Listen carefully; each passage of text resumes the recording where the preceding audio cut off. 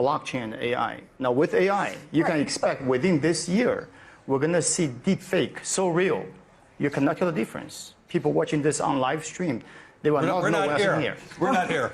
We're having dinner somewhere else. So to counter that, you will need some form of digital watermark.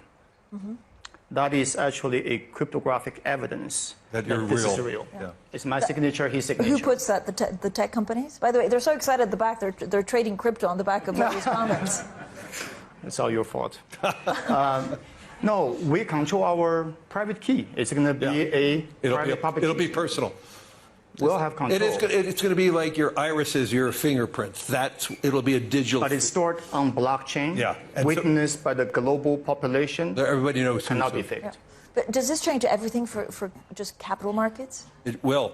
Yeah, I mean, my gosh, if we could tokenize bonds and stocks tomorrow, one of the great things that BlackRock is being accused of is how much vote we have. I wouldn't vote anymore because we would be able, through tokenization, to know the owner of record instantaneous, and each owner of record will do their proxy voting. I would love that outcome. No, but it would democratize. I just don't understand why. Yes, and each owner of record will do their proxy voting. I would love that outcome. No, but it would democratize investing in all ways that we can't imagine. Even political systems, how you vote in a country, can be changed by that. And do you think that, again, the Trump administration will accelerate that? I think they're moving that direction. How far they actually will go remains to be seen. But if Again, you do have a digital AI. Now with AI, you can expect within this year, we're going to see deep fake so real, you cannot tell the difference. People watching this on live stream, they will not know what's in here. We're not here. We're having dinner somewhere else. So to counter that, you will need some form of digital watermark. That is actually a cryptographic evidence that this is real. Yeah. It's my signature, his signature. Who puts that? The tech companies? By the way, they're so excited at the back. They're trading crypto on the back of these comments. It's all your fault. No, we control our private key. It's going to be private public key. It'll be personal. We'll have control. It's going to be like your irises, your fingerprints. It'll be a digital. But it's stored on blockchain. Yeah.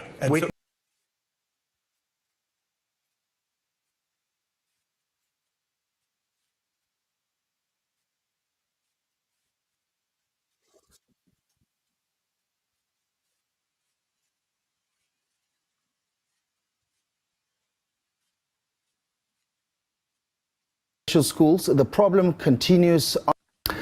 Hello, good evening and welcome to the program. This is Daily Politics on Trust TV. I'm Abdullahi Ahmed. Tonight on the program, we focus on two deep-rooted issues shaping northern Nigeria. First, the Almajiri crisis, or the out-of-school children, which has become a system that has left millions of children out of school, exposed to poverty, street life, and of course a correlation with the growing insecurity in many parts of northern Nigeria. Despite years of policy, agency and special schools, the problem continues unabated. Now, Islamic scholar Sheikh Ahmad Gumi is proposing what he calls a Marshall Plan to reset the system for merging Quranic learning with formal education. He'll be joining the conversation tonight virtually from Kaduna, where he will give us context to this argument and, of course, what is playing out in different parts of the north and Nigeria as a whole. We'll also be turning our attention to developments in Katsina, where the ongoing fragile peace is under strain, especially across councils that have negotiated peace with bandits. Against the backdrop of plans by the state government to release some 70 persons in connection with banditry in an effort to negotiate further truce with criminal elements operating across some of the frontline local councils. But first, let's bring you up to speed with the latest developments in politics. The Rivers State Police Command has invited former Secretary to the state government, Tami Danagogo, for questioning over an alleged plot to kill FCT Minister Nyesom Wike. The invitation followed a leaked phone call linked to an arrested suspect. While the police letter did not state a reason, sources say it is tied to the audio recording. Former Anambra State Governor and 2023 Labour Party candidate Peter Obi has questioned the whereabouts of President Bola Tinubu amid rising economic pain and insecurity. In a post on X, Obi said the country is in a national emergency and needs direct leadership and accountability. The detention of social media commentator Abubakar Salim Musa, also known as at AM Salim, has triggered widespread outrage. Amnesty International Nigeria says he was arrested over criticism of the Tinubu administration and remanded in Kefi prison. The group warned that young Nigerians now face growing pressure for speaking online. Armed groups in Kano and Katsina are allegedly charging farmers up to 50,000 naira per acre before harvest. They operate from the Rugu and Palgora forests, where they collect illegal farm taxes and threaten those who refuse to pay. These groups now run a parallel system of control in key farming areas. Some of the day's latest political news stories there. And before we get to the main conversation of the evening, let's bring you this week's edition of State of the Nation with Dr. Hakim Baba Ahmed. Hello. There is news that the government of Katsina State has finally owned up to being a party to a series of negotiations involving the release of hostages and a more comprehensive attempt to see if communities can be secured through dialogue and some kind of settlement with bandits and other people who kill and terrorize them. Now, as we're all aware, this is a very touchy and a very sensitive issue, and it has been on the table for Nigerians for a long time. The truth about it is that many states have entered into local communities, local governments, states have entered into some form of discussions and negotiations with bandits because it appeared to be the only option. The military hadn't been able to put an end to this banditry.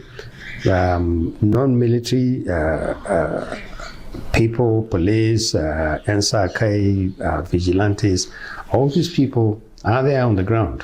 And yet what we see is the continuous escalation of kidnappings and rustling and killings. States so far have resisted the temptation to say we're part of this. But we all know that they have been. Even the federal government has been involved in some kind of negotiation for the release of victims, and we know this. I raise this issue today because I think it is very important to have an understanding of why a negotiation with bandits is very dangerous, but if handled well, can be productive. First of all, if force alone, what is now becoming popular as the kinetic approach, could put an end to this insurgency, the banditry, the killings, this thing would have been history a long time ago. It hasn't. Even the military themselves have hinted at the value of non-kinetic approach, meaning sitting down with the people who are involved in this, or finding ways in which this kind of killings will be brought to a halt by either direct negotiation with those who are involved in it, or by some kind of mediation that involves them in a substantive manner. Now, my view is that it is time for the nation to adopt a more holistic, a more comprehensive assessment of the value of non-kinetic approach in addition to the kinetic approach that we currently employ. The communities that live under these bandits, with these bandits, at the mercy of these bandits, know that the state alone has not been able to protect them and will not protect them in the near future.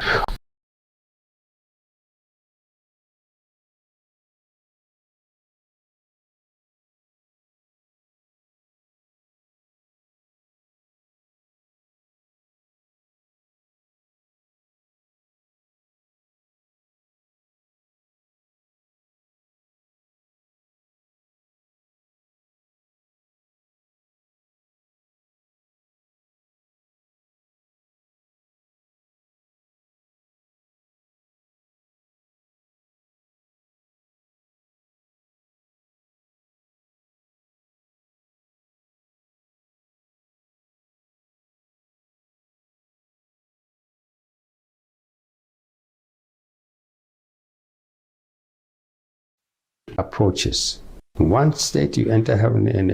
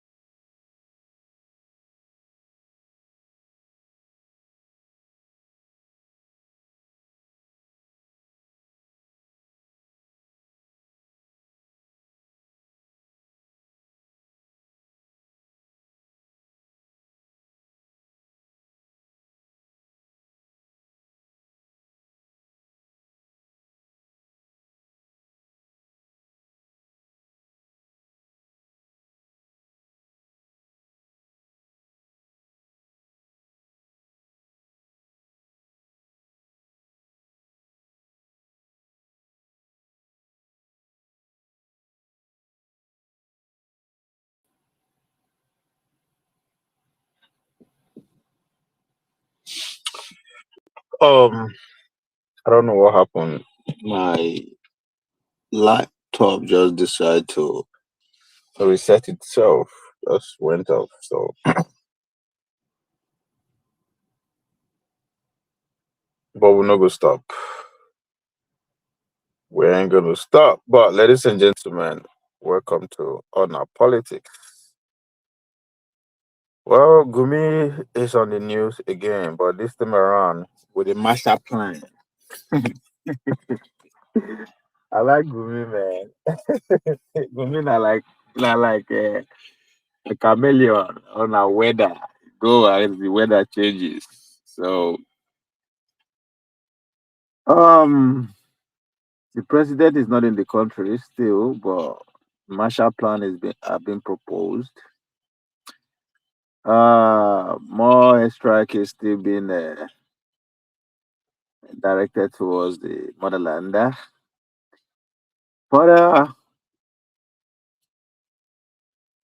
we wake up to things in grand style now. Whether wake up to president being kidnapped, wake up to strike, wake up to Marshall Plan. But today is Marshall Plan. None other person by Sheikh Ahmad Gumi himself, who proposed and is calling for a Marshall Plan to phase out the traditional Almajiri system in northern Nigeria. The man argued that the North, with around 150 public schools and private university, could lead Nigerian education sector in the next 15 years if they implement a structured large-scale reform. Somebody is saying that this is not new. There was a man called Goodluck Ebele Jonathan who did not even go by debate or rhetoric. He just went straight to action. Action. The man started building schools. The same thing this man is asking for today. But of course, politics overrun the day. They sabotage the efforts. That's not just enough. They took the man out. But today, Donald Trump is responding on behalf of the Christian. I just have to put that because we deceive ourselves too much for this country, right? Underpin all our problem is I am a Christian first, I am a Muslim first, I am an Igbo man first, I am a Hausa man first. So Moko know they deceive ourselves. So the fire forget that the Trump is bringing us. Of course, I know just the talk ourselves. Since we dey deny and we dey hide with the under pretense, Trump decided to act on it instead. He came on behalf of the Christians, so let's understand that. And results results were loud and clear. So they see the action of that now. So the action that's the same, maybe not because it's coming from Christian. That's why they sabotage it. I could be wrong. At the same time, I could be right. Um, so the man is proposing a grand style, Marshall Plan, as they call it. Those who are familiar with geopolitics will understand the plan that brought Europe to where it is today. But one should not forget the Marshall Plan by the American Vice President then went hand in hand with what? Exploitation of Africa. Again, these are other with the rules and supervision. When a part of them they come and make noise, we go demand and say we know we are in there. Shego, I greet you too. If my cause, my cause you back. I greet you. You too, I greet you. We are discussing Marshall Plan. You are greeting. How did your greeting fit into our Marshall Plan? Eh? This is 2026. We don't do small things. We don't do small greetings. We do big things. We scale our we scale our plan. Where is Monster? You understand? You see the argument I was trying to make the other day that for you to be able to implement anything nationwide, you have to experiment it at the local level first before you scale it. Gumi was actually advocating for small tertiary between the state and the bandits. Una no agree. The guy scale am. So he's asking for to 15 years, the next 15 years, if they implement a structure and large-scale reform, this will blend moral Islamic education with modern subjects. This is where this thing will get more interesting as we go. Just stay with me, okay? Now, blending Islamic and moral education is not new, but there's a twist to it. The twist is what is called bear with me. I have something. There's a twist to this where this shit will get sweet. Because there is a proposed, if we are paying attention, I don't know if we're not pay attention. Trump, as at yesterday, I said that anybody that trade with Iran is going to get 25% tariff. And that's where this Marshall Plan has a practical solution that involves Iran. Iran has entered into a partnership with Nigerian government to build training centers in line with the new educational curriculum that Nigerian government proposed.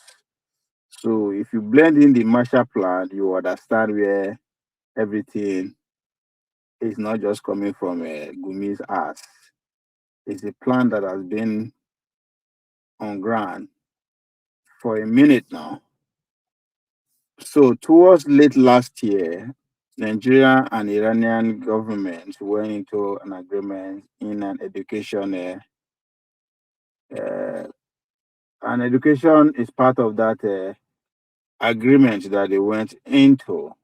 Vocational Education Training Center. So the Iranian, there's a model being run by Iran currently, which emphasizes technical and vocational educational training, TVET, the Mashab model.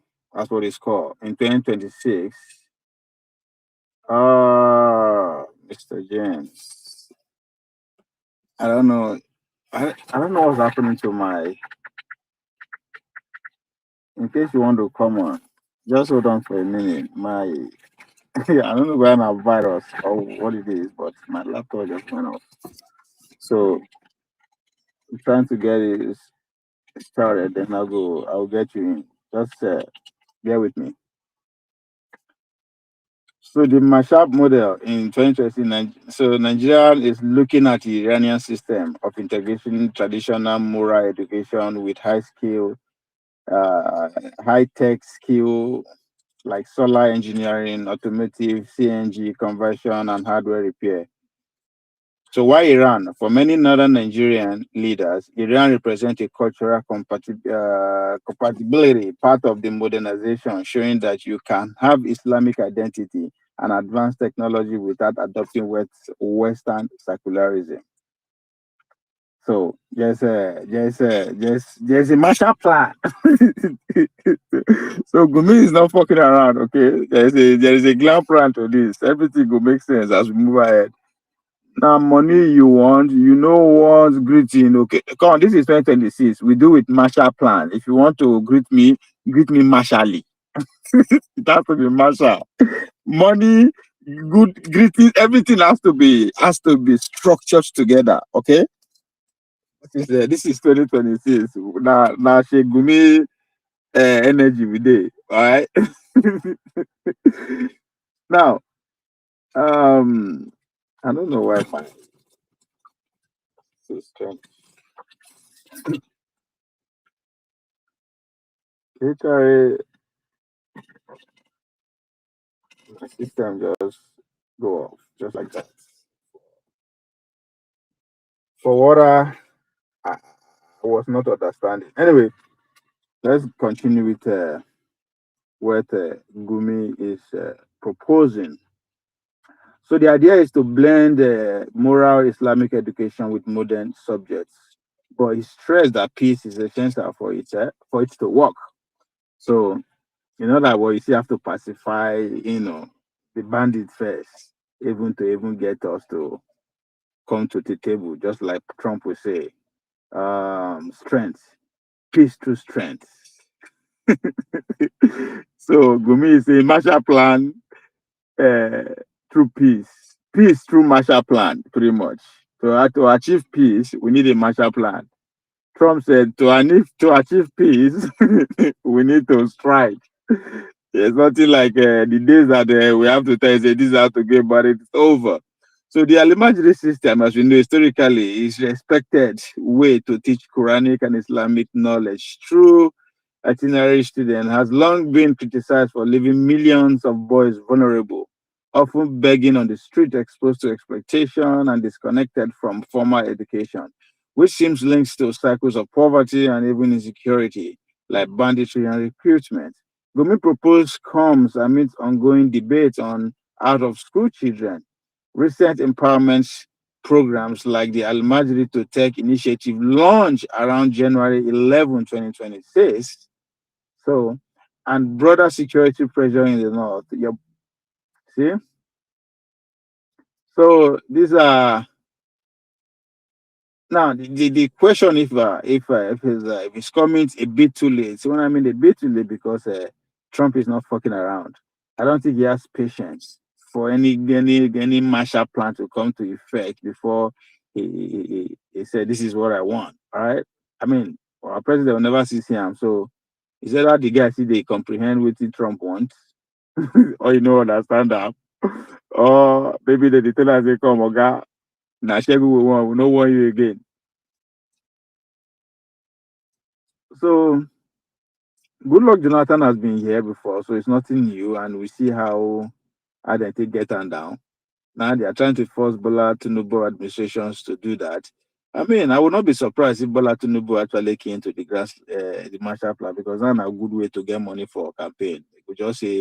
They would just put like 250 something, $20 billion, 57. I mean, now how much? Shegu, how much now they always budget for projects? So China 250 billion dollars.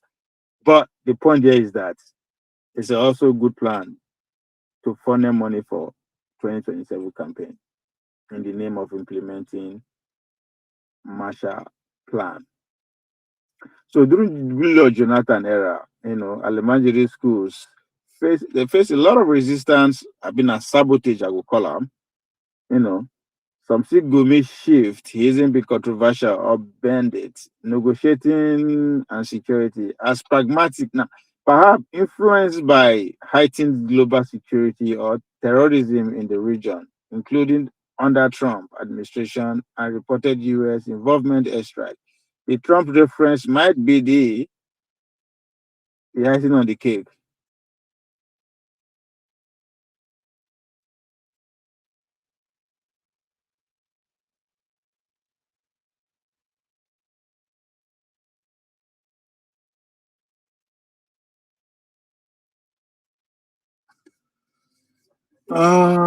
The link.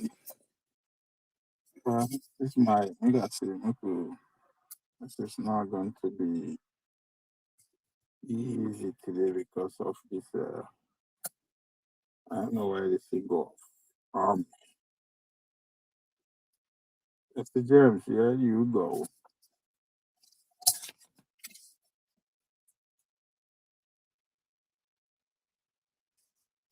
So this Marshall Plan includes in Iran we have a rough role to play, and Trump don't us a big brother. Now Trump not be big brother now. We want to go by brave new words. Anyway, Trump say anybody that fuck with Iran, I will slap him with 25%. Already just 14% tariff on Nigerian, for being even dreaming of being partner in BRICS. I think that will go to 50% soon. Because that's in China and Brazil, India got 50%. Just be aware of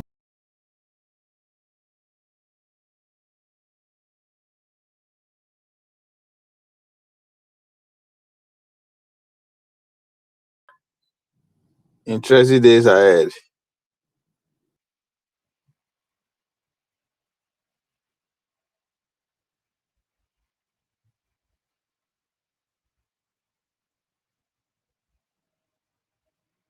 See you coming. Okay. Yeah.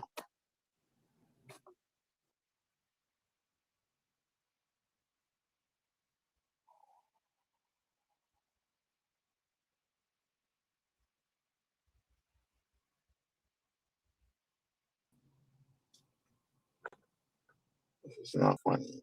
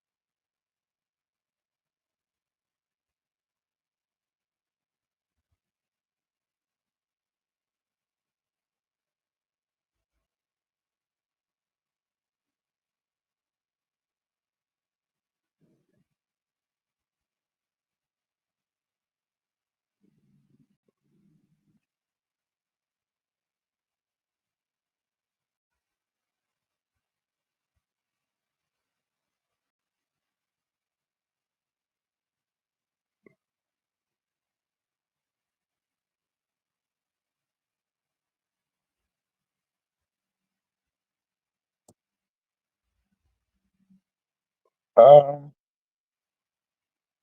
okay, I think this is better now.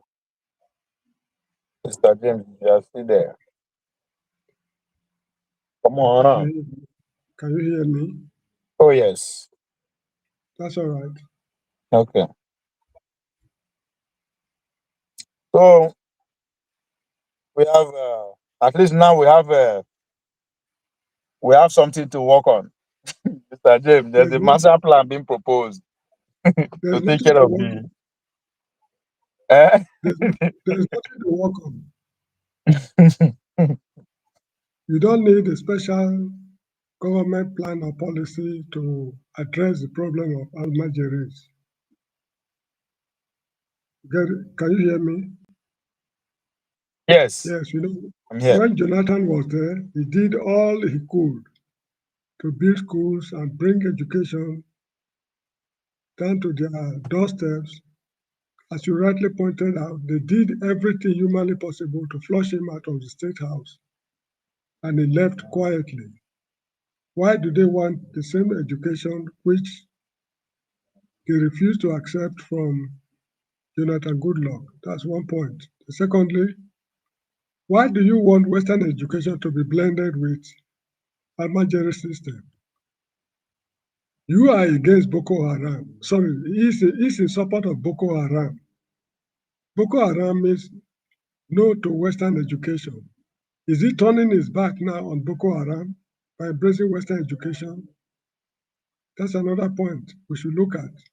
Then the third point is the forming partnership with Iran on education is laughable because when the Ayatollah returned from exile in 1979, he sent a lot of Iranian boys and girls to Western universities, UK, Canada, USA, France, everywhere.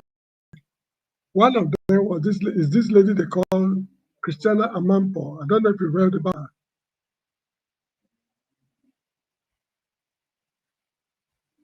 Can you hear me? Sorry?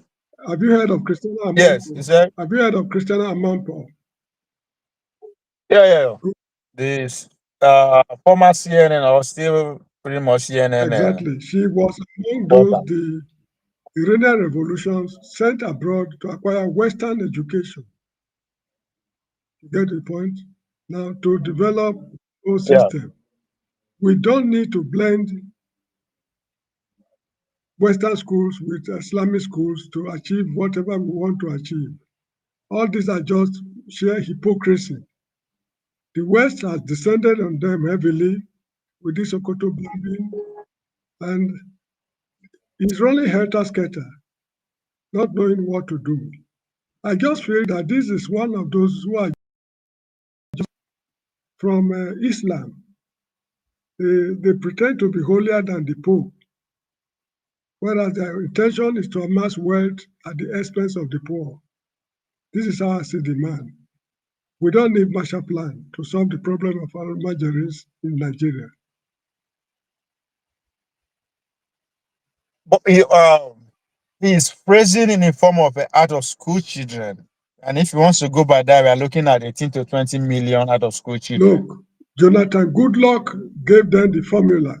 The man was building schools. What was their reaction? And where are the schools today? When Awolowo in the 50s declared universal primary education, free primary education in the West, he did not tell the federal government to come and take over the responsibility. They did it as a regional government, that is state government of today. And the outcome is still there from now till eternity. So what is he talking about? For federal government to go and drill more crude oil, to build schools, which it's not possible.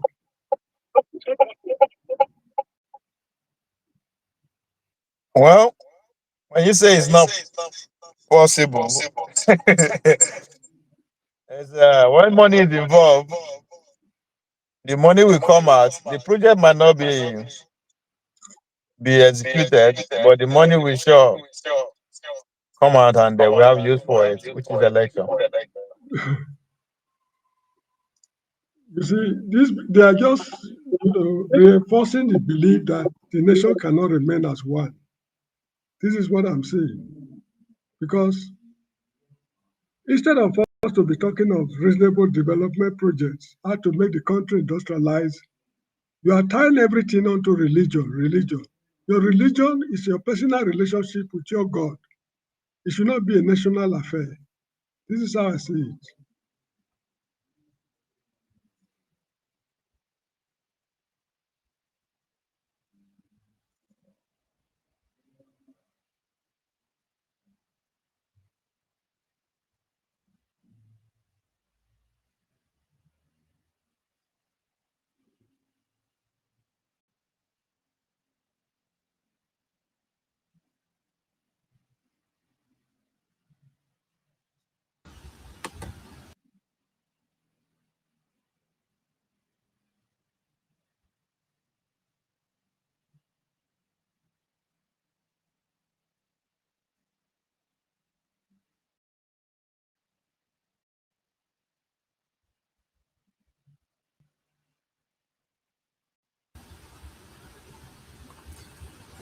Sorry, Mr. James. I don't know what's happening.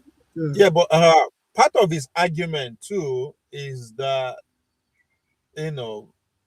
investing in a grand scheme like the idea of Marshall Plan is also part of the industrialization process. no, it cannot be.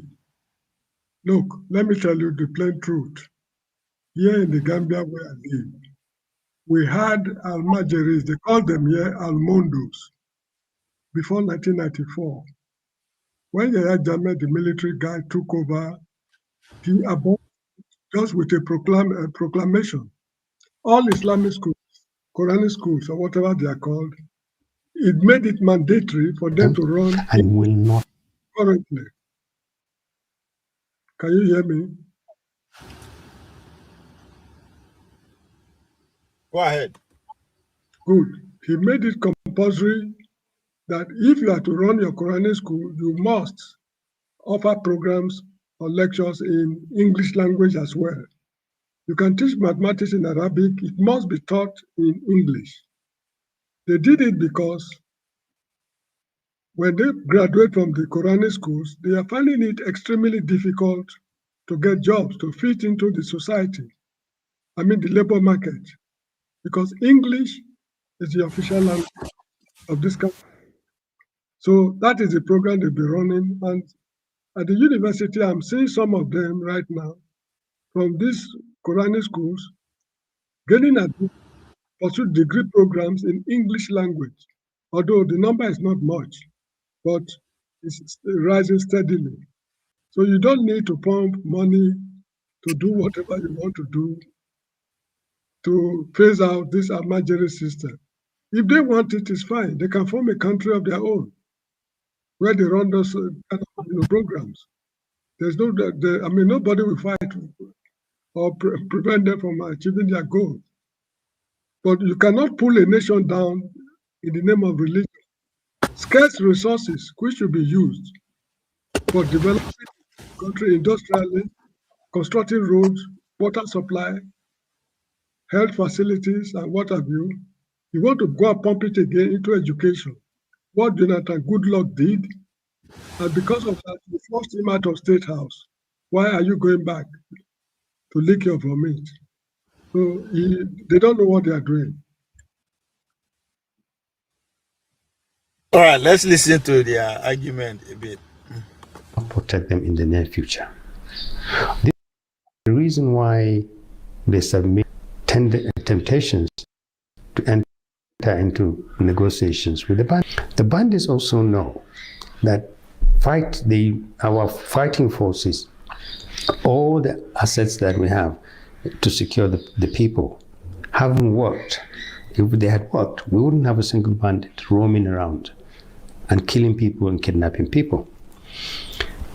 So it is time to have an honest and comprehensive and sincere discussion. Should we find a way in which we can identify the values of non-kinetic approach as opposed to just purely the kinetic approach?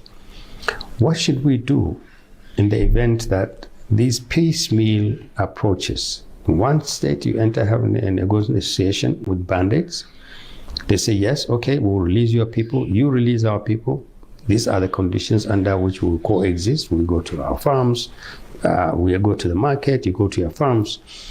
But basically the bandit sets the rules. And then they break these rules. Or they keep peace where they've signed and they have agreed to a peace agreement. And they move to another place where they don't have such agreement. And this is basically what has happened. The North is just one entire borderless territory. You can have an agreement with the bandit in Katsina, and then he moves to a region of Kano, and that we see that going on. You can have an understanding with the community in local government A, and then that bandit moves to local government B, where he doesn't have an understanding.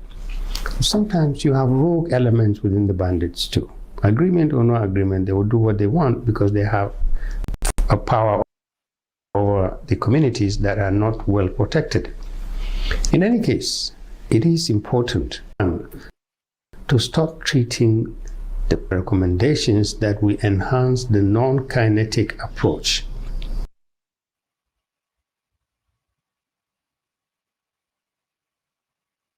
Mr. James.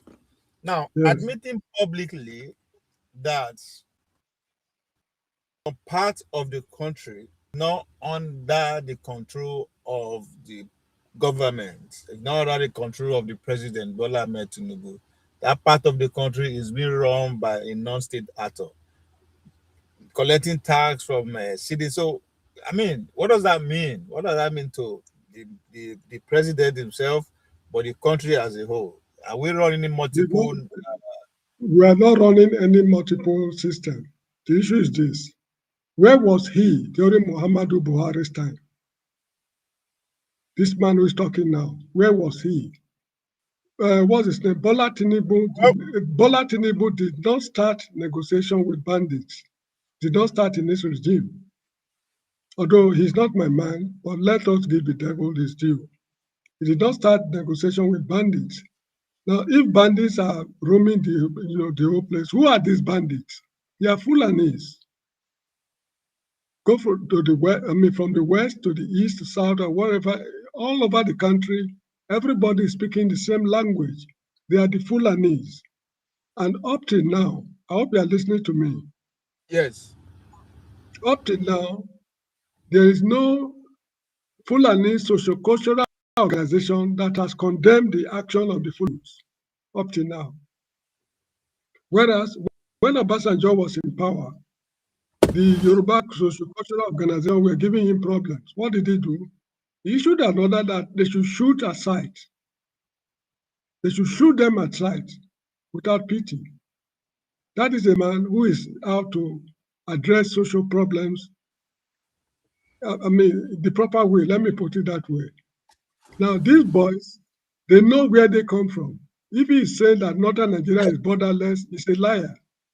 Northern Nigeria has clear-cut defined borders, geographical borders that separate it from Benin, Niger, and Chad, and Cameroon. Northern Nigeria has clearly defined borders. If you, for cultural reasons, feel that it is borderless, that is its own cup of tea. It is the Americans that have come to bomb hell out of Sokoto that is making them to speak from both sides of their mouth at the moment. We are tired of saying we are tired. As I was saying on Dr. Damage's program some time ago, during Lawrence Anini's time in Bender State, it is the people of the state that supplied the information that led to the arrest and eventual execution of that robbery gang. In Western Nigeria, maybe you were very small then, or I don't know if you were born, there was a notorious robber called self-styled Dr. Ishola Oyenusi. It is the Yorubas themselves that put strategies in place that led to his arrest, and he was executed at Lagos Bad Beach. In the east, you have the Kotoko 6 or 7, I can't remember. It is the Igbos who put themselves together to fish out these guys and hand them over to the authorities, and they were eventually executed. What are these Fulani herders like himself doing to address this problem? I think we might have an answer to that. Vla, Virgin, what's good, brother?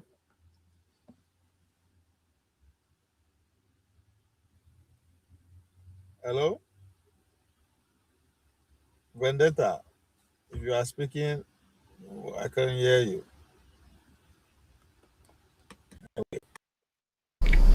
Because it has its two. Hello, it is can you important hear to me? have a national understanding. Yes, go ahead.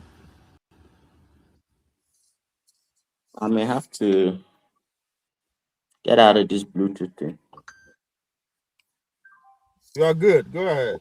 Ovie. Yeah, I hear you. Ovie. What's up? I hear you Ovie. now. I hear you. All right. Go and come back if you can't hear me. That means You can't hear me? yes, I can't hear you. Of what we need to do in order to enhance it as a credible option to you deploying only kinetic energy.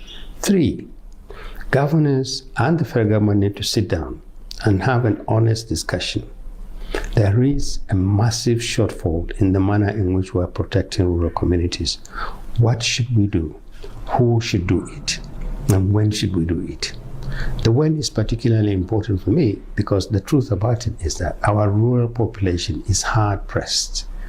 There is no point in continuing to argue that to speak to a bandit, to negotiate with a bandit, or to engage in anything other than chasing them around with guns that we don't have in numbers, men that we don't have in numbers, and insistence that they can be defeated when we haven't defeated them for the last 7, 8, 10 years will work. It's time for the country to look at all the options it has and support it with the willpower that is necessary to bring success.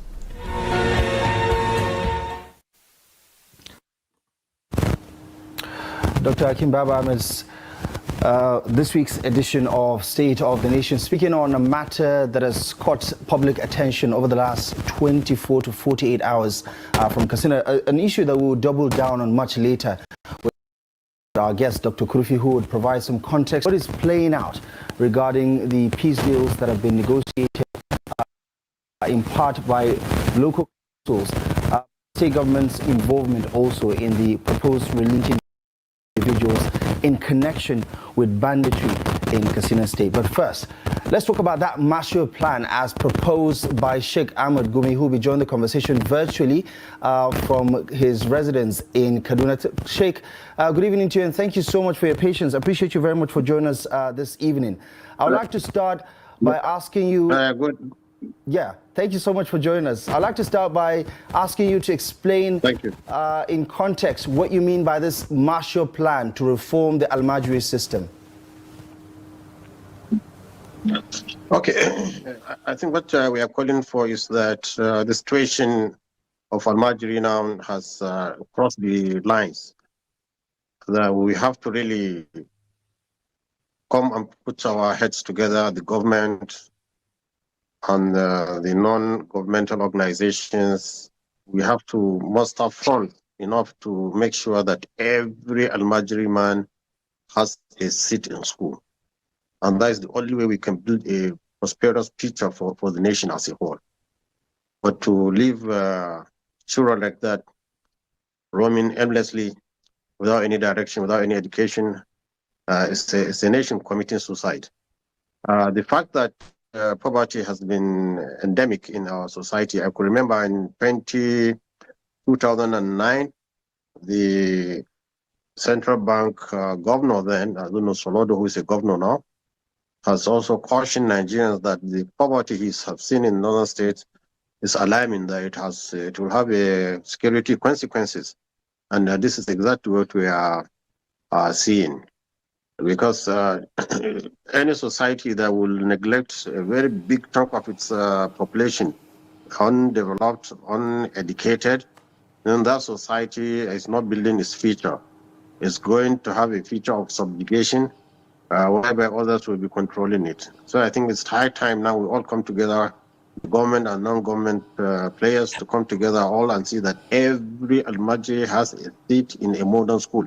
When we say a modern school, we mean in fact, in Arabic they call it Nidamiya, whereby he has a seat, he will be taught the Quran, memorization of the Quran, he will taught the fiqh, and he will also taught the modern sciences and other subjects, so that he can fit into the world he's brought into. We can't say it's the only responsibility of the parents. No, once you are a human being alone, then our budget should cover every single Nigerian. And the wealth we have, nobody brought it. It's a bounty from God. You can't say it because this wealth is in our land for me. No, you didn't put it there. Allah put us together as a nation. Then we should use the wealth of the nation in building every single soul, irrespective of his tribal, religious, or regional affiliation. But as for the northern Nigeria, where Almajiri has been a persistent problem, we have about more than 2 million children out of school. This is a cause for alarm, and I think it's high time we say enough is enough. And all our politicians will all come together, just like the insecurity issue that we have suffered from. I think the illiteracy and Almajiri issue should also be tabled now, and we should face it. And Sheikh, how much of this problem is self-inflicted in your view? For some of our viewers who are quite familiar with the you go back some 16 years ago and you remember the initiatives put together by the Goodluck administration, I mean not up to 60 years now, in 2013 or thereabout.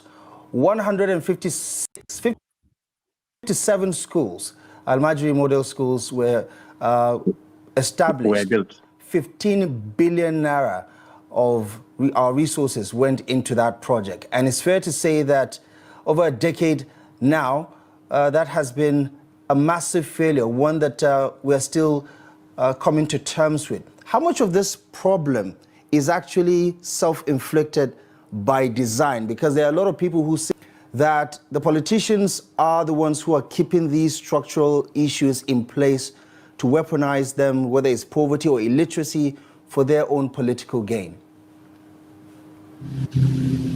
Yes, it's actually when we allow politics to come into issues like education, politics to come into issues like security, as you have just discussed about another issue now concerning security. When we allow politics to come into play, then we're really going to miss the road. I think Jonathan has done well. He has tried to build such a number of schools, even though they are just a tip of an iceberg. What we need is more than that. This is what I'm calling for now. It's we have a tsunami of schools teaching our children, bring out every child from the street onto the school, every child, with no child left behind. This is what I'm calling for, and I want the government and also non-government. Mr. James.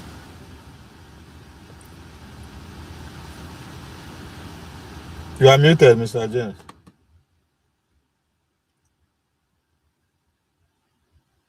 I'm sorry. Can you hear me now?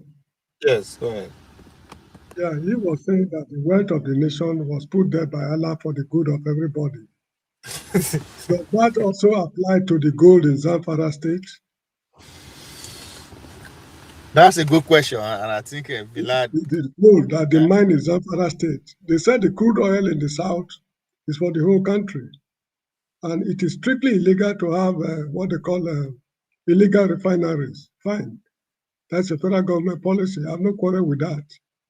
But the gold in Zamfara state is being mined by individuals, which they cut away with helicopters at night to the Middle East, with which they do whatever they want to do. So should we start with Zamfara state? Because I think that's the first state where Sharia was declared in the country. So if Allah brought wealth to the nation, I think the people who started the Islamic, Sharia system should live by example. So I think this man is just talking from both sides of the mouth. He has been given enough latitude of freedom to do whatever he's doing. We should confine him to the dustbin of history. It's of no use to the nation. That is my opinion. All right. Wilson.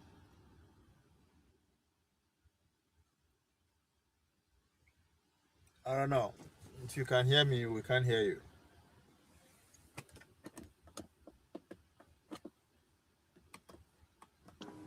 Players to come in together, and we can also seek foreign aid from friendly countries who want the betterment of Nigeria. I think politics came in after Jonathan, and it destroyed that small initiative, which is very useful too. I cannot belittle any effort in that direction. Politics came in, and unfortunately, it was politics also played by people who are supposed to be more concerned about it, being he, Jonathan, a southern president. But now, I think we should come back to our senses, forget about the past, and say, look, it's enough, it's enough. Let's start anew. Let's start afresh now. Let's bring everybody into school. And you see, the system of education now is even becoming easier. There is online education. We can use TV, like your TV channels that are teaching every group class. Syllabus can be on TV or can be on radio. And we have seen that many countries are getting use of this IT media to educate their children. And I think this is high time now. Nigerians should come together and forget about blaming each other and forget about politics. This is time we give them their right, because to educate a human being is a human right. We cannot deny these children and start blaming this and that. Not even the parents. Not even the parents. It's not time now to start blaming anybody. We have the wealth, the money. Some even people are greedy about our own wealth. They want to come and steal it. Yet we are thinking that we cannot spend this on our own children. And the future of every nation depends on how much you train your children. Don't we see Allah has given us, or the nature has given us two good examples. Two flies. One is the bee and the other one is the housefly. The bee builds a nest for its offspring, feeds it with honey, and the other one, they dump it in the dung. Look at the two results, one producing honey and the other producing cholera and diseases. You see, any nation that neglects its youth is going to really suffer, and is not going to survive. Right. And Sheikh, do you think there is a correlation between this millions and millions? Hassan.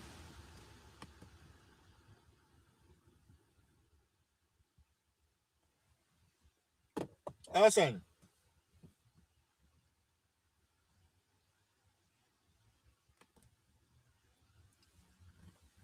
Of children that are on the streets today fending for themselves, is there a correlation between the system and this growing insecurity that we've seen multiply tenfold, so to speak, across northern Nigeria especially? Do you think there's a correlation? Oh, definitely there's a correlation, because every bandit or every criminal you find that he's an illiterate, he's not educated. We that are educated, me and you and like that, you hardly find people like us in banditry or in crimes like that. So education has a factor, it's a big factor in the widespread insecurity we have in this nation. And I think it's high time, to, not even because of insecurity, it's their right. We should educate every single soul. How can we allow people to be roaming about in the streets? How cannot they be lured into crimes? How do they fend for themselves? Will they, especially rising inflation and economic downturn, how can people survive without committing crimes?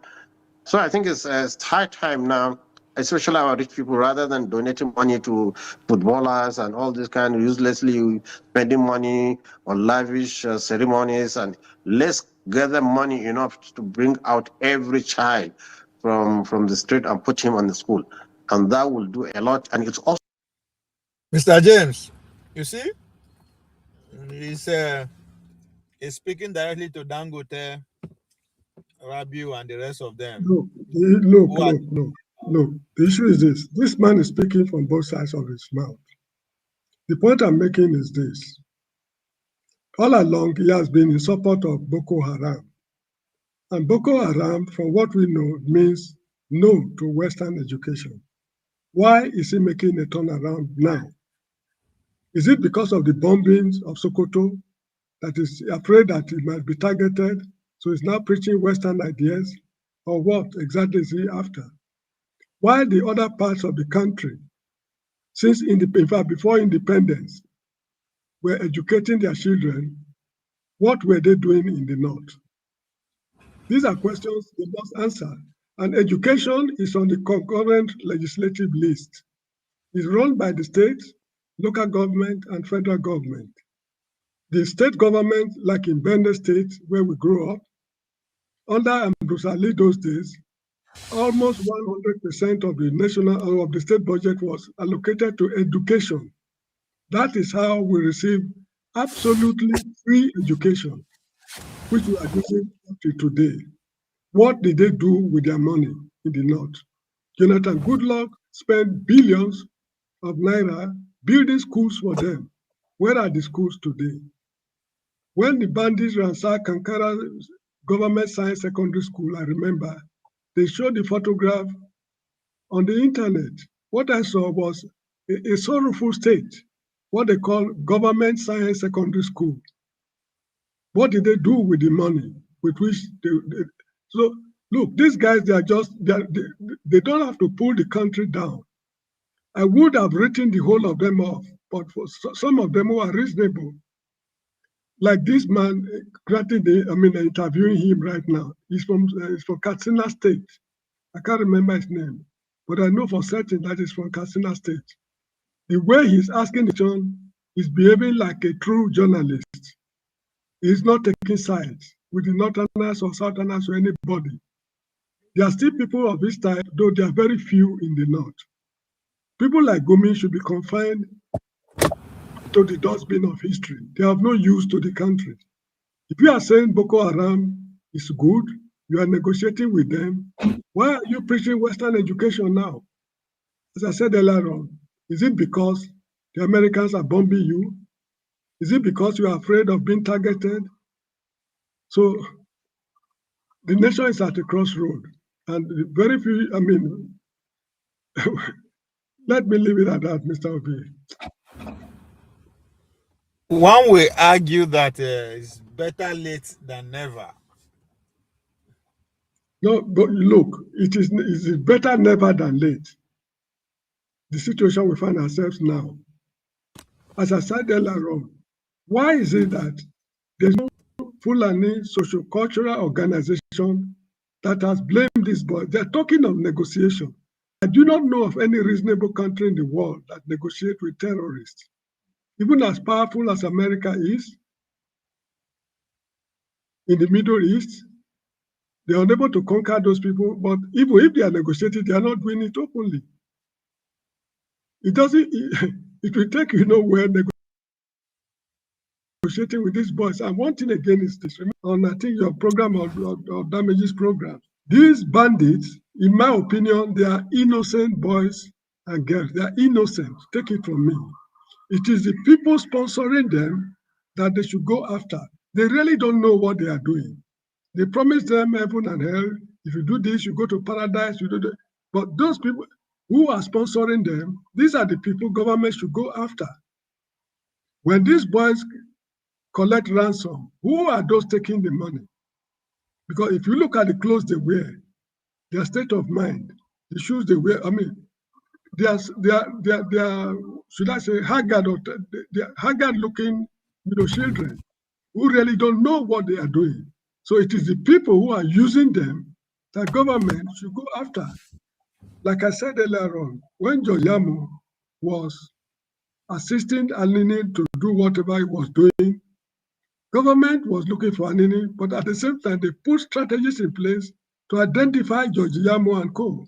And they were all sent to hell by firing squad. I remember I witnessed one of George Yamo at a Kenwa firing range. So this is the situation. It is their responsibility. Yes, please. Now, okay, well, let's say the government decided to yield to what you are saying, go after the perceived sponsors. Will you now be in support of the Marshall Plan? Because as you said, there's no need. There is no need for Marshall Plan. What are you planning? What are you marshalling? You get the point? The money, excuse me, the gold they mine at Zamfara, with which, from the look of things, is not being used in the interest of the nation, is enough to fund the education program. When Awolowo introduced free education in the West and the Midwest, it was not the federal government that assisted him. When the Easterners noticed that they were giving them a very wide gap, the Easterners, they bulked up. They sponsored their children to different universities at their own cost. They did not bother the federal government.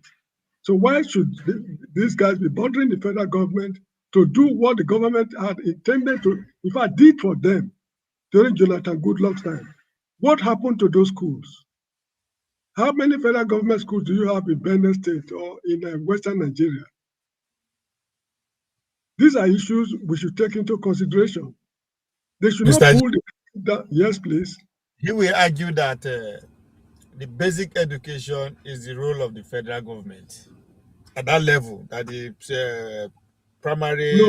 No. Basic education, I'm sorry for interrupting you. Basic education is primary, is the responsibility of the local government. No, I think in Nigeria, I think in Nigeria it's under the federal government. Go ahead. Let me try. Okay. If it is under the federal government, why is this gap between the north and the south? Why this wide gap? What have they been doing with their money?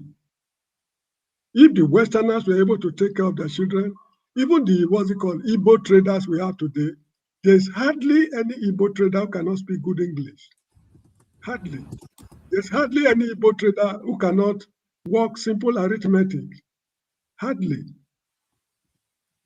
You get what I mean? So what have they been doing with their money? The Igbos are building schools, take it or leave it. They are building schools, though they still believe in their business activities. They are propping it up with education. What are they doing with their money? They must come out. We can't just be pouring money, water into a basket and hoping that one of these days the basket will be full of water. It's not possible. They should tell us what they did with the money Jonathan Goodluck spent in their region. If not, it will be a case of reverse discrimination. Let me put it that way. We're talking about $15 billion. I think. Not Naira, $15 billion US. If you give that to Western Nigeria, I'm not a Westerner, or you give it to the Igbos to boost their business activities, my friend, in less than 10 years, you'll see the monumental progress they will make. Yeah, but I could be wrong. I don't either billions or Naira, but it's within that, it's in billions. No, primary schools are under federal government. Yes, a local government has influence, but the policies and everything is set by the federal government. Eccentric. This is what the internet is telling me. It said primary education in Nigeria is primarily managed by the federal government, but it is also influenced by the local government. The federal government has established policy and goal for primary education, but the challenge such as corruption and a shortage of qualified teachers have hindered the implementation effectively. While the federal government sets the framework, local government are responsible for day-to-day operation and resource allocation to primary school. Okay. Mr. Ovi, what did they do with their money? This is the question. The Yorubas, we saw what they did with their money. The Igbos, we saw what they did with their money. Sending their children to trade schools or learning how to trade, and also building primary and secondary schools. Let me tell you what they did with their money. Yes, they use their money to exercise, to buy more influence, power. So that's why they are even though they are backward in terms of education, business, and everything, but they control vast majority of the government political structure. So that would be the argument. If you're asking where they spend the money to, so they spend money to not just to maintain power, but to expand it. Okay, so they should stop disturbing us, since that is what they prefer, expanding their powers to education. That's what they prefer, is fine. We prefer education. This is why we educate our children. So stop disturbing us. You cannot eat your cake and have it. This is the point I'm making. I'm not against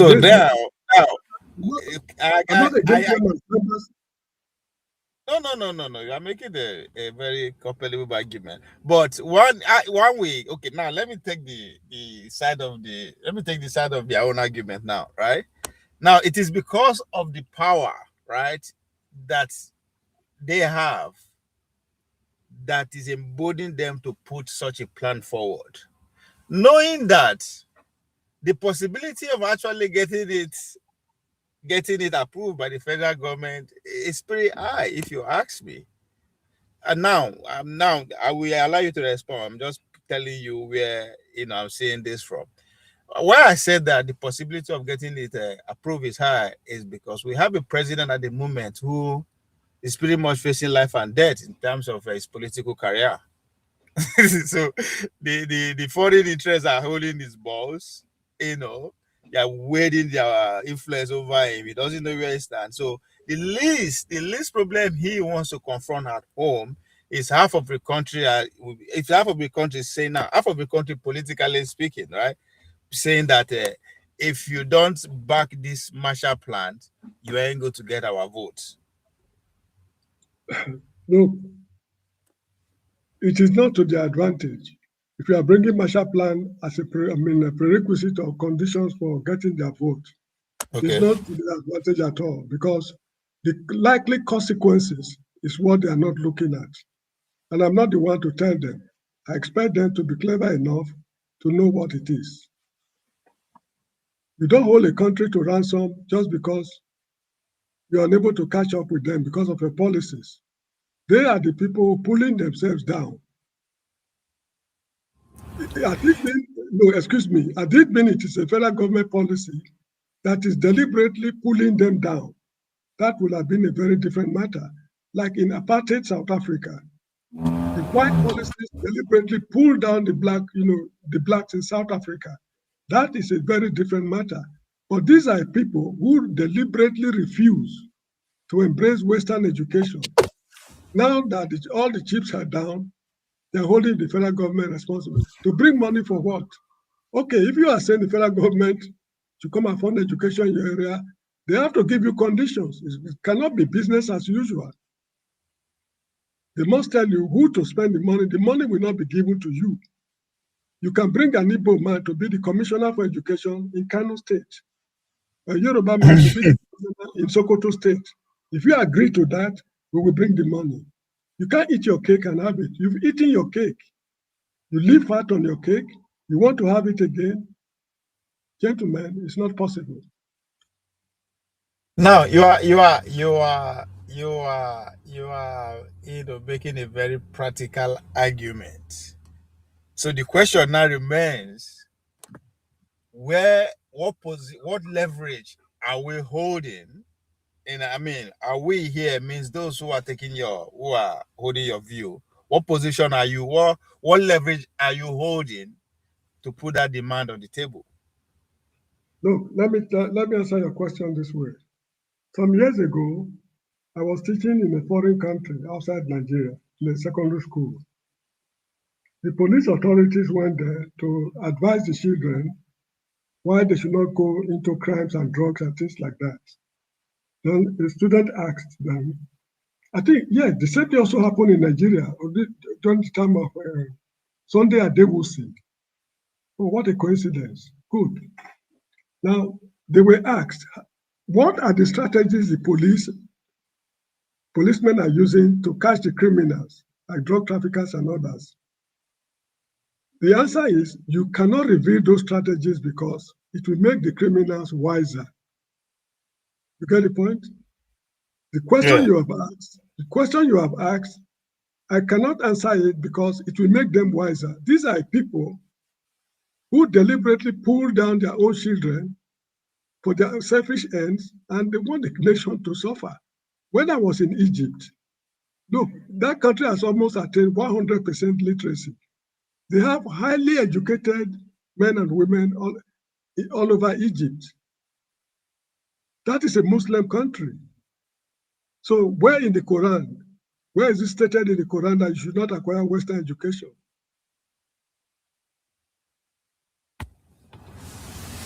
Now, to support where you are standing, because again, as I said, now our country is free flow for everyone. So the Iranian before January 12th, because as of January 12th, Trump say anybody that deal with Iran is going to be give them 25% tariff. So before now, the Iranian government was positioning itself, right, to take advantage of what the northern elite are struggling with, which is the heart of school crisis. So they position themselves beyond going to the classroom and teach, not just teaching, but they are trying to implement practical centers where you will teach, where technical knowledge and vocational education will be the goal. They want to train these kids how to within the modern way, how to repair handsets, the solar panel, just like the current tech driven vocational education that we are seeing today. But yeah, but this is what is happening here. The 25% Trump, right? With the effect of that, if because that is the people who will push, who are in position to push back to what you are saying, right? In case Bola Tinubu is trying to go with the other side, this is probably where the Americans, because at this point now Trump now they fight for the Christians, I be the other side of the other part of the country. So if they already there's 14% trade tariff on the US product from Nigeria, anything with the kind of business that we're dealing with them. So now the new 25% will increase them. So it will affect the already budget that we have. But there's an ultimatum from Donald Trump, which essentially forcing Nigerians to choose, right? Accept the Iranian Instructional Center, because what the Iranians are trying to do is to build centers across Nigeria to teach all this practical, which is again, it will come with their own ideological influence, which is where the Americans are saying it from. So they say, accept the Iranian instruction centers and force a massive economic penalty, or abandon the partnership and rely on US airstrike to handle the Almajiri problem. Which one you are saying? Let me tell you something.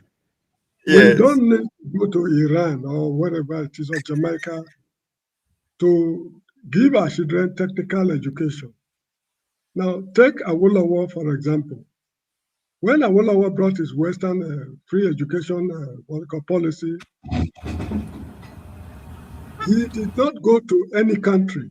He did not go to Norway, Sweden, Denmark, Australia. He didn't go to anywhere. It was in his house at Ikene. People like Bola Ige, Bisi Onabanjo, Ambrose Ali, Ebenezer Babatope, what's this man's name? Latif Jakonde and others. They met in his house there. They planned everything, worked out the modalities, and they rolled it out without outside interference. If these people want to give their people Western education, they have the capability to work out the modalities in their own. You don't need to go and collaborate with Iran or United States. The trade schools we had, like Sapele Trade School, one at Benin those days, Auchi Polytechnic, we did not send special people to any special place to acquire the education with which to run those institutions. They were all locally grown to man these institutions. So what is the, I mean, you see, the Northerners, to a very large extent, they deserve pity. Their leaders have plunged them into a crisis they will find very difficult to get out of, because the world has moved far ahead. And we in the South are trying to catch up with them. And they in the North have deliberately kept their children down.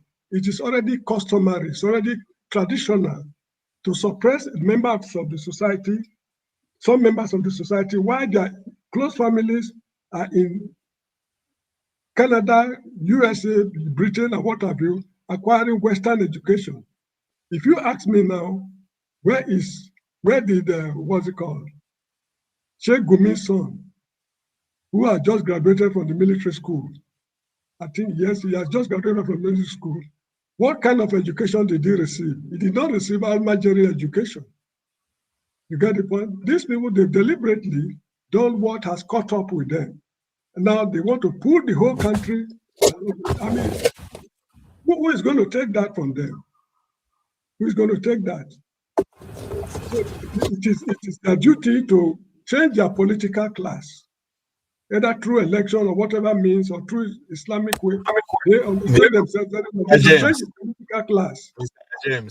Mr. James, when they were, now I'm just, try to see, when you were saying that who is going to take that from them, right? When during Obasanjo, when they decided to come up with the idea of Sharia for the 07 states, the debate was actually, along this line that we are having now, right? The country is not going to accept that. But today, so again, speaking to the leverage they have, right? which is controlling via a large percentage of the political institution. It's a leverage that, it takes a lot of money or something. People who are really selfish to actually, uh, take your stand and run away with. But none that the Americans are out frontally to say yes, we are going to fight against it. Maybe yes, you might prevail that the Americans will not accept it from them. But if I want to go by our own local power brokers, especially from the south, I will say with what happened with the Sharia, this would be a piece of cake. Look, You let me understand? tell you, the Americans, they are interested in this matter also because of their personal interest. The Yes. Islamic movement in the Middle East has been ravaged. They've dealt with them ruthlessly. So they are regrouping in West Africa to form the Islamic Caliphate. If the West allowed them to have a firm hold on, this very region, they're able to, they're able to establish the Islamic State in West Africa. The war they have been fighting in the Middle East, the Americans will also be compelled to be fighting the same war in West Africa in 20, 30, 40, 50 years from now. Since I was born, China has never gone to war. And you saw where that policy has led them. The Americans have been busy wasting their resources and human beings fighting wars upon wars because of a clash in civilization. So the earlier they uproot them, the better. That is their own point of view. This is why the Americans are interested in what is happening in West Africa. I agree. I totally agree. That, but I don't know if this is the early stage of the development. I think they are very, very much advanced. Anyway, let's see. Hassan,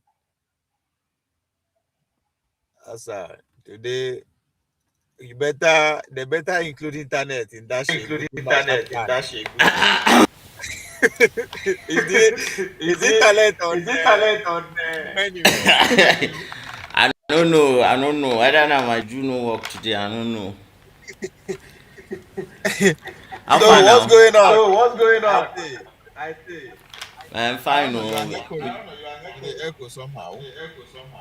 Yes, I was forced to use a speaker of some sort, so I would have to maybe is the echo too much? Let me try and. No, but But you are good now. Yeah, okay. I think. Go ahead. You are muted. yanzu fa. Yes. Good. Just that the problem is that okay, if you are not speaking, you just have to mute. So go ahead. Okay, okay. How you doing now? How na day? So I've been here that what do they call him? Hakim Baba Ahmed been talk sense, but say Gumi you know wetin I think of Gumi. So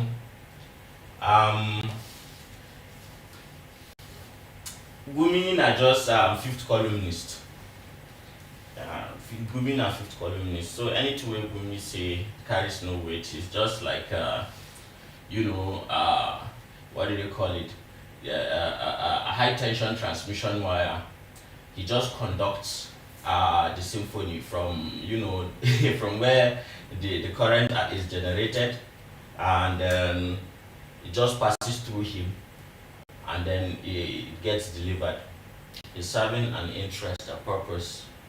And Tinubu don't go see allegedly in masters in been there yesterday. They give a microphone. They speak. So we'll see. We shall see. Shall see. But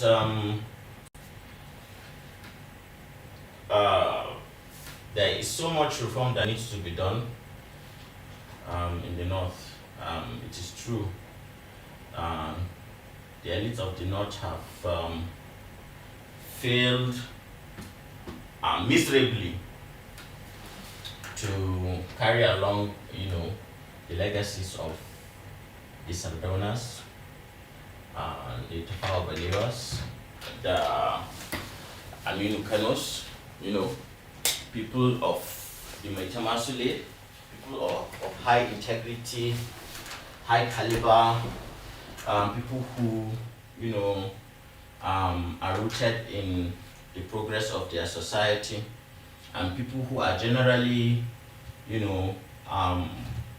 about the progress of their people and the country at large. So right now we are in a conundrum of sorts, and there is nothing to be too much afraid of. I think it is what it is. I think they say what goes around comes back, right? So and people like Gumi, I don't know if no be as they do that guy where they do for, I don't know whether you follow southern Yemen leader na evacuate at the end of the day. So if not, one day when you go market, you know the rest. So waiting they happen, waiting they shall now, we need to fear.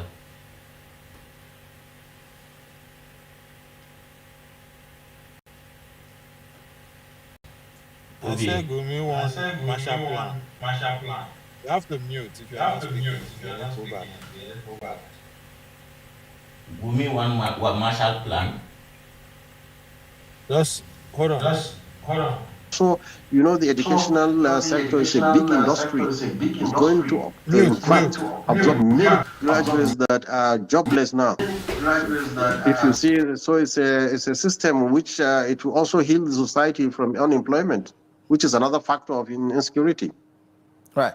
You talk about this Marshall Plan, and I'd like for you to explain in details how you want it to be different from what the government currently has. I mean, there's a commission that has been saddled with the responsibility of managing the current situation. And talk to me also about if you think there is enough political will, especially from northern stakeholders, people in power, people who have a lot of influence in shaping the polity of the North, to actually take this proverbial bull by the horn and solve this decade-long challenge of out-of-school children.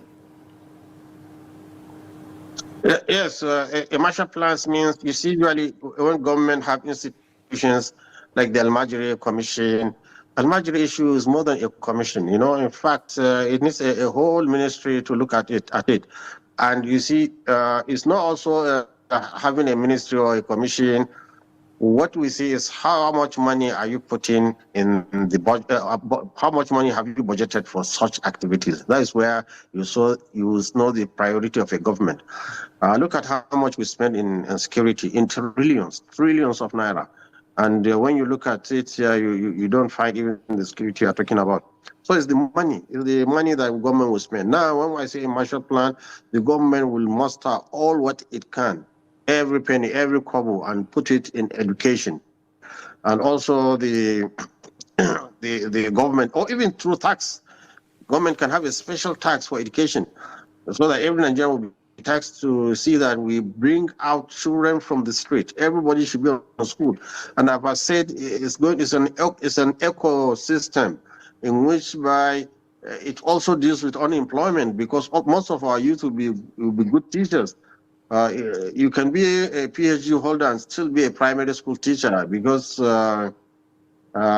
education is so special in the sense that there are special education that we need very, very educated people to do it. So it's going to be an industry, and I think this is high time we start thinking about that. We get politicians who will be interested, and then who will also put the money there. If you don't have money and you just have skeletal ministries, then the function will not be felt. Right, and if you look at the metrics all of the key indicators shows that the North is lagging behind. Education, poverty, unemployment, out-of-school children. The North is pretty much playing catch-up to all the other three geopolitical zones, whether it's in the Northwest or in the Northeast or in the North Central. They're all playing catch-up in all the areas that actually matter. I mean, you take a look at the numbers. The percentages are quite alarming. It's as high as 90%, the poverty levels in the Northwest, for instance, as high as over 26% when it comes to unemployment. These are numbers that have been pretty much in the same trajectory over the last 2-3 decades. Talk to me about that political will. I'm doubling down on it because for the most part, people believe that that is what is lacking, that leaders in the North are not serious about addressing this problem headlong. We've seen state governments ban the system year in, year out, administration after administration, only for these children to be back on the streets months down the line. Leading to the question about lip service. You have leaders saying what needs to be said, but not following through in terms of action. Why do you believe a call from you and others who are interested in turning a corner will be necessary in terms of really changing the dynamics of what is playing out? And do you even think that this issue is a top priority for our leaders in the North? Yes, you see, we have to break the vicious cycle of this problem. That is ignorance, poverty, and also disease. We have to break the cycle because they are all feeding into the South. How can we accept 90% illiteracy? How can we accept 90% poverty in the nation? This is unacceptable. You know, advanced nation, when they talk about unemployment, they are talking about 16% that makes their politicians to have a sleepless night. I think we need to really educate our ruling class that, look, the future of a nation is in education of its youth. We are losing a lot of, in fact, if you go into any congregation and you see the 90 or 80% of them are all youth. So what have we done for these youth, you know, so that they can fit into the modern world? I think it's high time we talk to this political class. And also when politics as it's approaching now, we make sure it's an issue that should be discussed. Any politician that we have seen that is reliable or capable of executing this plan, I think should be supported. And people should all show that this is what we want, actually. We want education. Education should be our yardstick of knowing that whether you're a good politician or not. And as we wrap the conversation up, how far are you willing to push this conversation to get the necessary reaction that you believe is going to bring about the desired change, this Marshall Plan of yours? What's the next step for you? Yes, what's the next step in terms of engagement? Yes, I think we have to engage all stakeholders now. We engage the government. As politics is approaching, we are encouraging the elites to be talking about it. This is an issue that we cannot neglect anymore. It's very important for our national life that we should all be educated. We have seen that an uneducated nation like us is very liable to be exploited by especially foreign powers. You know, a nation is seriously rich with resources. If you don't have a backing population that is ready to defend sovereignty of this nation, this is the situation we're ending up. And that's why we think we have to go back to the drawing board and see how we can educate. And one thing good about it is, like, especially in the North where illiteracy is widespread, we have about 105 universities. These 5 universities, looking at our population, if each university would produce for us doctors, engineers, architects, and journalists like you and other things, in a very short time, I think in 15 years, if we can start now, in 15 years, I think the whole nation will be very proud of the North. In fact, we'll be leading in education, and like any other sector, we have led before. Right. And on that note, Sheikh Ahmad Gumi, as always, a pleasure. Thank you so much for the analysis, and we appreciate you for joining the conversation this evening. Thank you very much. It's a pleasure for me. Right. We're going to take a quick break. When we come back, we'll segue and zoom in on the developments in Katsina State, where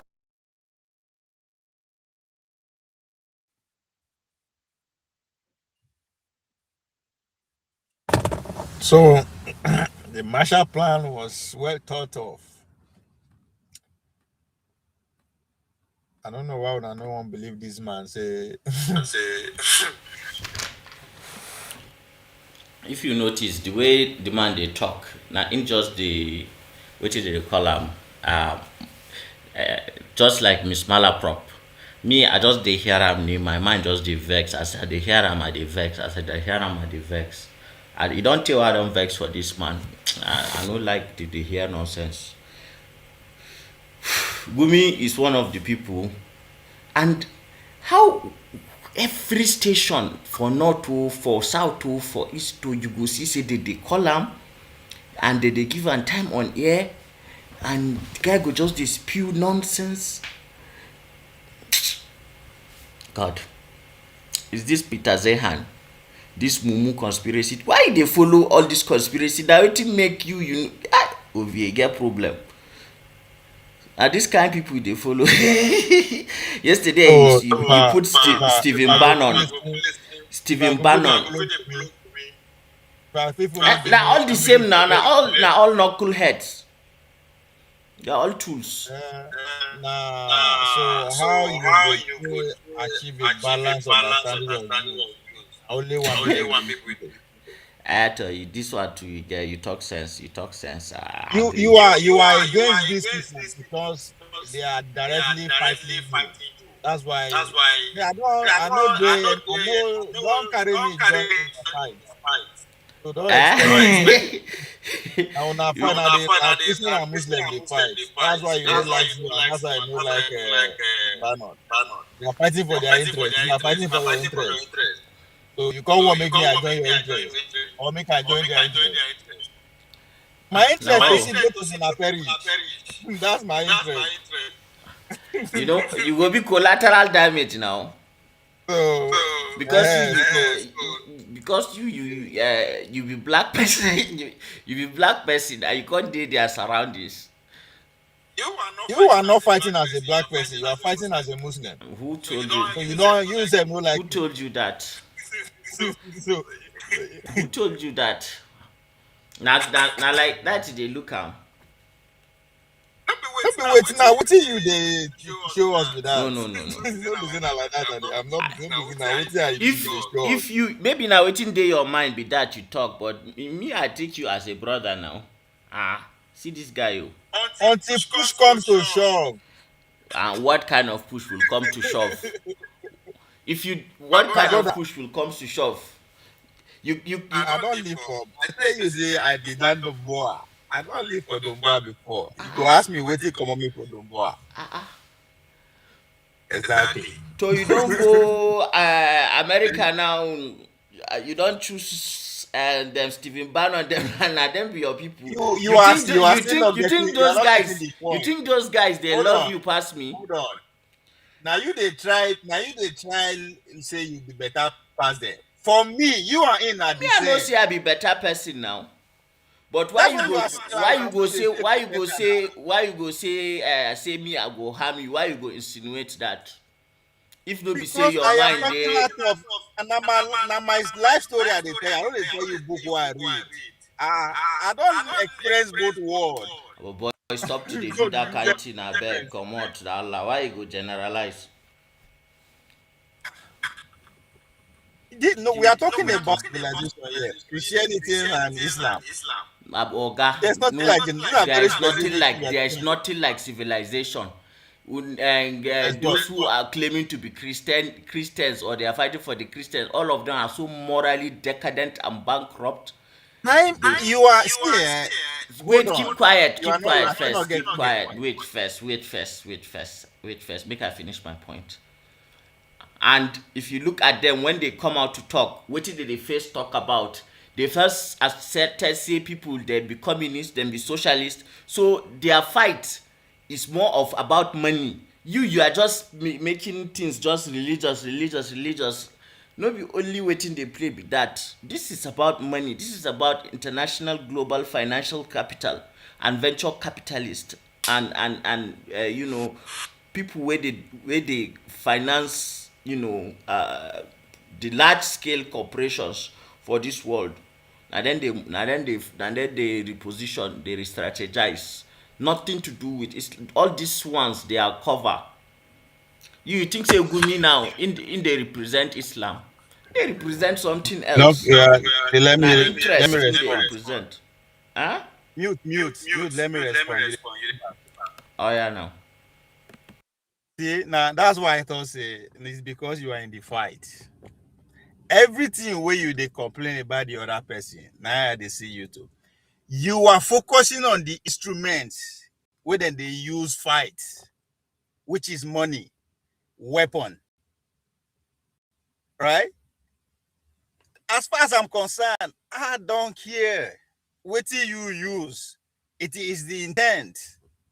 So the Christianity, as you talk, they are using capitalism, right? They are using military might. That's their weapon. That's what they developed. You too, they use them. It's just that they at a scale level, you know, this is their level. So you are using what you have. Everybody. So it is not up to you to tell me how to see you. So it doesn't matter how you paint them or how they paint you. I see what I choose to see. Okay, since you don't make us subjective like that, there is no objective truth. So even if I give you points, you know, go have, even if I literally pour the thing, open your brain, pour am inside, you know, go ever see, because already your eyes are blind to your perspective. Hold on. Again, mute. The echo back. You are refusing to see my own interest. You are always seeing your own interest. You are trying to convince me to see things from your own interest. As I said, you and them now one. I am not treating you as two different things. You guys are one as far as I'm concerned, because you guys are after me. If you not fight, I will suffer. If you not make up, I will suffer. So do you think I actually care what you say about that person, the other side, or what the other side said about you? I don't care. You guys are, as far as I'm concerned, are one person I they see. So that's what you are refusing to see. And you go talk as you want talk but that does not mean it is the truth now. It's not up to you. I'm not speaking your truth. I am telling you what my interest is. My grandmother said, you I don't know. You are always, I don't know what's going on, man. You are hiccuring. My grandmother say money and snake not the same. If you see them, kill them. So I don't care if who that person was. My own answer is that what are they after? They are not after my good. It doesn't matter how you take come. Just like I they always look at people who are looking up to the way China they come. Now the same way the British people they come say civilization. They were doing more than what the Chinese were doing. They were building schools, building churches, building roads, building factories, employing us, sending our uncles and aunties to schools abroad.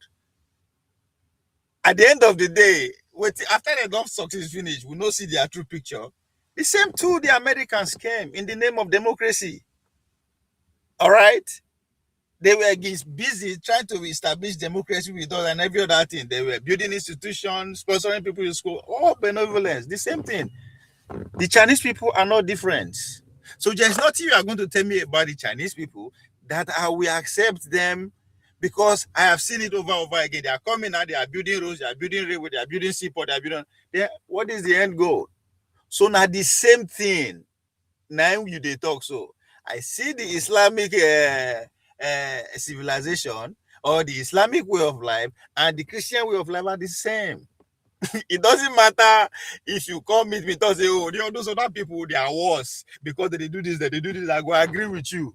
But guess what? If those people say come meet me, tell me say you they do this, you do this, I will also agree with them. Because guess what? It doesn't matter. I am only protecting my own interests. So stop trying to make me see things your own way by saying that person bad. It doesn't really, not go work. Because now so you go tell me, oh, I see them bad. By the time I can't stay with you finish. When I fuck up in the center, I mistakenly cross paths. Talk anyhow about your prophet. You know, go look twice before you go cut my head. So I am human. I will always make mistakes. Because I will always make mistakes. And none of you can tolerate my mistake. So all of you, make una survive. Tao, Go ahead, my brother. I don't hear you. I don't hear waiting you talk. All the thing wey dey your mind. Wetin I will fit tell you be say, when push comes to shove, I know I want to survive, so I will go for my own interests, right? Bam. So if you have right to survive, I also have right to survive. Just the way say, yeah, just the way you are. No, I'm coming down to your level. Just the way you are saying that it's all about your interest and all that and all that. Well, what is good for the geese is also good for the gander. So let's just give ourselves that bit of at least some form of at least just give person that kind of ordinary non-judgmental look at things. So and waiting I want make you on okay, no need to explain things to you myself again. You don't already choose your poison. So I hope say no be the one will be say you go torture you before you go finish you. Me ma, I don't choose my own. Lakum dinukum waliyad. But what I see coming, especially for Nigeria, is even the reverse of what people are thinking. In the sense that make I just keep my mouth shut. At this point in time, there's no reason to be pontificating because I will just make you the vex. The say made Donald Trump finish everybody for not. So we did now muku see. Aka ce zakaran da Allah ya ce zai cara ko ana ga mage ga shahu. So we go see. We will see sha. 2027.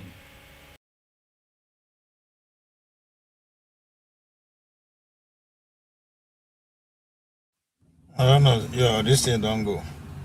Waiting you the plan for us. That one maybe something will. Oh, okay.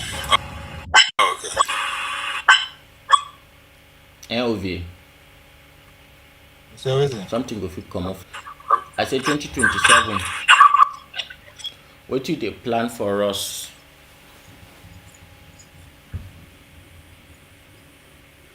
I don't know. This year.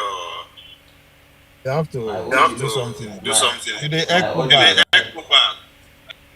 I don't know what happened though. Like you have two devices on. I rebooted. Okay, let me see whether I joined with the other phone. Put the tablet on.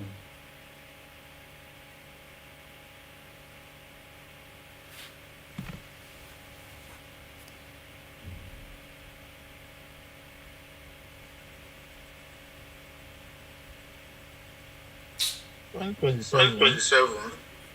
Oh man. Come.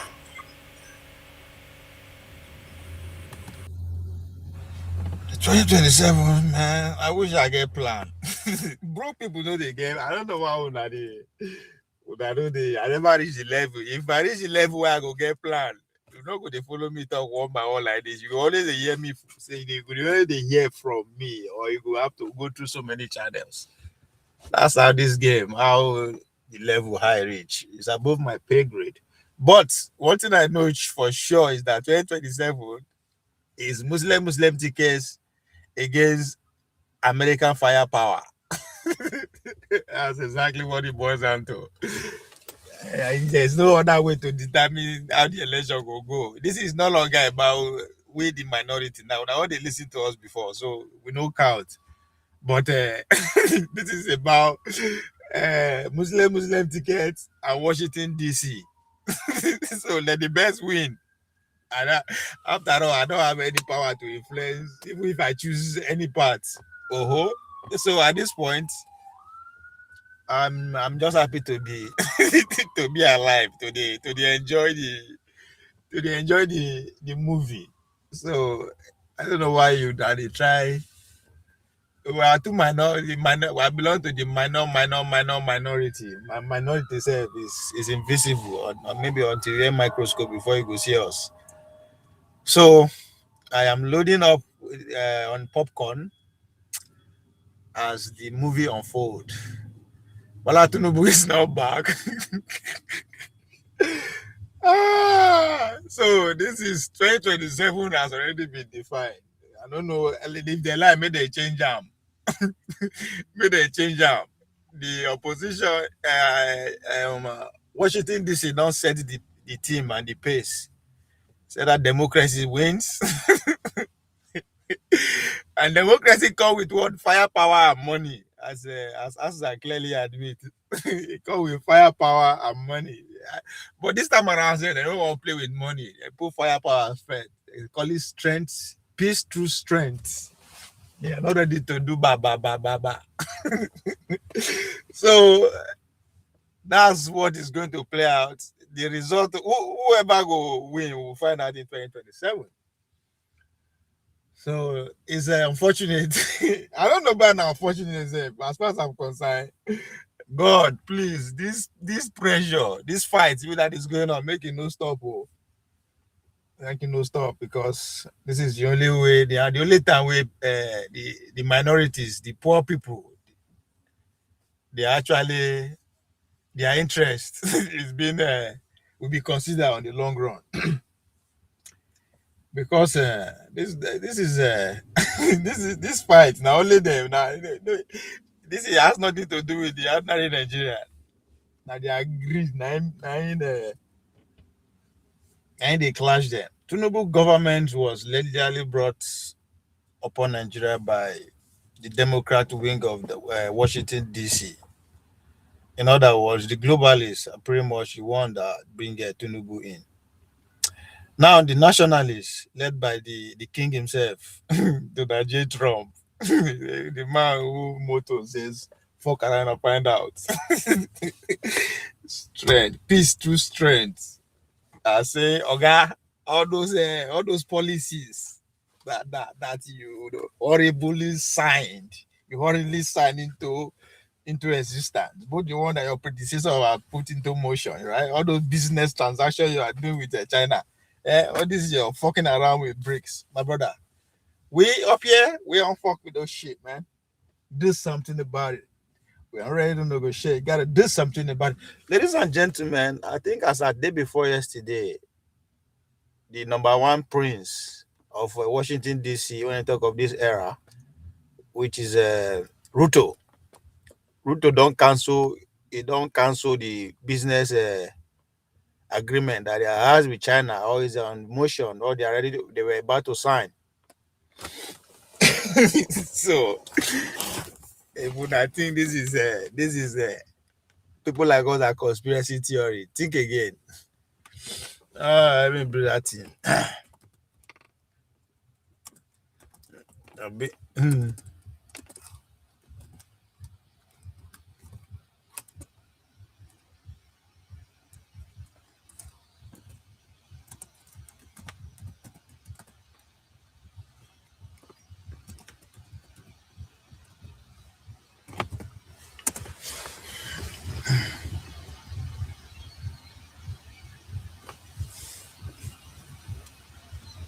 Ruto Bauto, this is coming from Kenya Times. No, I saw a headline like that, even though I was sleepy. Bro, no.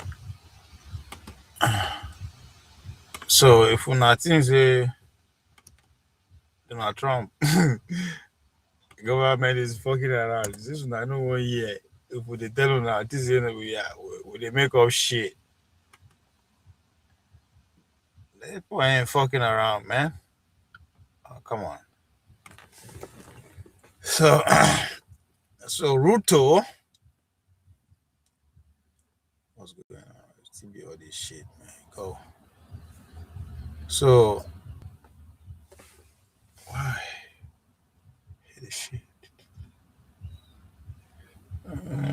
This shit.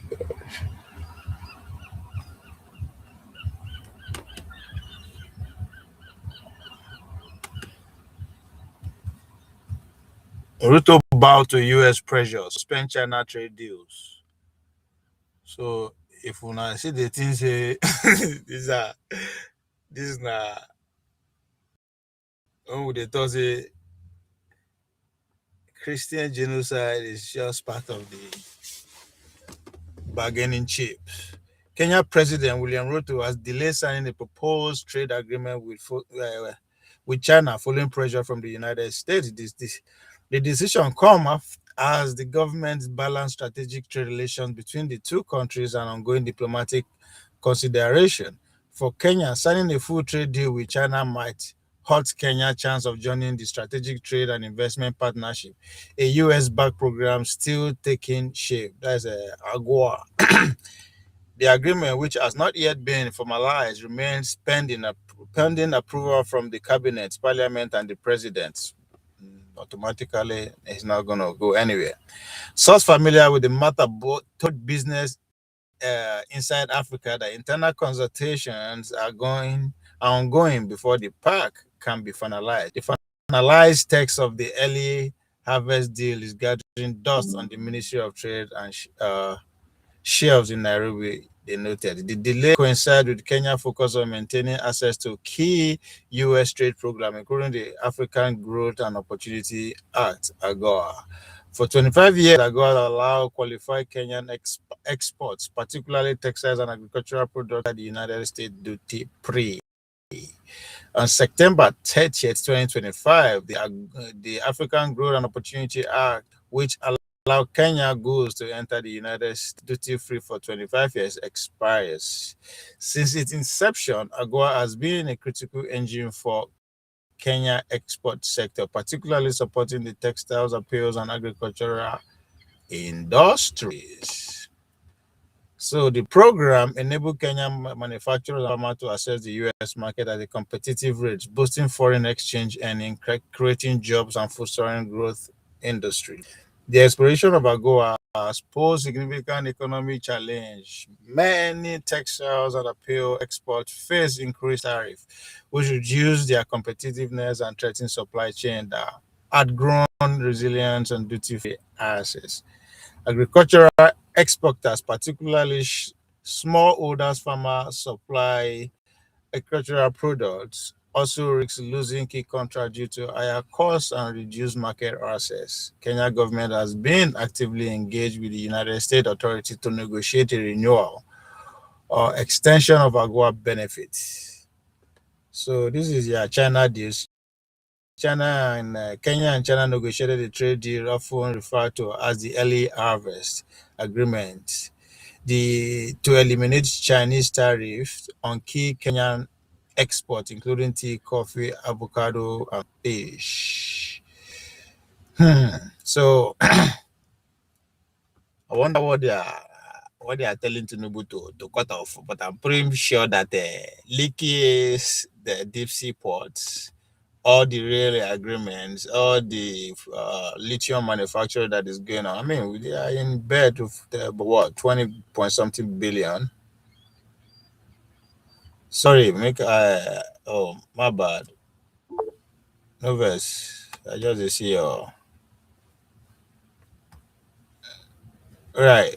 I think go ahead.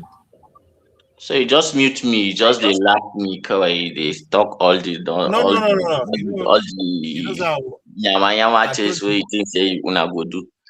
You una no know I una no understand. know una no know America. America no really care about democracy. If we give them waiting they want, now third time, fourth time we go they look and una go see sha. I don't know why you keep saying that. Yeah, it's what America want. Or I don't know why you again. You still don't get to the point. I just they tell you. I know they see una action. That's why they see una action now. That's why I go dey talk and to. I don't know why it is a idea here to talk about hope. Eh? Our hope is already being renewed by Ashwaju. Eh? So why should I be talking about hope? See, Huh? and you want to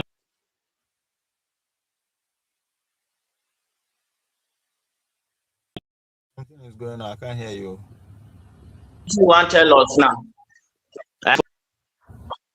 Information you get with your shoe breeze.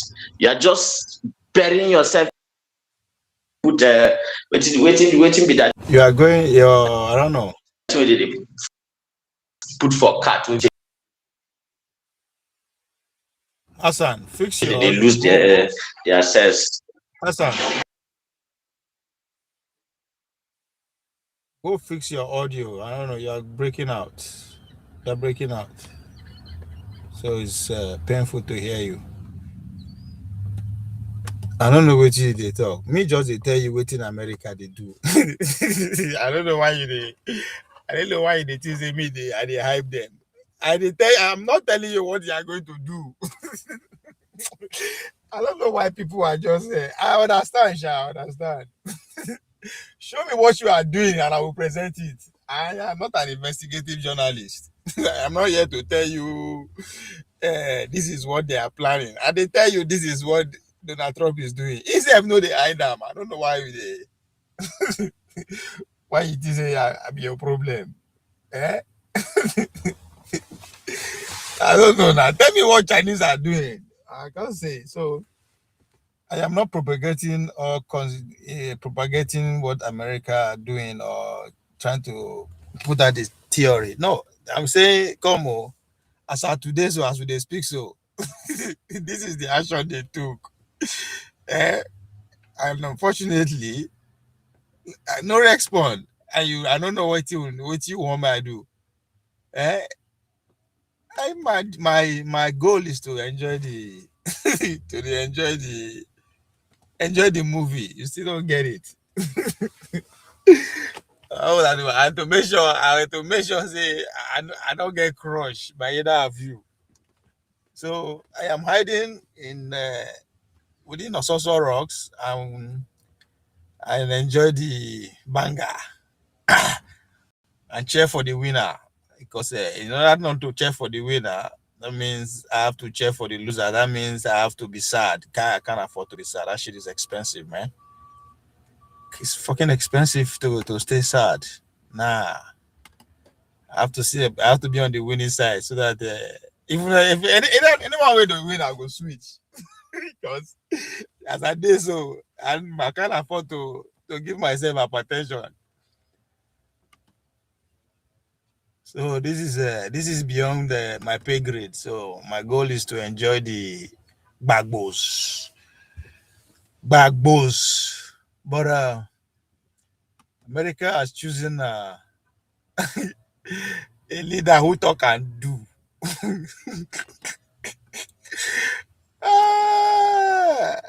That nigga ain't fucking around, man.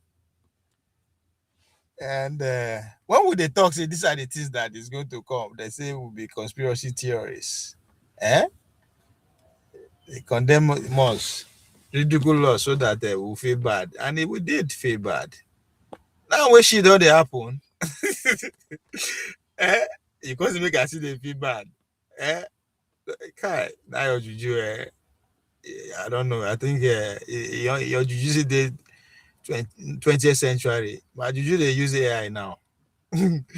My own juju they use AI. So every I go there, they laugh. Guy, you can't you don't feel catch me. So the funniest thing is even as I dey hype wetin Trump they do, so you dey highlight wetin they do. If he catch me sef, I go find my house in my village. So you see am, and as I go laugh at me, either way, they don't have my interest at that. I stink where they are. They don't want to see me. I'm a parasite. And you are now telling me to be hopeful. Nah, nigga, I might not survive it.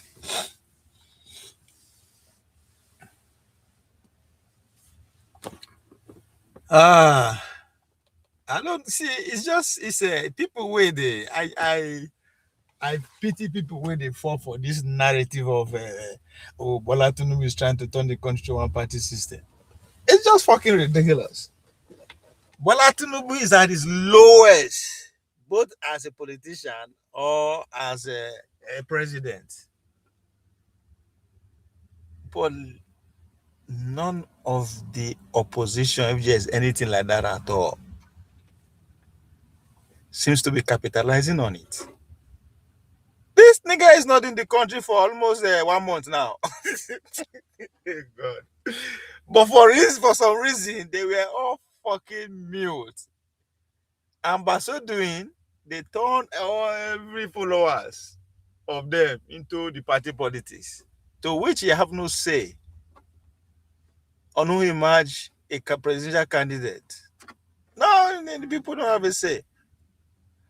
But the fact that nobody is capitalizing on that by organizing, in fact, poisoning the citizens, you are not wrong, because at this point, anything goes to make sure they take the man out of power and ally. Instead, they are managing his whereabouts so they can keep him in power. And one person will come to me and say, Bola Tinubu is turning the country to one party system. And some fool will see they pay attention to local nonsense. This motherfucker that won, man. They're deceiving our party.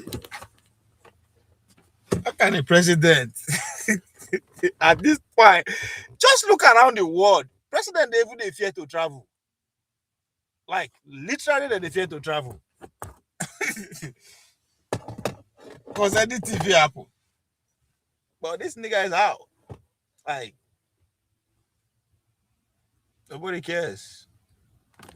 And when I come here, to make the support na nonsense. Trump is coming. Trump now they reset everybody to reality. Yeah. You're not serious. Everybody proposed plan. Me still now I have to work on my own Marshall plan, because it's as if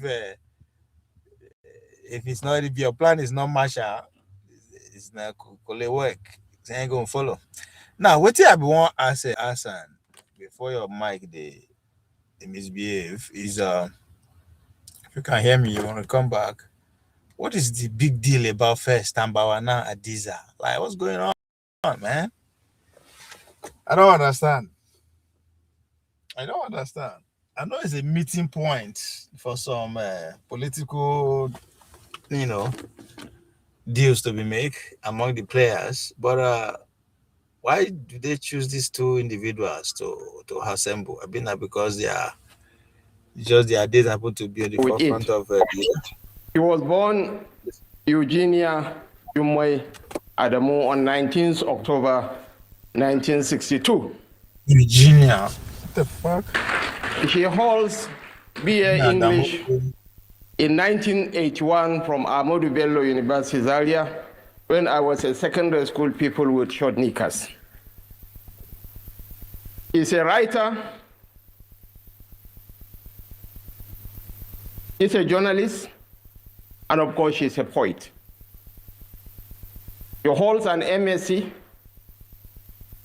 in Contemporary Policy Studies from City University of London in 1992, and an MSc in Creative Writing from Steele University. So He was for 17 years an anchor on Prime MTA News at 9 p.m. So if you hit me, I will hit you back. The Speaker of the Federal House of Representatives, ably represented by the leader of the Northern Caucus of the Federal House of Representatives, Right Honorable Al-Hassan Ado Dogwa. In the First Republic, we had very colorful politicians. In the bowl of Justice Okotie Ebo, Adegoke Adelabo Penkele Messi, we had Ladoke Akintola, Kingsley Ozumba Mbadiwe, the man of timber and caliber, Malam Aminu Kano. And in the Second Republic, we had Bosari Adelakun, Lamidi Adedebu, Sabo Bakinzo, Mohammed Abubakar Rimi, Yusuf Bala Usman. And in the current dispensation, the whole political space is populated by careful snails who do not want to disturb the apple cart, except for my very good friend, the cat, the return of the godfather, Adams Aliu Eric Oshomole. A senator representing Edo North, a very colorful, but you did not dance. I think you need to dance and entertain the people a bit. The cat with 9 lives, the longest serving public servant in Nigeria. He was variously the director of protocol in Benue State, a permanent secretary, a governor of Benue State, a 3-time senator, a minister of the Federal Republic, and now secretary to the government of the Federation. Akume George, Senator George Akume Jugu Dajo, Ada Agbaga of the North Central Sub-region. So when they were helping him to come down the steps, it wasn't true. He was putting on an act. Because it's not only Hadiza that should be accused of conspiracy of silence. The SGF equally got married.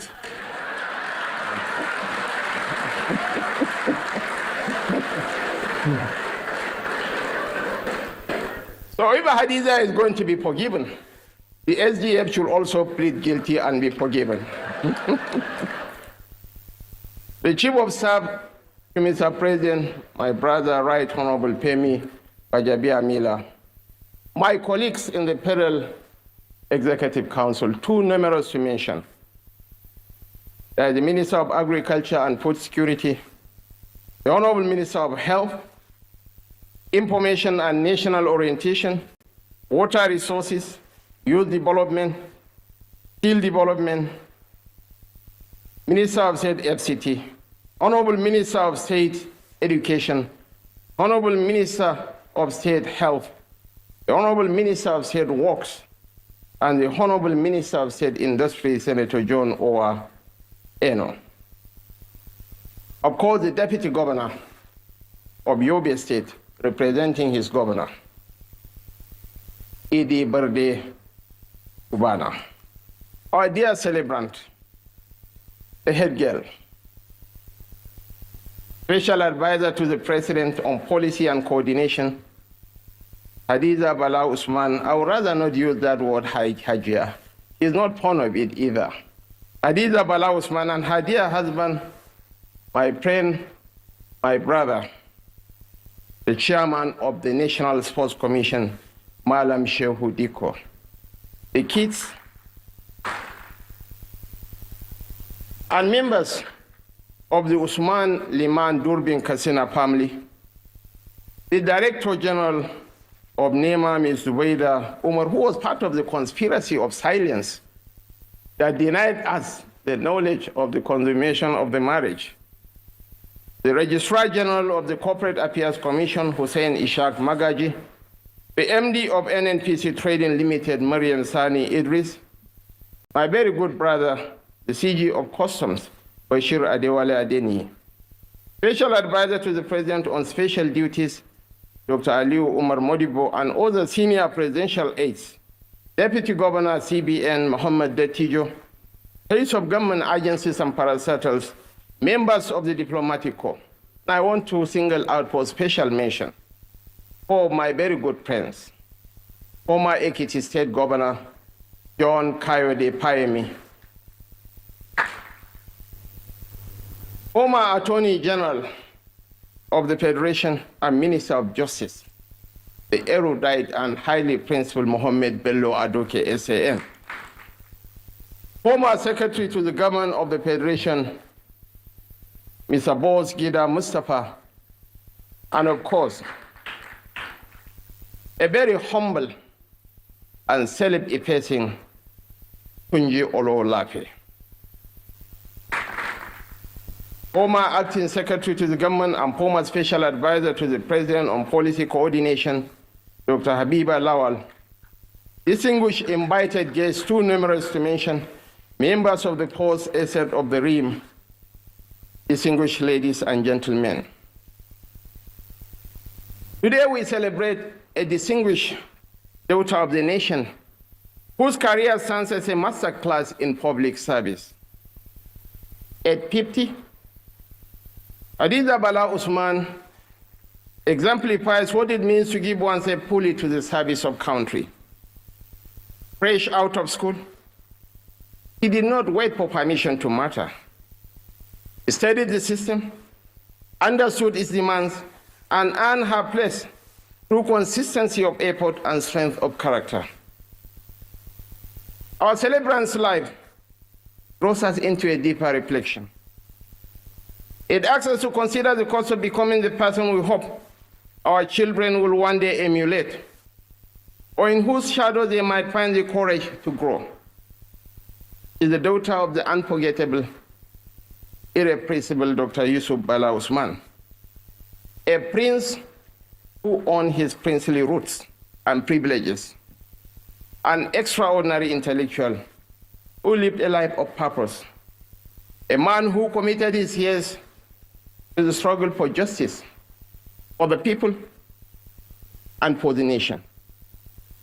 I committed to memory the entire speech he delivered at the defunct Citizens Lecture on the National Question. His speech was titled, "The National Question Beyond Fairy Tales." It was later on transformed into a book, the inheritance of courage that she got did not fade with time. It took root. It shaped our celebrant sense of duty and explains the steadiness that has marked her public life. There is no doubt that Hadiza's place in our public service history is secure. This is so because it was not built on spectacle, nor did it rely on applause. What he has become was a product of decisions taken quietly, responsibilities carried fully, and institutions strengthened with care.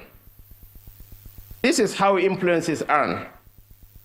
And this, Your Excellencies, distinguished ladies and gentlemen, is why she has become one of the steady hands shaping our national direction. It is also that same grounding that places her at the heart of humanitarian action. The ultimate measure of a man, according to Martin Luther King Jr., is not where he stands at times of comfort and convenience, but where he stands at times of conflict and challenges. During one of Nigeria's darkest moments, he answered the call of conscience. He compounded the Bring Back Our Girls movement at a time of national grief, fear, and uncertainty, when lies were manufactured and weaponized for political ends, when fault lines that divide this country were deliberately manipulated for political ends. I was an active participant in that moment and saw firsthand how she stood firm. She demanded accountability, and she insisted on justice. It was a reminder for all of us in public service that service to country begins before and after office, and even without a title. We have seen her served why the nation needed her most, from the Federal Capital Territory through the Kaduna State Government to our current advisory role in policy coordination and all the things in between. Today is rightly and fondly praises the head girl of a refined generation of public servants, bridging the gap between the new and old guards. What has not been noted enough about our celebrant is that he is emerging from a part of the country where many young women still search for proof that ambition such as hers is permitted. Indeed, her journey required courage, and is why she has become that proof. She is a mirror, not only for the northern girl, but for the nation itself. This is even more so because her career unfolded in public view. Its trials were visible. Its demands were exacting. Its rewards were earned. Nigeria watched her grow into responsibility early, stepping into policy spaces where many are still finding their voice. Nothing about her rise was accidental. It was deliberate. It was earned.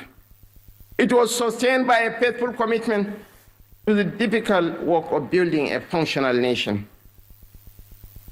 As you mark this golden milestone, dear Hadiza, we celebrate a rare combination of gifts: grace, strengthened by grit; clarity, guided by courage; vision, anchored in service. You have shown by example that excellence in public life is a daily discipline. You are truly the head girl, a bundle of talents and tantrums. It's cheaper to be a friend to Hadiza than an enemy, because she is capable of defending her turf.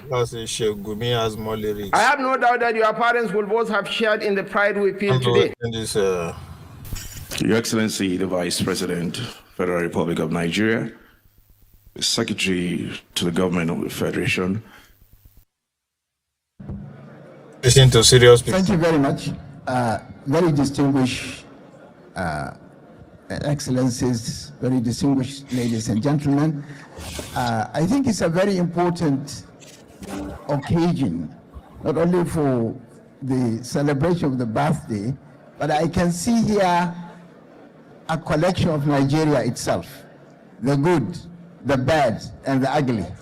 And I'm so happy that we are all here. I hope before we leave, we can have a consensus of how to fix our country. I will go straight to the problem. The problem, we all are agreed that democracy is receding, democracy is not delivering.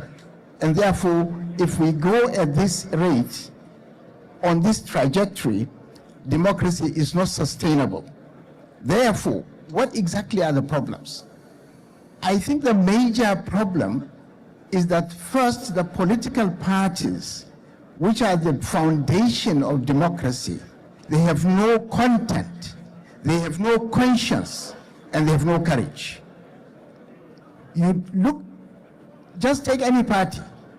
What does it convey to you? Where is the big idea?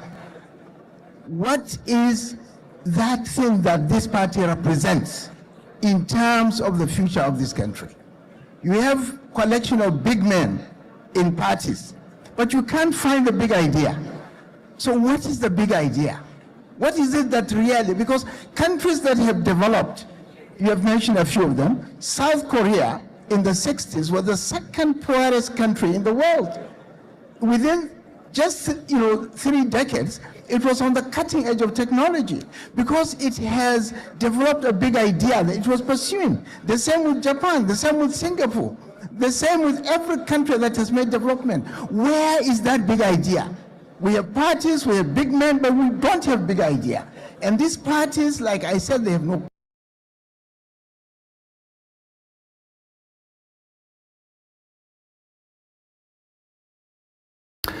Hello, good evening, and welcome to the program. This is Daily Politics on Trust TV. I'm Abdullahi Ahmed. Tonight on the program, we focus on two deep-rooted issues shaping northern Nigeria's future. First, the Almajiri crisis, or the out-of-school children, which has become a system that has left millions of children out of school, exposed to poverty, street life, and of course, a correlation with the growing insecurity in many parts of northern Nigeria. Despite years of policy, agency and special schools, the problem continues unabated. Now, Islamic scholar Sheikh Ahmad Gumi is proposing what he calls a Marshall Plan to reset the system for merging Quranic learning with formal education. He'll be joining the conversation tonight virtually from Kaduna, where he will give us context to this argument and, of course, what is playing out in different parts of the north and Nigeria as a whole. We'll also be turning our attention to developments in Katsina, where the ongoing fragile peace is under strain, especially across councils that have negotiated peace with bandits, against the backdrop of plans by the state government to release some 70 persons in connection with banditry in an effort to negotiate further truce with criminal elements operating across some of the frontline local councils. But first, let's bring you up to speed with the latest developments in politics. The Rivers State Police Command has invited former Secretary to the state government, Tami Danagogo, for questioning over an alleged plot to kill FCT Minister Nyesom Wike.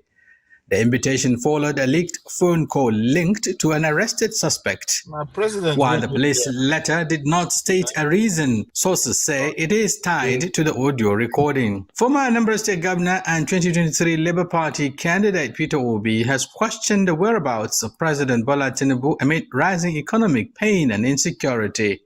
In a post on X, Obi said the country is in a national emergency and needs direct leadership and accountability. The detention of social media commentator Abubakar Salim Musa, also known as at AM Salim, has triggered widespread outrage. Amnesty International Nigeria says he was arrested over criticism of the Tinubu administration and remanded in Kefi prison. The group warned that young Nigerians now face growing pressure for speaking online.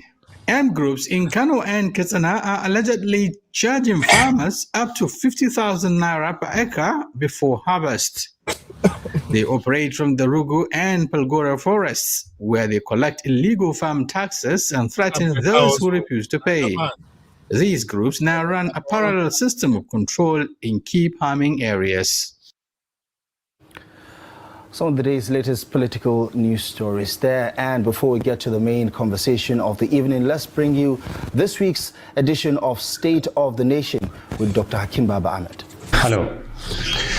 There is news that the government of Katsina State has finally owned up to being a party to a series of negotiations involving the release of hostages and a more comprehensive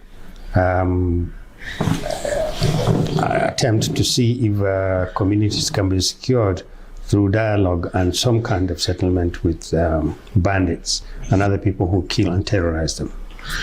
Now, as we're all aware, this is a very touchy and a very sensitive issue, and it has been on the table for Nigerians for a long time. The truth about it is that many states have entered into local communities, local governments, states have entered into some form of discussions and negotiations with bandits because it appeared to be the only option. The military hadn't been able to put an end to this banditry. Non-military people, police, NSAK, vigilantes, all these people are there on the ground, and yet what we see is the continuous escalation of kidnappings and rustling and killings. States so far have resisted the temptation to say we're part of this, but we all know that they have been. Even the federal government has been involved in some kind of negotiation for the release of victims, and we know this. I raise this issue today because I think it is very important to have an understanding of why negotiation with bandits is very dangerous, but if handled well, can be productive. First of all, if force alone, what is now becoming popular as the kinetic approach, could put an end to this insurgency, the banditry, the killings, this thing would have been history a long time ago. It hasn't. Even the military themselves have hinted at the value of non-kinetic approach, meaning sitting down with the people who are involved in this, or finding ways in which this kind of killings will be brought to a halt by either direct negotiation with those who are involved in it, or by some kind of mediation that involves them in a substantive manner. Now, my view is that it is time for the nation to adopt a more holistic, a more comprehensive assessment of the value of non-kinetic approach, in addition to the kinetic approach that we currently employ. The communities that live under these bandits, with these bandits, at the mercy of these bandits, know that the state alone has not been able to protect them and will not protect them in the near future. This is the reason why they submit to these temptations to enter into negotiations with the bandits. The bandits also know that our fighting forces, all the assets that we have to secure the people, haven't worked. If they had worked, we wouldn't have a single bandit roaming around and killing people and kidnapping people. So it is time to have an honest and comprehensive and sincere discussion. Should we find a way in which we can identify the values of non-kinetic approach as opposed to just purely the kinetic approach? What should we do in the event that these piecemeal approaches, in one state you enter having a negotiation with bandits, they say, yes, okay, we'll release your people, you release our people, these are the conditions under which we will coexist. We go to our farms, we go to the market, you go to your farms. But basically the bandit sets the rules. And then they break these rules. Or they keep peace where they've signed and they have agreed to a peace agreement. And they move to another place where they don't have such agreement. And this is basically what has happened. The North is just one entire borderless territory. You can have an agreement with the bandit in Katsina, and then he moves to a region of Kano, and that we see that going on. You can have an understanding with the community in local government A, and then that bandit moves to local government B, where he doesn't have an understanding. Sometimes you have rogue elements within the bandits too. Agreement or no agreement, they will do what they want because they have a power over the communities that are not well protected. In any case, it is important, one, to stop treating the suggestions and recommendations that we enhance the non-kinetic approach because it has its uses. Two, it is important to have a national understanding of what we need to do in order to enhance it as a credible option to you deploying only kinetic energy. Three, governors and the federal government need to sit down and have an honest discussion. There is a massive shortfall in the manner in which we are protecting rural communities. What should we do? Who should do it? And when should we do it? The when is particularly important for me because the truth about it is that our rural population is hard pressed. There is no point in continuing to argue that to speak to a bandit, to negotiate with a bandit, or to engage in anything other than chasing them around with guns that we don't have in numbers, men that we don't have in numbers, and insistence that they can be defeated when we haven't defeated them for the last 7, 8, 10 years will work. It's time for the country to look at all the options it has and support it with the willpower that is necessary to bring success.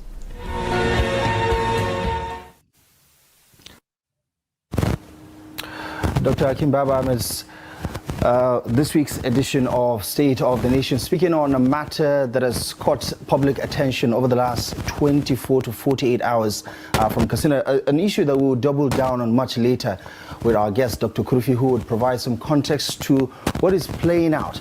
regarding the peace deals that have been negotiated in part by local councils.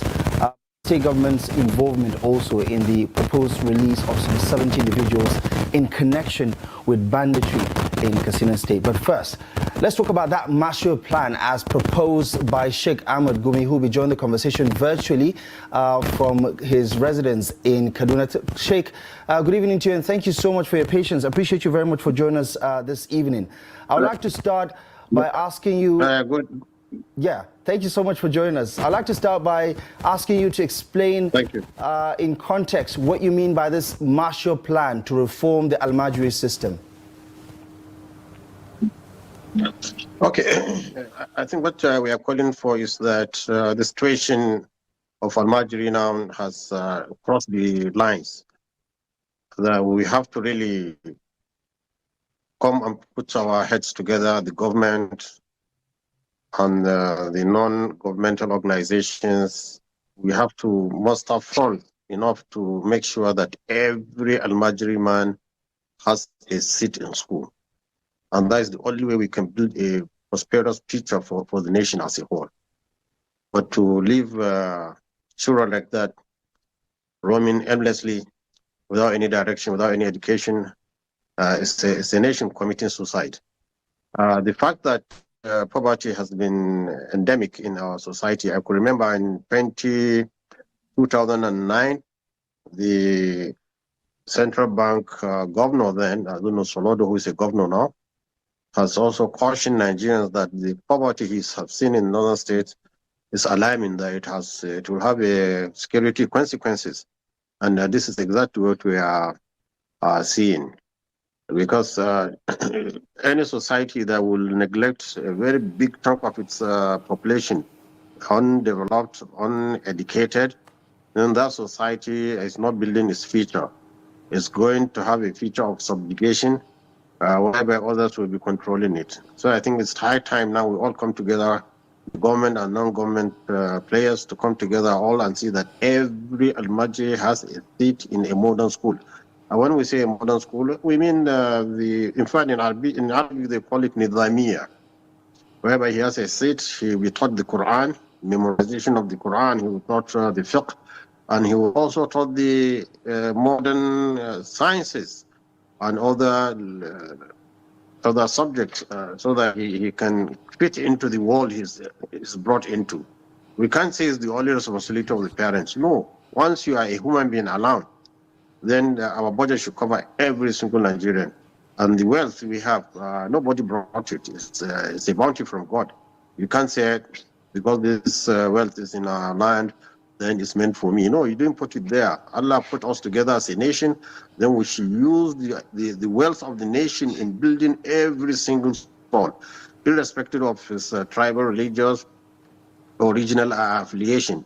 But as for the northern Nigeria, where Almajiri has been a persistent problem, we have about more than 2 million children out of school. This is a cause for alarm, and I think it's high time we say enough is enough. And all our politicians will all come together, just like the insecurity issue that we have suffered from. I think the illiteracy and Almajiri issue should also be tabled now, and we should face it.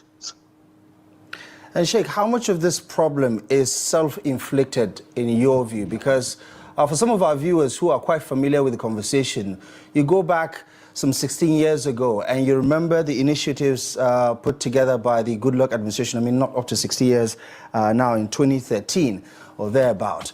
157 schools, Almajiri model schools, were established. 15 billion naira of our resources went into that project. And it's fair to say that over a decade now, that has been a massive failure, one that we're still coming to terms with. How much of this problem is actually self-inflicted by design? Because there are a lot of people who seem to believe that the politicians are the ones who are keeping these structural issues in place to weaponize them, whether it's poverty or illiteracy, for their own political gain. Yes, it's actually when we allow politics to come into issues, like education, politics come into issues like security. As you have just discussed about another issue now concerning security. When we allow politics to come into play, then we're really going to miss the road. I think Jonathan has done well. He has tried to build such a number of schools, even though they are just a tip of an iceberg. What we need is more than that. This is what I'm calling for now.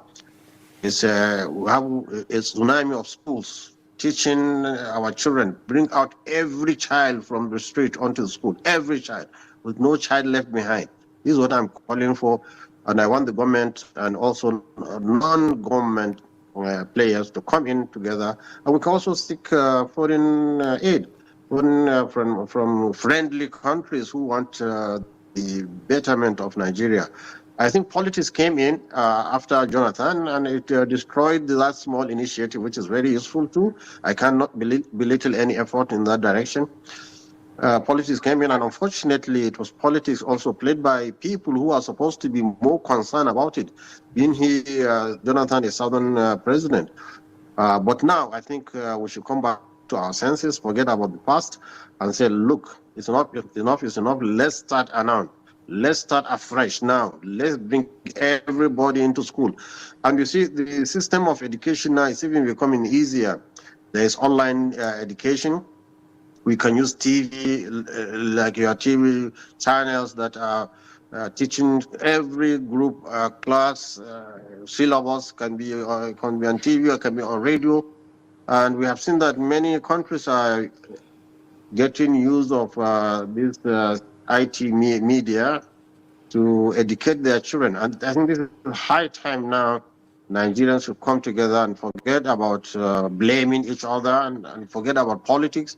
This is time we give them their right, because to educate a human being is a human right. We cannot deny these children and start blaming this and that. Not even the parents. Not even the parents. You know, it's not time now to start blaming anybody. We have the wealth, the money. Some even people are greedy about our own wealth. They want to come and steal it. Yet we are thinking that we cannot spend this on our own children. And the future of every nation depends on how much you train your children. Don't we see Allah has given us, or the nature has given us two good examples. Two flies. One is the bee and the other one is the housefly. The bee builds a nest for its offspring, feeds it with honey, and the other one, they dump it in the dung. Look at the two results, one producing honey and the other producing cholera and diseases.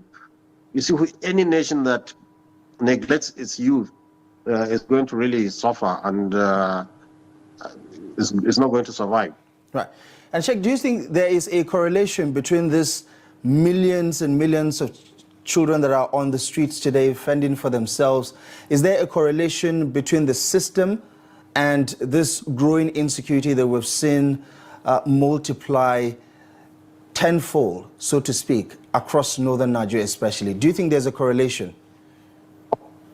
Oh, definitely there's a correlation, because every bandit or every criminal you find that he's an illiterate, he's not educated. We that are educated, me and you and like that, you hardly find people like us in banditry or in crimes like that. So education is really has a factor, it's a big factor in the widespread insecurity we have in this nation. And I think it's high time, you know, to not even because of insecurity, it's their right. We should educate every single soul. How can we allow people to be roaming about in the streets? How cannot they be lured into crimes? How do they fend for themselves? Will they, especially rising inflation and economic downturn, how can people survive without committing crimes? So I think it's high time now, especially our rich people, rather than donating money to footballers and all this kind of uselessly spending money on lavish ceremonies, and let's gather money enough to bring out every child from the street and put him on the school. And that will do a lot. And it's also, you know, the educational sector is a big industry. It's going to, in fact, absorb many graduates that are jobless now. So if you see, so it's a system which it will also heal the society from unemployment, which is another factor of insecurity. Right. You talk about this Marshall Plan, and I'd like for you to explain in details. how you want it to be different from what the government currently has. I mean, there's a commission that has been saddled with the responsibility of managing the current situation. And talk to me also about if you think there's enough political will, especially from northern stakeholders, people in power, people who have a lot of influence in shaping the polity of the North, to actually take this proverbial bull by the horn and solve this decade-long challenge of out-of-school children? Yes, a Marshall Plan means you see usually when government have institutions like the Almajiri Commission. Almajiri issue is more than a commission. You know, in fact, it needs a whole ministry to look at it. And you see, it's not also having a ministry or a commission. What we see is how much money are you putting in the budget? How much money have you budgeted for such activities? That is where you know the priority of a government. Look at how much we spend in security, in trillions of naira. And when you look at it, you don't find even the security you're talking about. So it's the money that government will spend. Now, when I say a Marshall Plan, the government will muster all what it can, every penny, every kobo, and put it in education. And also the government, or even through tax, government can have a special tax for education, so that every Nigerian will be taxed to see that we bring out children from the street. Everybody should be on school.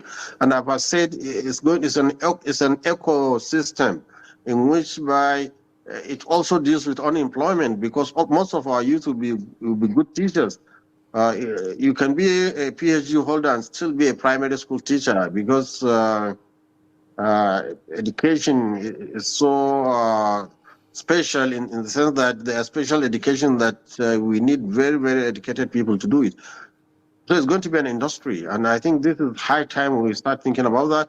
We get politicians who will be interested, and then who will also put the money there. If you don't have money and you just have skeletal ministries, then the function will not be felt. Right, and if you look at the metrics, all of the key indicators shows that the North is lagging behind. Education, poverty. If Gumi they make general or nationwide plan for education, I think that would have been a good one, instead of narrowing it to or trying to frame it around the bandit. If you're introducing a Marshall Plan to which there's enough, source to back it up, why the whole country need an educational Marshall Plan? For any reason, because of AI and the eroding of our sovereignty. I mean, it's in real time now. Nobody's in a person they conspire. They tell you, it's right here in our face. So I think that alone is enough to build this argument around that the Nigerian system need a Marshall Plan around education because of AI. But if Freeman around under bandit, which serve its own interest narrowly, it's going to be hard to sell. Unemployment, out-of-school children. The North is pretty much playing catch-up to all the other three geopolitical zones, whether it's in the Northwest or in the Northeast or in the North Central. They're all playing catch-up in all the areas that actually matter. I mean, you take a look at the numbers. The percentages are quite alarming. It's as high as 90%, the poverty levels in the Northwest, for instance, as high as over 26% when it comes to unemployment. These are numbers that have been pretty much in the same trajectory over the last 2-3 decades. Talk to me about that political will. I'm doubling down on it because for the most part, people believe that that is what is lacking, that have been... Wait, let's see this this chart for a minute. So the orange pretty much represent poverty rates, blue out-of-school children, and the green unemployment. So Northwest for sure. Every metric fall behind.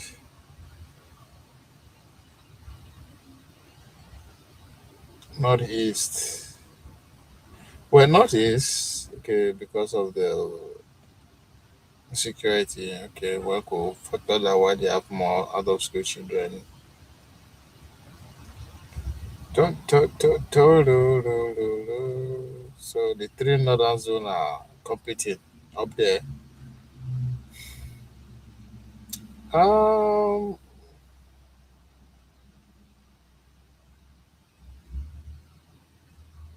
Southeast, out of school children.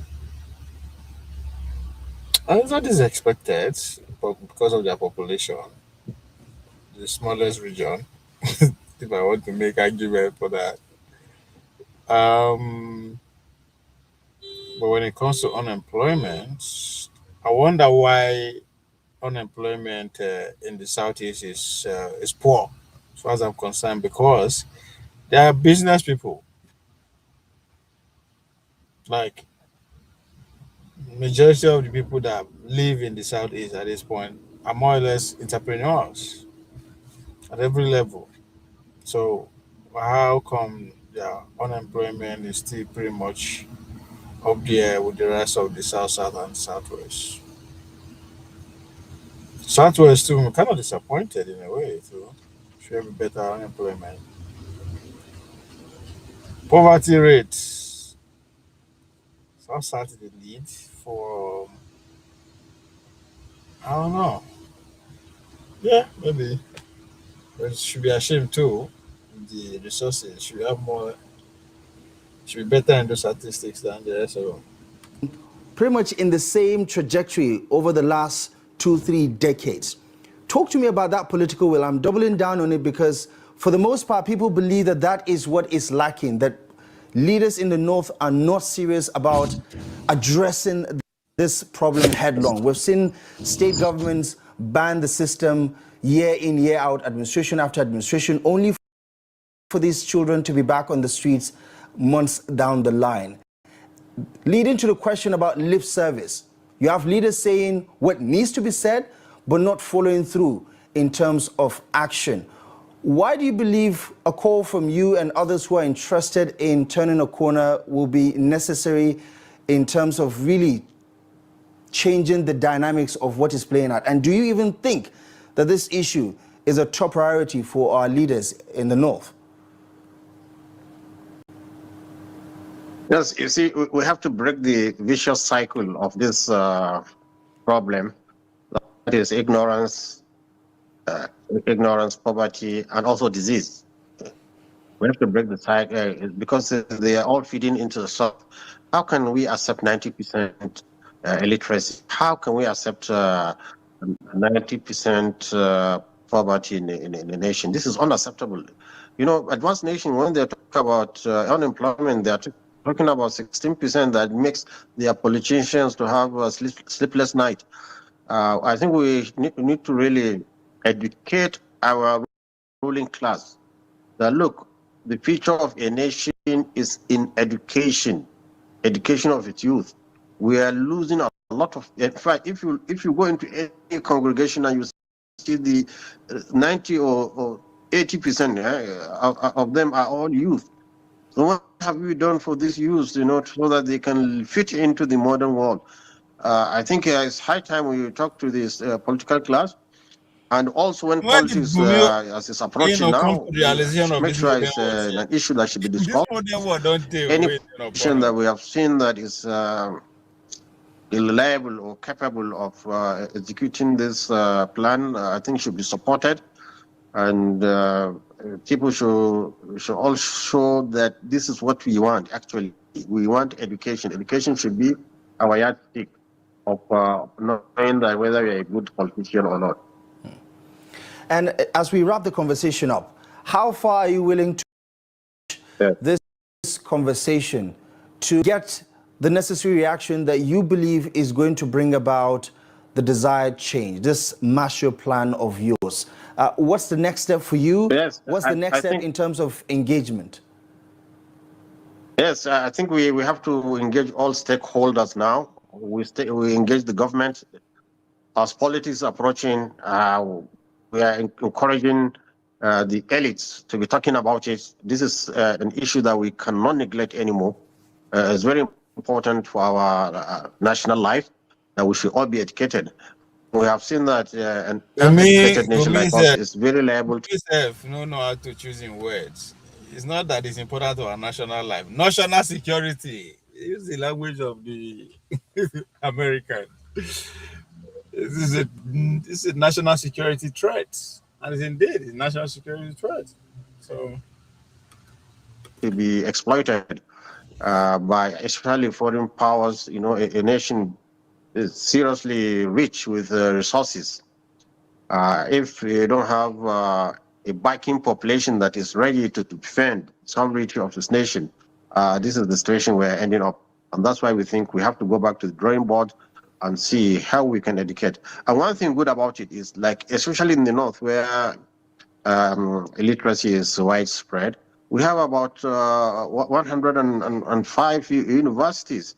These 5 universities, looking at our population, if each university would produce for us doctors, engineers, architects, and journalists like you and other things, in a very short time, I think in 15 years, if we can start now, in 15 years, I think the whole nation will be very proud of the North. In fact, we'll be leading in education, and like any other sector, we have led before. Right. And on that note, Sheikh Ahmad Gumi, as always, a pleasure. Thank you so much for the analysis, and we appreciate you for joining the conversation this evening. Thank you very much. It's a pleasure for me. Right. We're going to take a quick break. When we come back, we'll segue and zoom in on the developments in Katsina State, where the big conversation is about the government's plan to release some 70 individuals in connection with banditry, all a part of an effort to keep the fragile peace or negotiated deal with bandits in the state in place in order to get hostages as well as bring ease to some of these communities that say the only way is to negotiate with the bandits. More on this conversation after the break.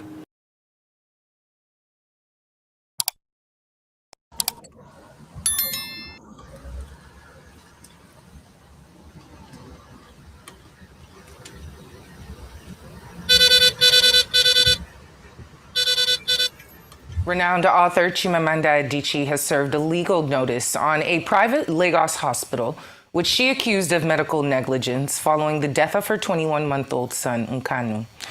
The notice alleges breach of duty of care during procedures on January 6th of this year, ahead of planned medical evacuations to the United States.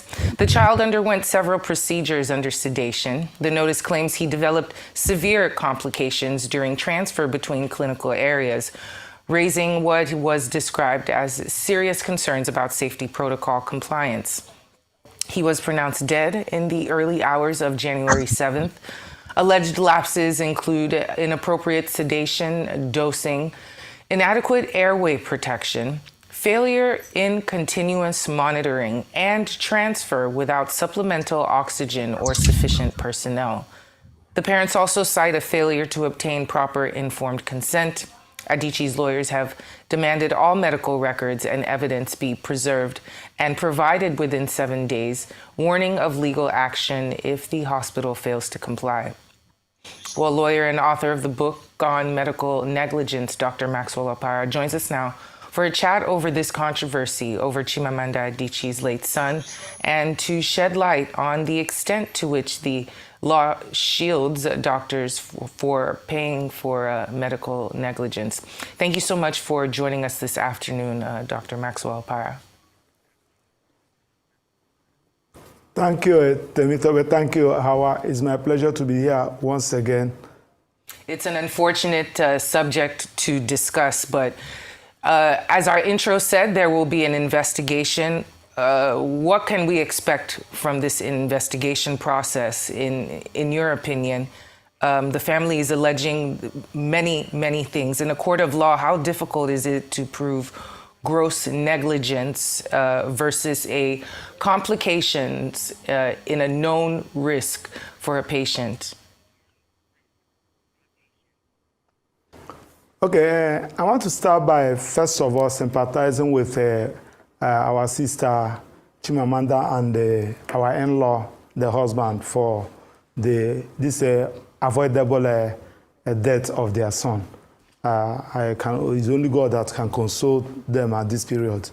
Having said that, well, I have seen the narration by Chimamanda, what happened. And I have not also been able to hear from the hospital or from the medical practitioner. So, but going by the available information before us, I think there is a medical negligence. Now, I'm speaking this thing based on my authority, my experience in that field, because I'm a PhD in medical law. So, and you see, the issue that where we can establish medical negligence is informed consent. What do I mean? Once you enter into a hospital and you obtain a card from that hospital, you have established a relationship. Doctor and patient's relationship has been established between you and the hospital. Now, immediately the hospital now assigned a particular medical doctor to you and they send their folder to the doctor. Now, the doctor now and the hospital owe you that duty. What are the duties? One, it's an incredible feeling. It's great. Winning is a good thing. We're going to work with Venezuela. We'll make that country very strong again. We'll get oil prices down even further. We have it down at about a 6-year low, 7-year low, but we're going to get it down further. Joe Biden gave us a colossal stagflation catastrophe, but my administration's rapidly and very decisively ended that. We have quickly achieved the exact opposite of stagflation, almost no inflation and super high growth. So we have the highest growth we've ever had. Think of that. The highest growth we've ever had, and we've only been there 11 months. Think of what we can do for the rest of it. But do we have wood around here? I want to knock on a little wood. They have one little, everything's plastic nowadays. It's very tough. Now we have the greatest growth, and we have, inflation way, way down. But we inherited terrible growth, and we inherited the worst inflation in the history of our country. The fake news would say 49 years. So when I say the history, they give me a lot of time, but I believe it's the history. But let's say 49 years. Would you say 49 years is okay, right? It's pretty bad. What do you think, Mr. Senator, Mr. Future Senator? I'd say 49. What sounds worse, 49 years or history? I think 49 years almost sounds worse. Maybe I'll just use it and I won't argue with these people. As of this morning, core inflation for the past 3 months has been just 1.6%. The numbers were just announced just before I came on stage. And GDP is smashing expectations with the fastest growth for this country in many years. The fourth quarter is projected at 5.4%, and that's despite the Democrat shutdown where we lost at least 1.5 points. The Democrat shutdown, we would have had close to 7. Think of that, close to 7. They were projecting to, the fakers were projecting to. And if we keep deregulating and adding more capacity, like I saw today at Ford, and if we don't raise interest rates every time good news is mentioned. In the old days, I'm probably old. I used to be up at these lecterns and I'd say, I'm younger than pretty much everybody in the room. Now I say I'm older than pretty much everybody in the room. I like it the other way better, actually. But you're too young. But in the old days, when you had good numbers, interest rates would go down. When you had good numbers, the market would go through the roof. That's the way we're going to make it again. That's the old-fashioned way. That's the right way. Today, if you announce great numbers, they raise interest rates to try and kill it. So you can never really have the kind of rally you should have. What happens and what we want, we're going to have a lot of great months, a lot of great quarters. I want the market to go up. You announce unbelievable numbers and the market goes down because they know you're going to do everything possible. In the Fed, we have a real stiff in the Fed, but that's for another day. But they raise rates. So everyone says, oh, they announced great numbers. It's great, great, great. And the market goes down because they immediately raise rates. No, when the market goes up, they should lower rates. You want to see 20% and 25%? You want to see what we can do? We've got to go back to an old standard. When there's good news, the market should go up, not go down. Does that make sense to everybody? And that's the way it used to be for most of the time. That's the way you make a country great. But our growth potential is unlimited and could be much higher if we went back to sanity. We're not doing it anymore. We're talking about the head of the Fed, and I want somebody that when the market is doing great, interest rates can go down because our country becomes stronger. See, you view it differently. Our country becomes stronger, and therefore interest rates should go down, not up. They kill every rally. If it's, no matter who, if it's beyond me as president, it's no matter who's president. You have a good quarter, and they want to kill it because they're so petrified of inflation. And growth and inflation don't necessarily go hand in hand. You can have growth and very low inflation. In fact, oftentimes growth is good for low inflation. So we're going to work on that, Scott, right? I think we're going to work on that very hard. I mean it so strongly. It's sickening. We announce good numbers and we see the stock market drops 300 points. I say, what the hell is going on? Do you agree with me? It should be just the opposite. All right, Scott agrees, so I'm very happy about this. That means if he didn't agree, I wouldn't do it. But we're already growing double, triple, and even quadruple the speed of almost every other major economy on Earth. We're the #1 economy on Earth, too. And the results are in, and the Trump economic boom is officially begun. It's really begun almost from the beginning. Almost begun, if you look at it, really from November 5th. You know, on another metric, just before the election, it was almost impossible to get people to join the military. We had the worst enlistment in the history of our country, the worst.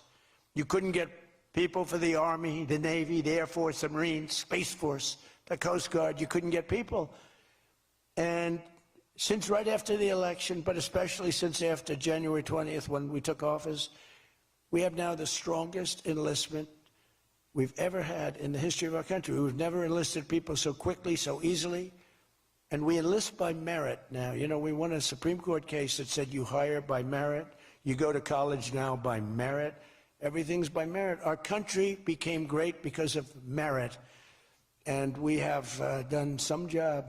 But think of it, a year and a half ago, we had the worst enlistment in history, and now we have the best enlistment. Things like that don't happen. You might go from the bad enlistment to okay, but you don't go from the worst in history to the best in history. But that's what we've done, every one of them. And that includes police and firefighters. It was very hard to get police. It was very hard to get firefighters, and now everybody wants those jobs. In 4 years of Biden, they secured less than $1 trillion of new investment in the United States. So 4 years, less than $1 trillion. In less than 1 year, I have secured commitments for over $18 trillion from all over the world, the most ever for any country.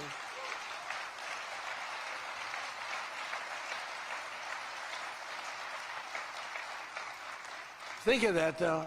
They did, and I'll tell you what, had she won, it would be a disaster because you would have had people leave. You would have not had $1 trillion. You would have had 5 trillion, 10 trillion leaving the country. And your welfare would have doubled.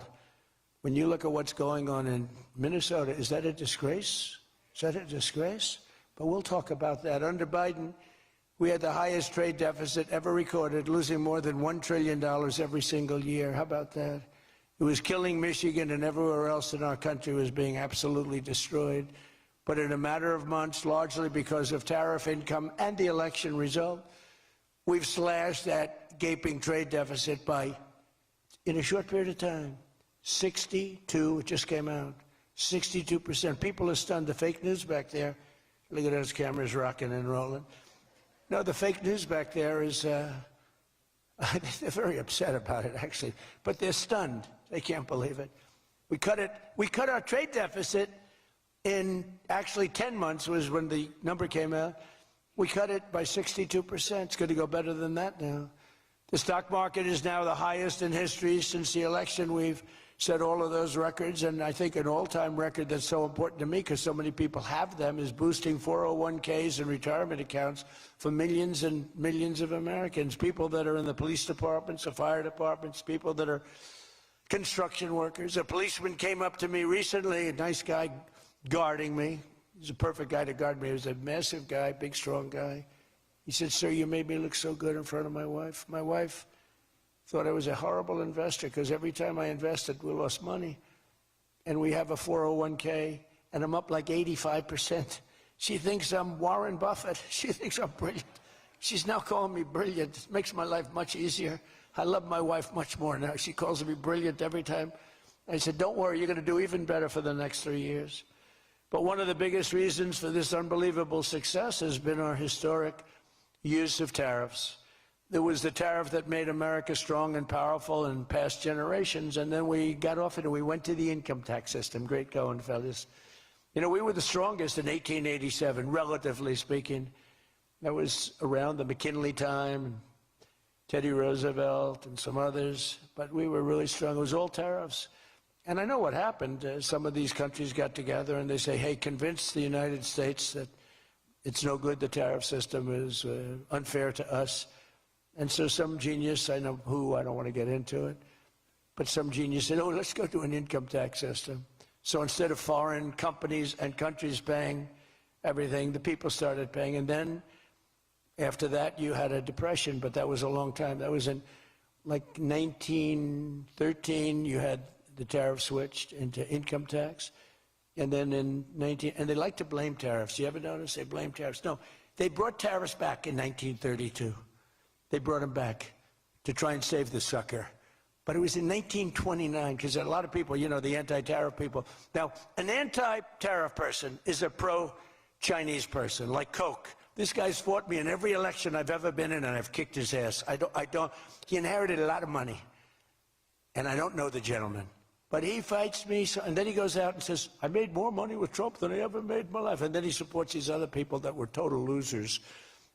Gives them a lot of money, but he made more money. Everybody makes money with me. I always made money for people. And now it's tariffs that are making money for Michigan, and the entire country is stronger and safer and richer than ever before outside of that period of time. Now, if they had what was called the Great Tariff Act of 1887 or something like that, and it was a great group of people like yourselves. They picked really smart people to sit on a committee.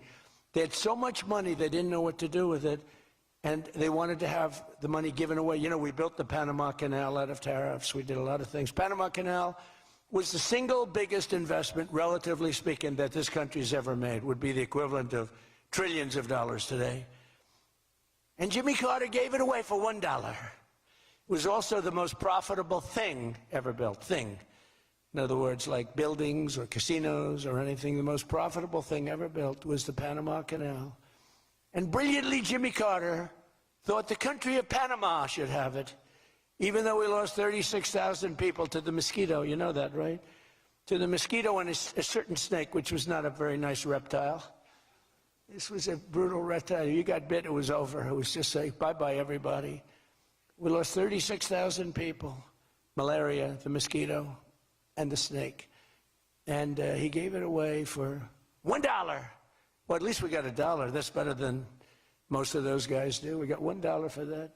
Most expensive thing ever built, most profitable thing ever built, too. Makes so much money. Every prediction the critics made about our tariff policy has failed to materialize. The evidence shows overwhelmingly that the tariffs are not paid by American consumers, that they're paid by foreign nations and middlemen. And Scott went over that with us before, and they're paid by middlemen. They raise the thing. Countries get involved. They pay them because otherwise they won't have companies. They won't be viable. And we're the big beneficiary. Once again, the so-called experts were 100% wrong, and Trump was right. People of Michigan were 100% right. You elected the right guy. Have you had the other person, everybody, we wouldn't even be having a meeting today, probably. There'd be no meeting. The economic club would be saying, like, man, we're doing bad. It's going to be awfully tough to get people to show up. This is going to be tough, the chairman. This is going to not be a good day for us. We don't want to have, let's cancel the meeting immediately.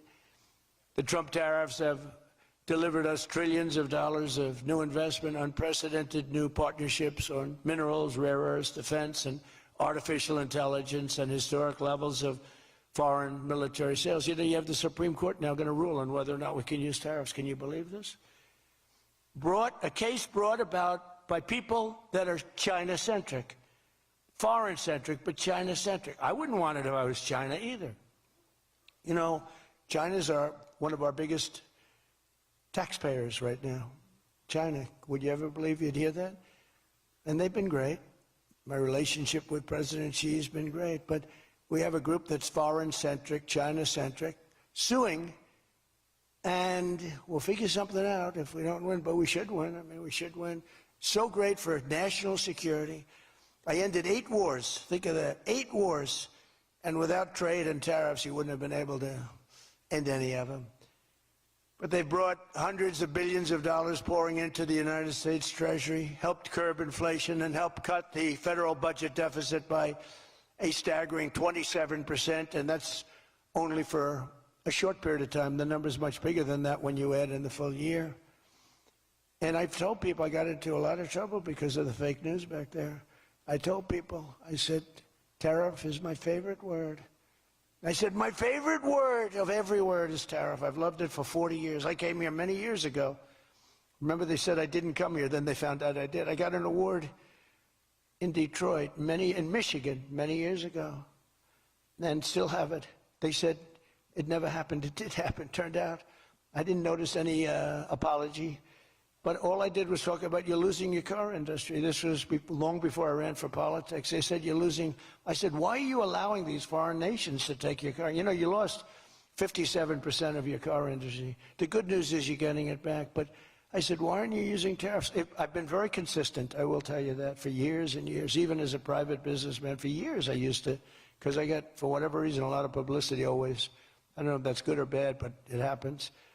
And I talk about the importance. But I said, recently, I said, tariff is my favorite word in the whole dictionary. There's no word. And I took a lot of heat. They said, what about your wife, your children? What about religion and God? What about Jesus? So I said, all right, it's my 5th favorite word. And since then, I've been fine. They hit me hard, these people, the fake news. They were killing me over tariff. He likes tariff more than his wife, more than religion. He likes tariff more than anything. What a disgrace. So I now call it number 5, and I'm in good shape. That was a rough day. It's my favorite word, and I got killed. Every word, you know, when you go up here, you take a big chance, especially me, because I go off teleprompter about 80% of the time. But isn't it nice to have a president that can go off teleprompter? When you think? Remember the speeches Joe would make? First of all, they'd last a matter of seconds, you know. Thank you very much. You ever notice Joe would always cough before a speech? State of the Union, he gets,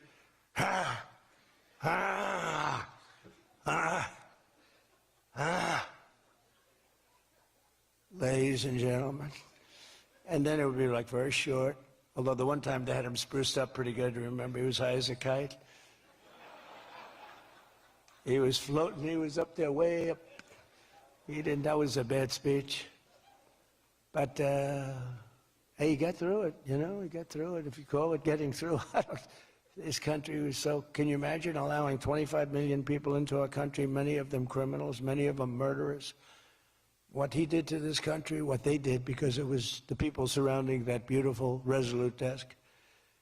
But just as I promised you that I've imposed a 25% tariff on all foreign automobiles, I'm standing up for the American auto worker like no president has ever stood up before. You know, those tariffs are keeping the foreign auto workers. Now, if they want to come in and build a plant and hire you and hire your friends and your neighbors, that's great. I love that. Let China come in, let Japan come in. They are. And they'll be building plants, but they're using our labor. U.S. auto factories are now seeing more than $70 billion of new investment. Think of that. They were leaving. They were all going. They were going in the opposite direction. Now they're pouring back. It's the greatest. Nobody's ever seen anything like it. And much of that money is coming right here to the car-making capital of the world, Detroit. You lost, I mean, so many places. Since I took office, Ford has announced it will invest $5 billion across its Michigan and Kentucky plants, creating 4,000 new jobs. GM is moving production of the Chevy Blazer and Equinox from Mexico right back here to America. Right? Is my favorite auto worker here by any chance? You know who I'm talking about? What happens? Where's Brian? Brian, oh, I see. He made some cash. He's out to Florida. Oh, he's been very disloyal to Detroit. We're going to have to. He is such a great guy, right?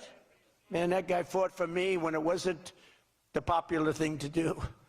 He fought for me from day one. Well, you tell him I said hello to him, all right? That guy, he got it. 4 years ago, he got it, right at the beginning. He understood it better than anybody, better than the great economists. They had no clue. And Stellantis is investing $13 billion to expand its U.S.-based manufacturing plant by more than 50%. Stellantis doing a good job. Never before has an administration achieved such sweeping and dramatic turnarounds as has taken place just in this very short period of time. I mean, you're talking about 11 months. 11 months and you have a different business. 11 months and you're booming. I just spoke to an AI guy, and that's booming too. You know, we're leading China in AI by a lot. I'm letting them build their own electric plants because people are saying, you know, the amount of electricity they need is, they need twice as much as electricity currently in the United States for every other business, home, factory. They need double. So I said, we can't do that. And then I had the idea. When they build these $50 billion plants, I'm going to let them build, and they're already building big electric plants to take care of their plant. And any excess electricity, they'll sell it back to our country. It's an unbelievable, and therefore, we're going to build, I think if they really add it, you know, you hear how much, and I have great respect for China, but you hear they're building a lot of electricity, but we are too. But we're having it built privately. They're going to own their own electric. They're becoming their own electricity producer. And when they heard this idea, they thought it was great, but they didn't take it seriously because they said it's too good to be true. But then they realized that I was serious. And we're getting them 2- and 3-week approvals. They don't have to wait for 20 years before they get rejected. You know, in the old days, they had to wait for 20 years, and then they get rejected at the end of 20 years. Guys would give up their whole career trying to get one approval, and then they get rejected. In every aspect of our agenda, we're putting America first, and nothing will stand in our way. Nothing's going to stand in our way, nothing. So one of our top priorities in this mission is promoting greater affordability. Now, that's a word used by the Democrats. They're the ones that cause the problem. The one thing, they stick together. They don't have some of the people that we have. I don't know, it's a genetic thing. It's something in the blood. We got some real losers, mostly great, but I wouldn't use the name Romney because I'm in his sort of territory, so I would never use that name. But all right, I'll use it. They don't have a Mitt Romney that votes against everything. They don't have a Rand Paul that votes against everything. I got him elected twice. He was a stone-cold loser. I went to Kentucky where I won by a lot. I did a rally for him. Then I did another rally, he won. Then I went the second time, he won. Then he votes against all the time. It's just crazy. I don't get it. Then you have Lisa Murkowski and you have Susan Collins, disasters. And you had a gentleman from Indiana that I don't believe it, Todd Young, he voted against. And you'd say, why are you voting against? They can't give you an answer. They're unable to give you an answer. It's like, why are they against the attack on Venezuela? They're against the attack after they found out it was the most successful attack, probably the most talented, most brilliant tactically attack that we've had maybe in 100 years. And they're against it. Why? It's one thing if the attack failed. I'd probably do that too, a change. I'd be in favor. Then if it failed, I'd say, I told them not to do it. That's what they do. But here we have one of the most successful attacks ever, and they find a way to be against it. It's pretty amazing. But it's a shame, and we have some others, but not many. We have a great party, but we have people, the Democrats, whether you like them or not, they stick together like glue. They have horrible policy. Thank God they have horrible policy, because they're smart, they're evil, they're vicious, but they have bad policy. For instance, you could be a genius and try selling men playing in women's sport. You could be a genius, try selling transgender for everybody, open borders, let the world come in, let the world's prison population come into the United States, including all of the murders, 11,888. That's what we're trying to get out of Chicago and Minnesota and these places. So they stick together, which I admire because I'm a very loyal person, but they have horrible policy. Can you imagine if they had good policy? They were on this morning talking all the reasons that men should be playing in women's sports. They had a football guy there, flag football. This guy was like 6'6", he weighed 290 pounds with zero body fat. And they had a few young women. They were the size of his leg. He wouldn't have had to run. He could have just walked. They couldn't have done a thing about it. 10 of them would have to jump on him. That wouldn't have had any impact. I don't think he would have been like a fly. It's so ridiculous. It's so demeaning to women. It's so demeaning. Look at the weightlifting records. I mean, the record got beaten by 112 pounds, a record that stood for 18 years. 1 ounce they'd put on, stood for 18 years. Guy comes along, who was a poor lifter as a man. He was at the lower portion of the class. Comes along and broke the record by 112 pounds. Think of that. They've fought for years to beat that record. How about the swimming records?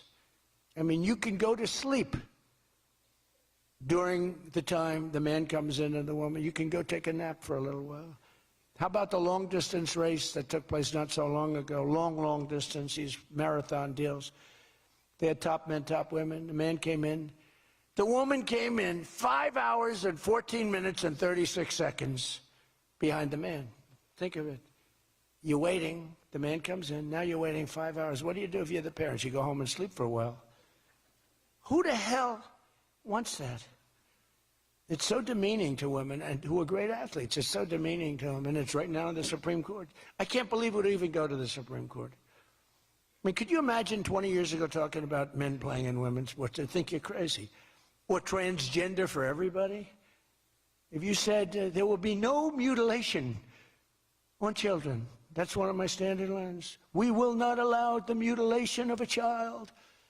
Can you imagine having to say that 15 years ago? People would say, is that guy crazy? Of course we won't. But we're living in a different time. It's a crazy time we're living in. After real wages plummeted by $3,000 under Sleepy Joe Biden, real wages are up by $1,300 in less than 1 year under President Trump.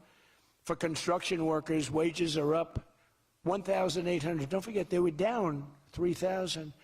Factory workers over $2,000, and for many other workers, over $5,000. And I just gave the military, because we're doing so well, we're taking in so much money with the tariffs, I just gave them $1,776. You saw that, right? Did you see that? They had 75, and I said, you know, if you had $1 more, $1,776. They said, that was a good idea. We could afford $1 more. We gave them $1,776. Meanwhile, grocery prices are starting to go rapidly down. Rent is down. Airfares are down. Hotel rates are down. Cell phone prices are down. And we're just getting started. But more importantly than going down, our growth is through the roof. It's way up. Among my first acts in office was to end the radical left war on oil and gas and stop the crusade to kill American energy, and frankly, to open up cars so that you don't have to have an electric car. I love electric cars. I think they're great. I like Elon a lot. I don't think he was too happy with my policy of opening it up, and I can understand that. But I've been saying it for 4 years. They wanted everybody to have an electric car in a very short period of time. There was no way to build the stations. There was no way to get it done. I want you to have gasoline-powered cars. I want you to have electric. I want you to have hybrids. I want you to have everything. Hydrogen, I don't know about. I'm hearing it's not testing so well. It's fine, except when there's an explosion, you're a goner. Now, have you heard that with hydrogen? One guy is trying to sell hydrogen, and I say, yeah, but, sir, that only happens 1 in 100. Oh, great. When it happens, they find the body like 300 yards down the road. So I said, I'll pass on hydrogen. Maybe there's something I don't know about, but is anybody in the hydrogen car business? Gasoline is now under $2.50 a gallon in 17 states and under $2 in many places. We have some states it's $1.95, $1.99, $1.97. As we speak, these are gas stations, and think of that. We have gas stations in the Detroit area where you can fill up for less than $2.30 a gallon, whereas 2 years ago it was $4.50, and in many places it was way over $5. Think of that, $2.30. You see it. That's like a massive tax cut, which we gave you under the great big beautiful bill, by the way. No tax on tips, no tax on Social Security, no tax on overtime. And with our extremely successful operation in Venezuela earlier this month, that number soon is going to go lower because we're going to have a lot more energy. We're going to have a lot more, as opposed to a country that's going to be totally shut down. No fuel, no gasoline. And it's, you know, they say it's got more than Saudi Arabia. Who knows? It's got a lot. And by the way, to all Iranian patriots, keep protesting, take over your institutions if possible, and save the name of the killers and the abusers that are abusing you. You're being very badly abused. If the numbers are right now, I hear 5 different sets of numbers. I hear numbers, look, 1 death is too much. But I hear much lower numbers, and then I hear much higher numbers. But I say save their names because they'll pay a very big price. And I've canceled all meetings with the Iranian officials until the senseless killing of protesters stops. And all I say to them is help is on its way. You saw that I put tariffs on anybody doing business with Iran. Just went into effect today. And I say make Iran great again. You know, it was a great country until these monsters came in and took it over. And it's all very fragile. It would have happened to us, I'm telling you. If I didn't win this election, it would have happened to us. In the coming weeks, I will be laying out even more plans to help bring back affordability. And again, remember, that's a fake word by Democrats. Prices were too high. They caused the high price. They never want to talk about affordability. They always go, this is an election about affordability. I say, they caused it. But they're good at that stuff. They're good at that stuff. They're fake. And they're good at that stuff. It's an election about high prices that was caused by the Democrats and down a lot. And remember, when I bring energy coming down like I brought it down, and gasoline coming down, that brings everything else down. It's so much bigger than any other factor. When gasoline gets to be $1.99 a gallon, everything comes down. The donuts come down, the truck that delivers the donuts, the stove that makes the donuts, the whole thing, it all comes down. And it's coming down much faster than anybody can even believe. And remember, though, I always say, because here normally when that goes down, the world comes down. That's the bad way of bringing it down. Our growth is through the roof. So I always want to say that whenever I say prices are coming down, but our growth is going way up. 2 beautiful events, the exact opposite of the Biden administration. As part of those efforts at Davos, next week I'm going to provide much more detail about our housing policies so that every American who wants to own a home will be able to afford one. We have some great things happening with housing, as you know. You saw the $200 billion buy-in on bonds and mortgages. This will include a ban on large institutional investors buying up single-family homes all over the country and making it impossible for people to buy a home. And I've also announced that the U.S. government is purchasing $200 billion of mortgage bonds to bring down mortgage rates, and it's had a huge impact. It's already started. And just last week, the average 30-year mortgage dropped below 6% for the first time in many years. It's coming down very rapidly, and that's not with the help of the Fed. If I had the help of the Fed, it would be easier. But that jerk will be gone soon. In addition, I proudly called for the credit card companies to cap interest rates at 10% for 1 year, because they're getting 28 and 30% and 32%. And it's unfair. The rates are way too high. To provide further relief to hardworking Americans, we'll also be confronting one of the biggest factors in driving up prices, the monstrosity known as the Unaffordable Care Act. You know what that is, right? It's Obamacare. It's a great name, Unaffordable Care Act. Nope. Did anybody ever think of that one before? It's true. It's the Unaffordable Care Act. Obamacare was a gift to make health insurance companies rich at the expense of the American people. In particular, the so-called enhanced premium tax credits were a corrupt payoff to the insurers, whose stock prices went up more than 1,000% after Obamacare was signed. I want the same money I want it to go directly, very simple. I want the money, those big amounts of money paid for by the government, to go directly to the people so they can buy the health care that's right for them. They can negotiate their own deal, health care savings account, but they'll buy their own health care. And everybody loves it. That's why later this week, I'll announce our health care affordability framework that will reduce premiums for millions of lower drug prices, delivering price transparency and demand honesty and accountability from insurance companies all over the country, all over the world, actually. Healthcare costs will come down very fast with my most favored nation executive order. We're doing most favored nation drug prices. When we would have drug prices stay the same, everybody thought it was great. They're going to be coming down thousands of percents. We're standing up to special interests and slashing prescription drug prices by 300, 400, 500, and even 600% and more. I mean, think of that. On that alone, we should win the midterms in a landslide. I'm doing favored nations. The country that pays the lowest price in the world is the price that we're going to pay. And we got that because of tariffs, because I said to the countries they wouldn't approve it. The drug companies were tough, but they were fine.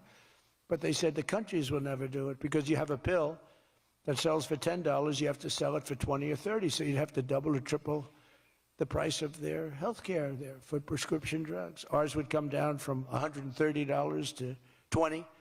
Theirs would go from 10 to 20, the world being a bigger place. And it was unbelievable, but the countries wouldn't do it. So I called the countries. I said, if you don't do it, then I'm going to put a tariff on you. And the tariff's going to be 20 times more than the cost that you're having to pay for fair health care. And every one of them said, sir, we agree with you 100%. We would be honored to do it. It was really rather amazing. We could never do it. So think of that. You have most favored drug prices. Your drug prices are going to go down like from $100 to $10. Nobody can believe it. And we can't get the fake news to write about it. It's the biggest thing to happen in medicine. It's the biggest thing to happen in healthcare. And I cannot get the New York Times, I cannot get anybody to write about it. When we got it done and we announced it, it was on a page way in the back of the New York Times. Same with others. They don't want to talk about it. You know why? Because it's so good. It's the biggest thing to happen. Over the past 12 months, almost every promise I made to you right here in 2024 has been kept. I've kept all my promises and much more. I mean, I've given you much more than I gave you promises, and I produced much more than I said I was going to produce. I gave you the largest tax cuts in American history, cutting taxes across the board in the great, big, beautiful bill. And as I told you, I mean, who would have gotten you no tax on tips, as I said before. No tax, I said over and over again, no tax on overtime, no tax on Social Security for our seniors. Any senior should be voting for us because the Democrats won't do this. It doesn't work for them. And we also made interest on car loans fully tax deductible so that when you go out and buy a car, if you have a mortgage or you get a loan on a car, you're allowed to deduct interest for the first time ever. That's never happened before. But only for cars that are stamped with the beautiful words, made in the USA. In other words, we're only letting that take place if the car is made like in Detroit or in the USA. Our tax cuts also provided 100% bonus depreciation on all new equipment and capital investments, meaning that for any manufacturer looking to bring production back to America, you can write it all off, everything. Not in 38 years, not in 44 years, in 1 year. You write the whole thing off in 1 year. That's the biggest thing there. I think that's the biggest thing. That's the big job producer. And I've cut an unprecedented number of burdensome regulations. We're number one in the history of our country in cutting regulations. I promised to cut 10 old regulations for every one new regulation. So if we put on a regulation, the only way I'll allow it to happen is if the secretary, like Scott Bessent, cuts 10 old regulations. But instead, last year we actually cut 129 regulations for every one that we put in. Think of that. So nobody's ever cut regulations like I have. I terminated the insane electric vehicle mandate and ended the war on internal combustion engines once and for all. Those engines were gone. And some people like them. And if they like them, great. And if they like electric, if they like any form of propulsion, any way you want to propel your car is okay, except for a couple of them, as I discussed. I permanently stopped Joe Biden's ridiculous CAFE standards. You know what the CAFE standards are? They're standards that make it impossible for you to build a car affordably. They make it impossible for a car to really work right. The CAFE standards sound so nice. The CAFE standards, it's environmental standards that are impossible to meet. And we're canceling the EPA's absurd tailpipe emission standard, one of the worst ever. and I revoked the California emissions waiver to stop San Francisco communists from regulating automobiles all over our nation, all over our world. Boy, I have done so much for the car industry. It's crazy. Nobody thought it was possible to do this. And that's why your industry, and not everybody's in the car industry. How many people are in the car industry in this room, in one way or another? That's a lot, relatively. It's not bad. Another urgent priority for bringing down the cost of living is to stop the colossal fraud that is bleeding American taxpayers absolutely dry. The fraud being committed by the Somali population in Minnesota. Have you heard of them? They're lovely people. Is monumental. And California, Illinois, New York, and others are just as bad. Our country has been losing over $500 billion to fraud every single year, but those days are over. We have the best group you've ever seen assembled going after fraud. In Minnesota, we're cracking down on the Somali scams, ending the brazen and shameless theft of taxpayer dollars. Well, it's going on in Maine, too, with Somalis. You know, and they don't take our ships anymore. You know why? We hit them with the same missile that we used to hit the drug dealers coming in with the boats. You know, we have drugs coming in by sea down 97%. You've seen that? 97%.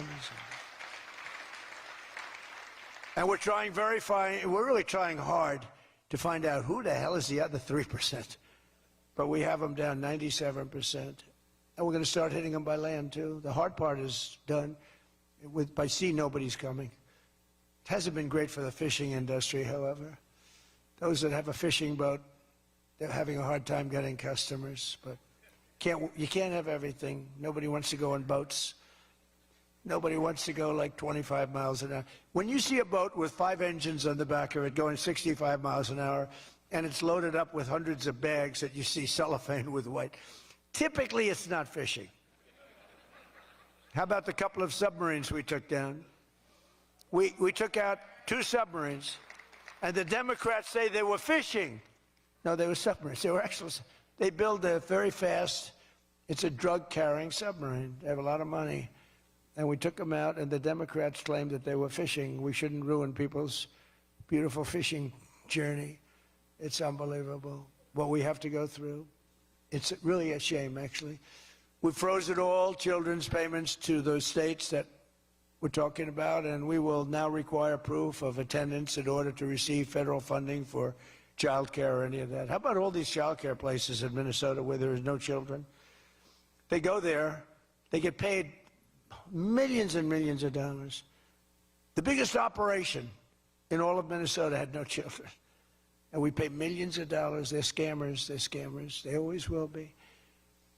And we're getting them out, and we're not going to pay them. We're not going to pay Minnesota. Right, Scott? We're not paying Minnesota any more money for that, any of that crap. It's a big scam. It's a giant scam run by an incompetent, crooked governor. He's an incompetent, crooked guy. And also, we're freezing any and all welfare payments going to illegal immigrants that will start effective immediately. So when illegals come into California, Gavin Newsom, they come into California, and they send us bills for people coming in. We're not paying it. So we're working on that very strongly. Just don't pay it. As Nancy Reagan would say, just say no. Remember Nancy Reagan? Just say no to drugs. It's a little more difficult than that, I guess, right? But just say no. Additionally, from this moment forward, if you're on public assistance like almost all Somalis are, did you see where 94% of them are on public assistance? You can't wire money out of the country back to your bank account from where you came. But more importantly, we probably aren't even going to give them the money anymore, the money going to them, because of the tremendous abuse and probably illegality being perpetrated on our country. We're not going to give them the money. We're not giving them the money. It's massive numbers of people are scamming our country. You know, they came from a place with nothing, and they come here and they drive around in Mercedes-Benz. You know, the Mercedes-Benz dealers do well in that area of Minnesota. Can you believe it? They have nothing. They get welfare payments, and they have Mercedes-Benzes. It angers me so much, but we're going to straighten out our country. This was done under Biden and Obama, very much under Obama. It all started under Obama. and we just can't. We've got a great country. We're not going to screw it up. But this was one of the great scams ever. They have the same thing, Somali in Maine. Who would think? I never saw that happening. But in Maine, it's really crooked as hell too. But it's not just Somali. It is them, but it's not just. There are many other places, many other people. The whole country. If we stop this fraud, this massive fraud, we're going to have a balanced budget. That's how much money you're talking. We'll have a balanced budget without all the growth I'm talking about. And then you add the growth, we got one hell of a country. We're giving 90-day notices to places like California, Scott. Right away, we're going to send out that notice. Who would bill the federal government as people poured into the state to send those people back because no country can afford to do it? No country can afford to take in millions of people, pay for their education, their health care, their hospitals. You just can't do it. And we all have a heart. You can't do it. But many of those people are murderers. They're people released from jails, prisons, mental institutions, insane asylums. They're people that are drug dealers. They're addicts. Additionally, starting February 1st, we're not making any payments to sanctuary cities or states having sanctuary cities because they do everything possible to protect criminals at the expense of American citizens, and it breeds fraud and crime and all of the other problems that come. So we're not making any payment to anybody that supports sanctuary cities.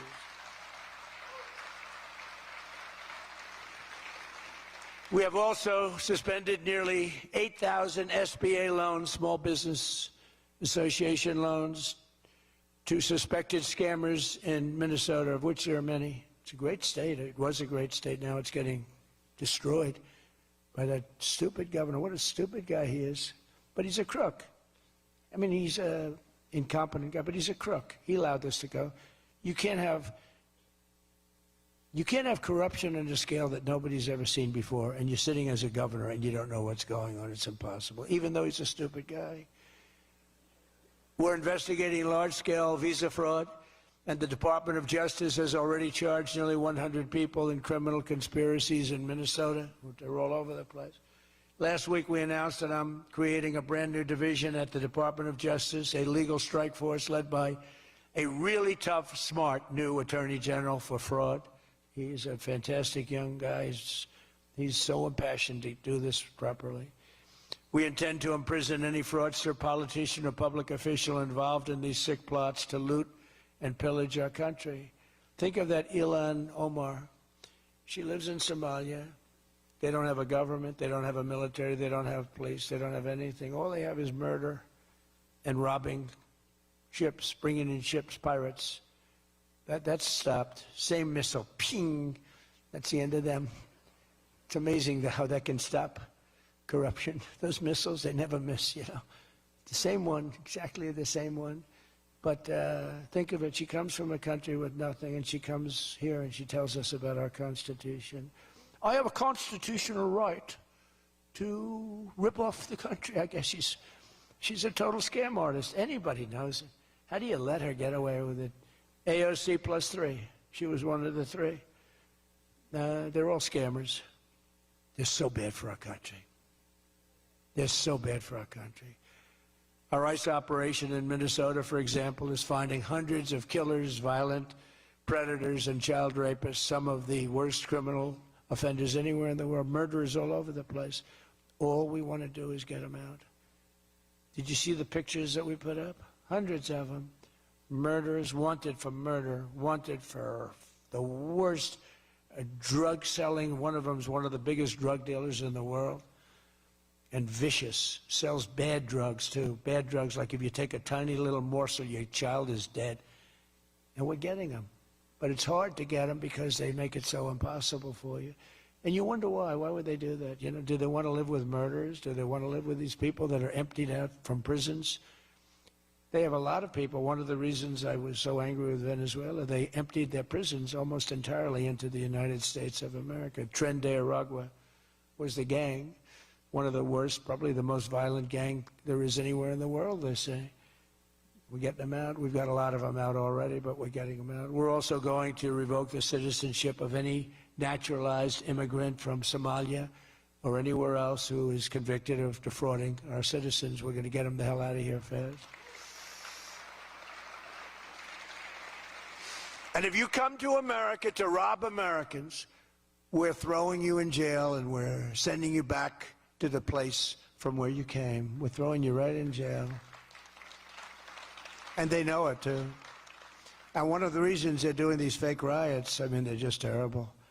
I mean, you see it's so fake. Shame, shame, shame. You see the woman, that's all practice. They go practice. They go to areas, they take hotel rooms, and they all practice together. It's a whole scam. We're finding out who's funding all this stuff, too. We pretty much know. But in conclusion, as we liberate our country from this cultural scourge and the plague of corruption and fraud, we'll rediscover the natural energy and native spirit that truly makes America great again, like we're doing with Detroit and Michigan. If we get rid of fraud and do our job properly on the trillions that are being extorted out of our country from corrupt and incompetent governors like Gavin Newsom, J.B. Pritzker, and Tim Walz, we will very soon have a balanced budget, and that's the kind of money that we're talking about. We're talking about massive amounts of money. Our country wasn't built by people who tried to lie and cheat and scam their way to success. It was built by legends like Henry Ford, Henry Dow, Thomas Edison, the Kellogg brothers, Alfred P. Sloan, the founder of General Motors, men who lifted up American workers and strengthened our nation beyond even belief. And we're doing the same exact thing right now. I think we're doing it even better. This is the fierce spirit of patriotic free enterprise that we're now unleashing once again. We are unleashing it like maybe never before. Together we have turned the page forever on the failed left-wing model that makes our America poor, desolate, and makes people feel sorry for us. That's what we had. We had a country where our leader was laughed at and our country was scorned. We had a country that was laughed at. They laughed at us. 2 years ago, they laughed at us. They thought we were fools. They thought we were stupid people. Now we're seeing that they're not the smart ones. We are. But we have a great America, and we're going to enrich it. And foreign nations, foreign migrants, criminal fraudsters, and corrupt politicians are not going to play a role anymore. They're going to be in jail.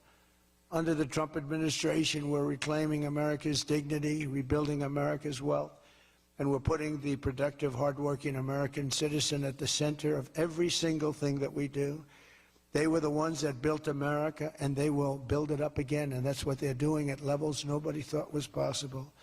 So today, after less than 1 year, our border is secure. Remember, they talked about the border, how bad? In 3 weeks, I didn't go to Congress. I said, secure our border. And they did.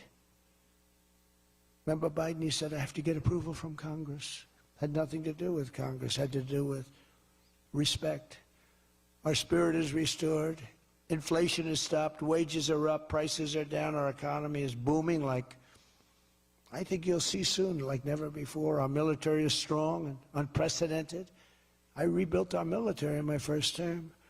Our workers are thriving and our auto industry is returning to the country where we all began and where it all began, and frankly, a country that we love. The United States is winning again, and we're rapidly making America and the great state of Michigan greater and more prosperous than ever before. I want to again thank the Detroit Economic Club. You do a fantastic job, so respected. God bless you, and God bless America. Thank you very much, everybody. Well, the news reaching us now says Bola Tinubu has engaged a firm in DC to lobby on their behalf at the rate of $9 million per annum. Gumi is having a Marshall Plan.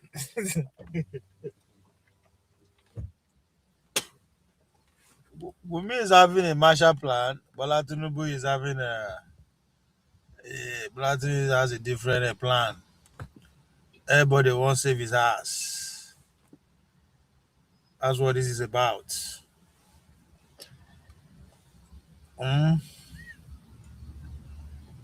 That's what this is about. So let's see where they are coming from. So, according to African report, Nigeria hires U.S. Right-wing connected lobby firm. The Nigerian government has engaged the DCI Group, a high-power U.S. lobby firm with deep ties to President Trump inner circle, including Roger Stones. I don't remember when Roger Stones was one of those that Biden administration sent to jail after they kicked them out of power in Trump's first time.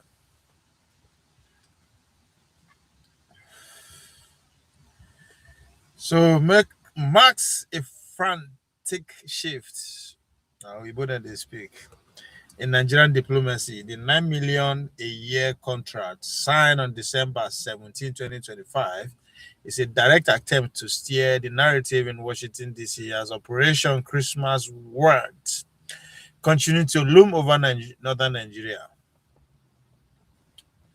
So the strategy here is to abide the genocide narrative. Onye na-eme marukwala ọzọ. Who go win this? This fight go sweet. Gumi, they say me they bring money for Kilongwe Marshall Plan.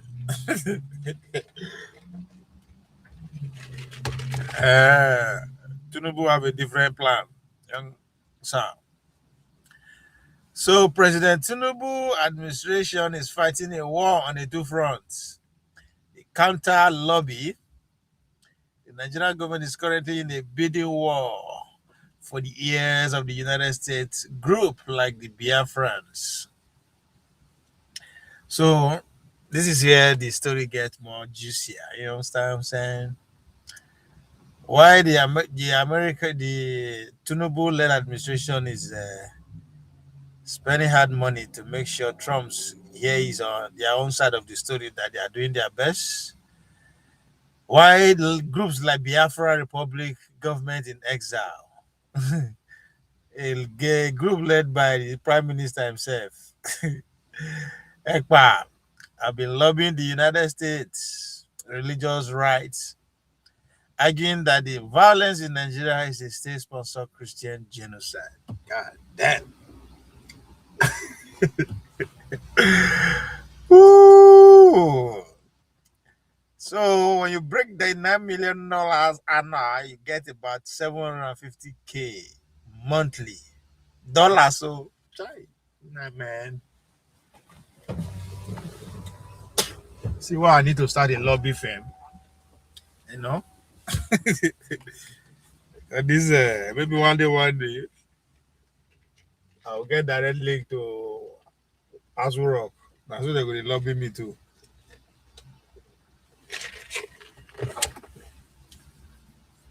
Just to have this regular conversation that you'll be having with the president. They'll just pay $250K monthly. DCI, that's the name of the, in case you want to do a further investigation, that's the name of the lobbying group. Per month, $750 per month. Tinubu is attempting to flip the script. The firm mission is to convince the Trump administration that the Nigerian government is the protector of Christians and that the military strike should be collaborative, not unilateral. They are working together. So you are paying 9 million a year just to I mean, I don't get it. Not that these people don't understand the times that we are in.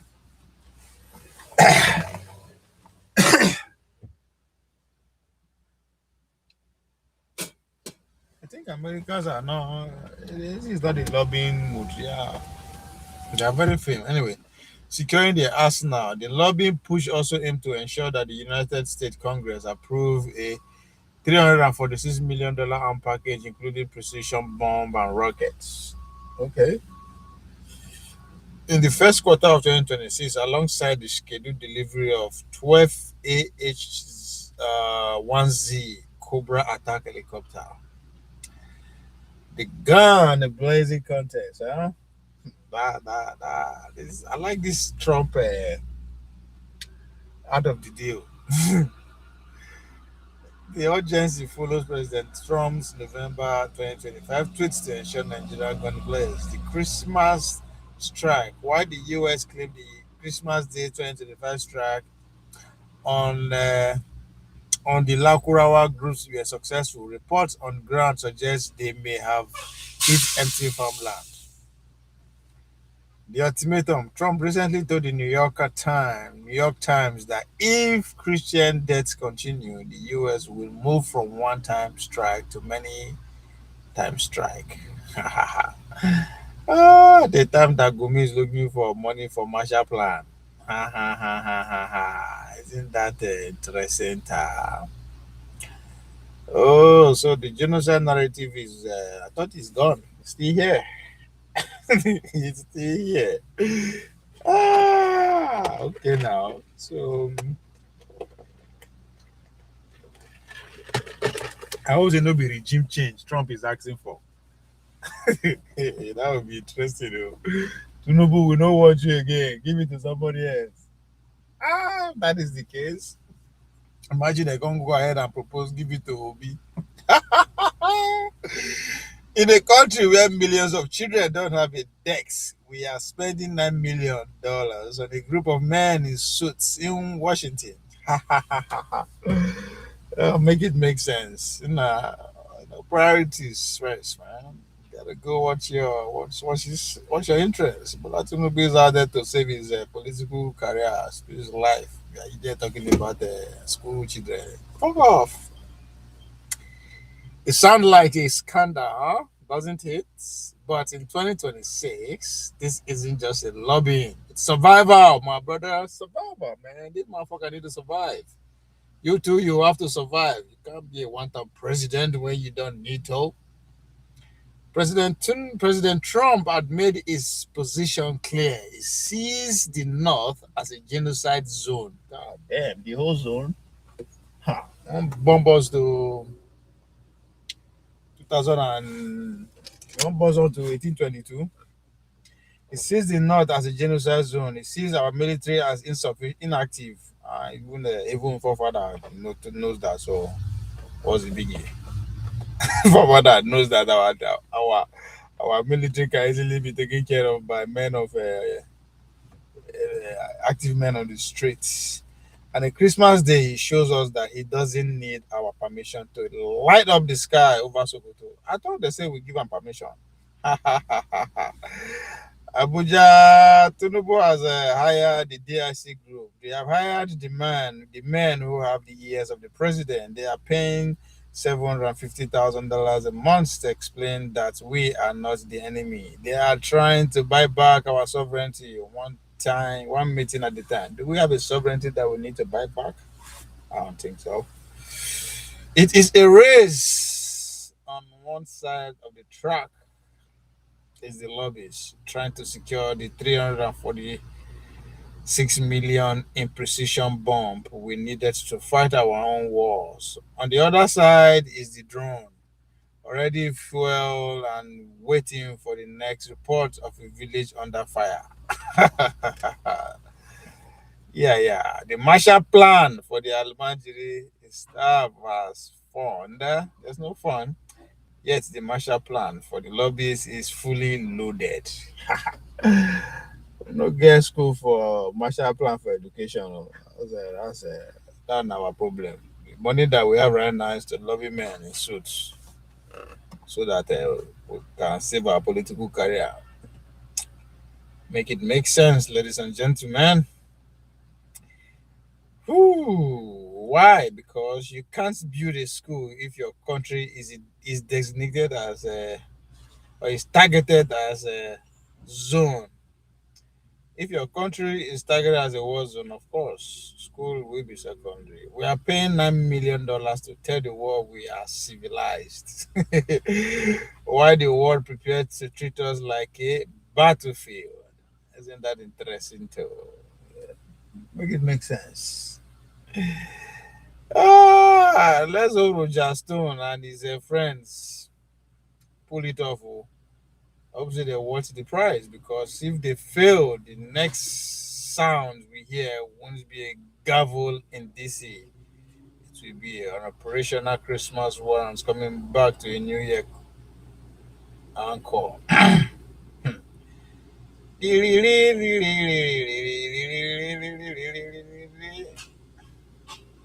So this is where we are. We are at the crossroad, and there's a wise man that said that wrote a book, called it "Do Not Die in Their War." Hassan, come here. Hassan is here to bully me, to go into their war. Who told you? Who told you I know how to fight? Me that like smoke my Igbo and just sit by the riverside and watch as you guys light up the sky. We get rock for my village, and I'm not going to catch myself. So this is the fight that you guys have been working on. So it is time to show who has prepared the most. So the Muslim ticket is fighting back. Huh? Let's see. See, people are already building their arsenal, and we there they fight for Christian and Muslim. Nonsense and ingredient. All right, we are seeing Elon Musk stepping up to the podium at an event in Texas. He's going to be joined with Defense Secretary Pete Hegseth. This is live.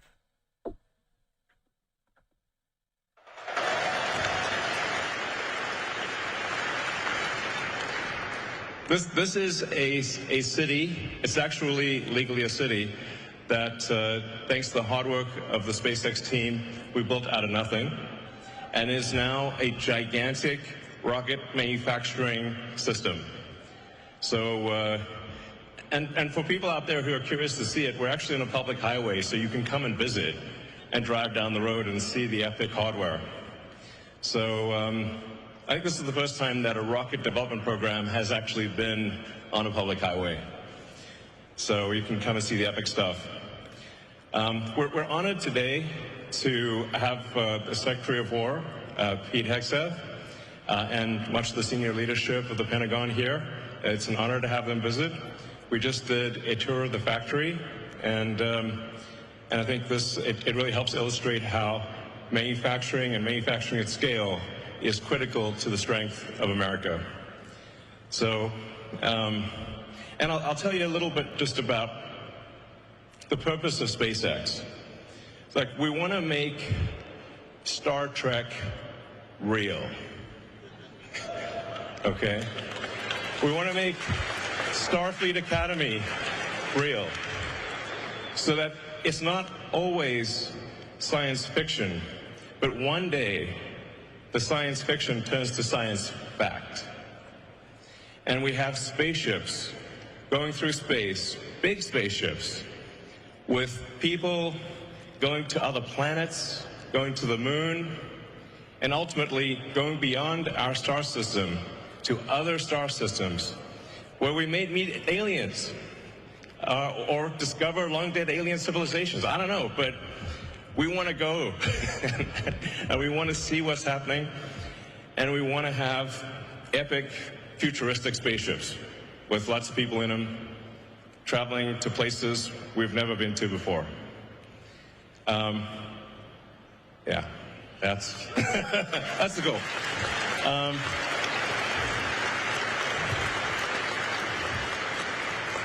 And that's what I think the public thinks of when they think of Space Force. So, on that note, I'd like to introduce the Secretary of War, Pete Hegseth.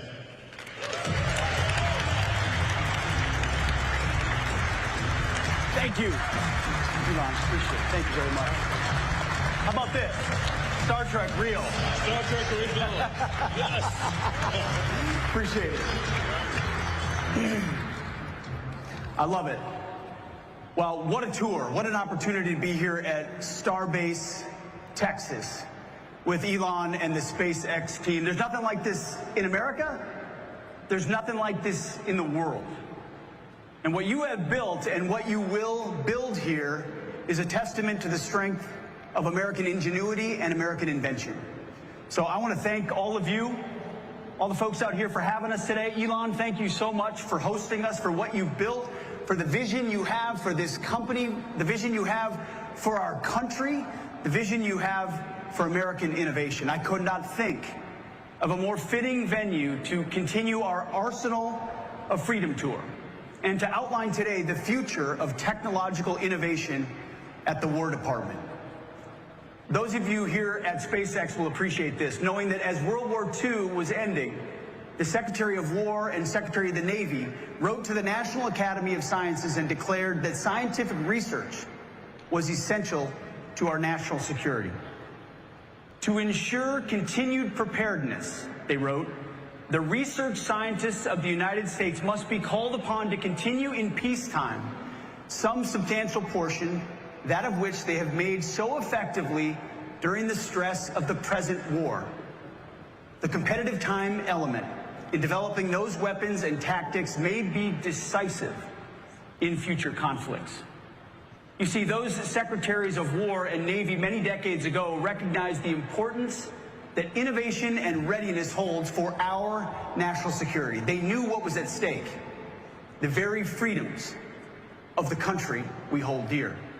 All across the United States today, extraordinary innovation is unlocking new possibilities for freedom, prosperity, and security. Now, the question before us is not whether or not the most powerful technologies of this century will reinforce free societies. Is it going to reinforce our free societies, or will that technology be shaped and twisted by malign regimes that seek to use those technologies for control and coercion? You see, over the past several months, I've talked at length about the challenges we face in transforming the War Department to address current and future missions, all in service of meeting the needs of the 21st century warfighter. I'd like to think we've already made dramatic progress in the Pentagon's culture by reviving the warrior ethos, and we're moving out quickly in transforming our acquisition ecosystem as well. But today is about how we supercharge innovation at the War Department for the era ahead. Innovation is happening at a pace we can't even foresee, and we need the entire enterprise, our enterprise, to embrace the urgency required for this moment. Since the end of the Cold War, the defense industrial base in our country has consolidated. This makes it difficult, if not impossible, for new creators of technical innovations to win business at our department. The result is a risk-averse culture that prevents us from providing our warfighters with the best resources that America has to offer.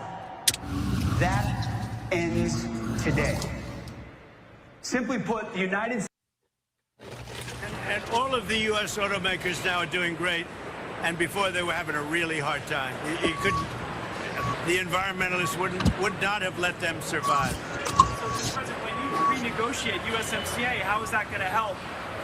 I don't even think about USMCA. I mean, you know, I want to see Canada and Mexico do well, but the problem is we don't need their product.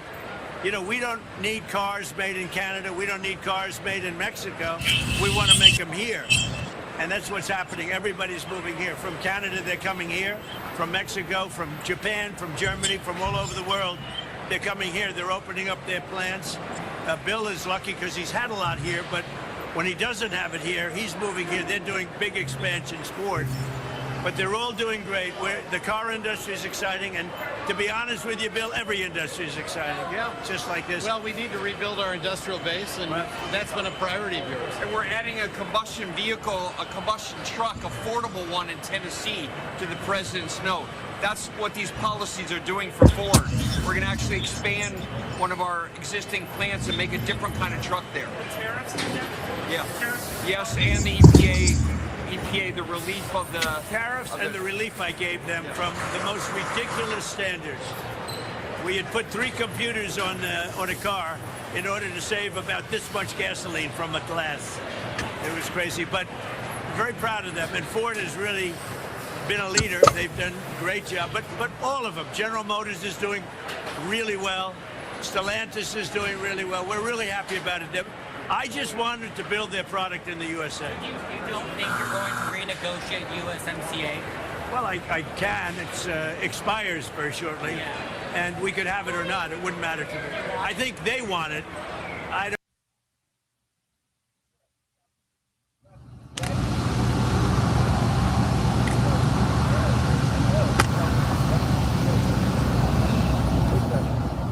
Let's see what the headlines are saying.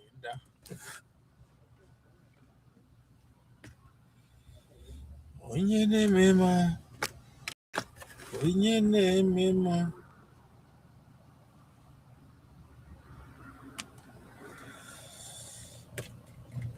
President given again military supply. The United States African Command, AFRICOM, must deliver military supply to Nigeria Security Agency in support of the ongoing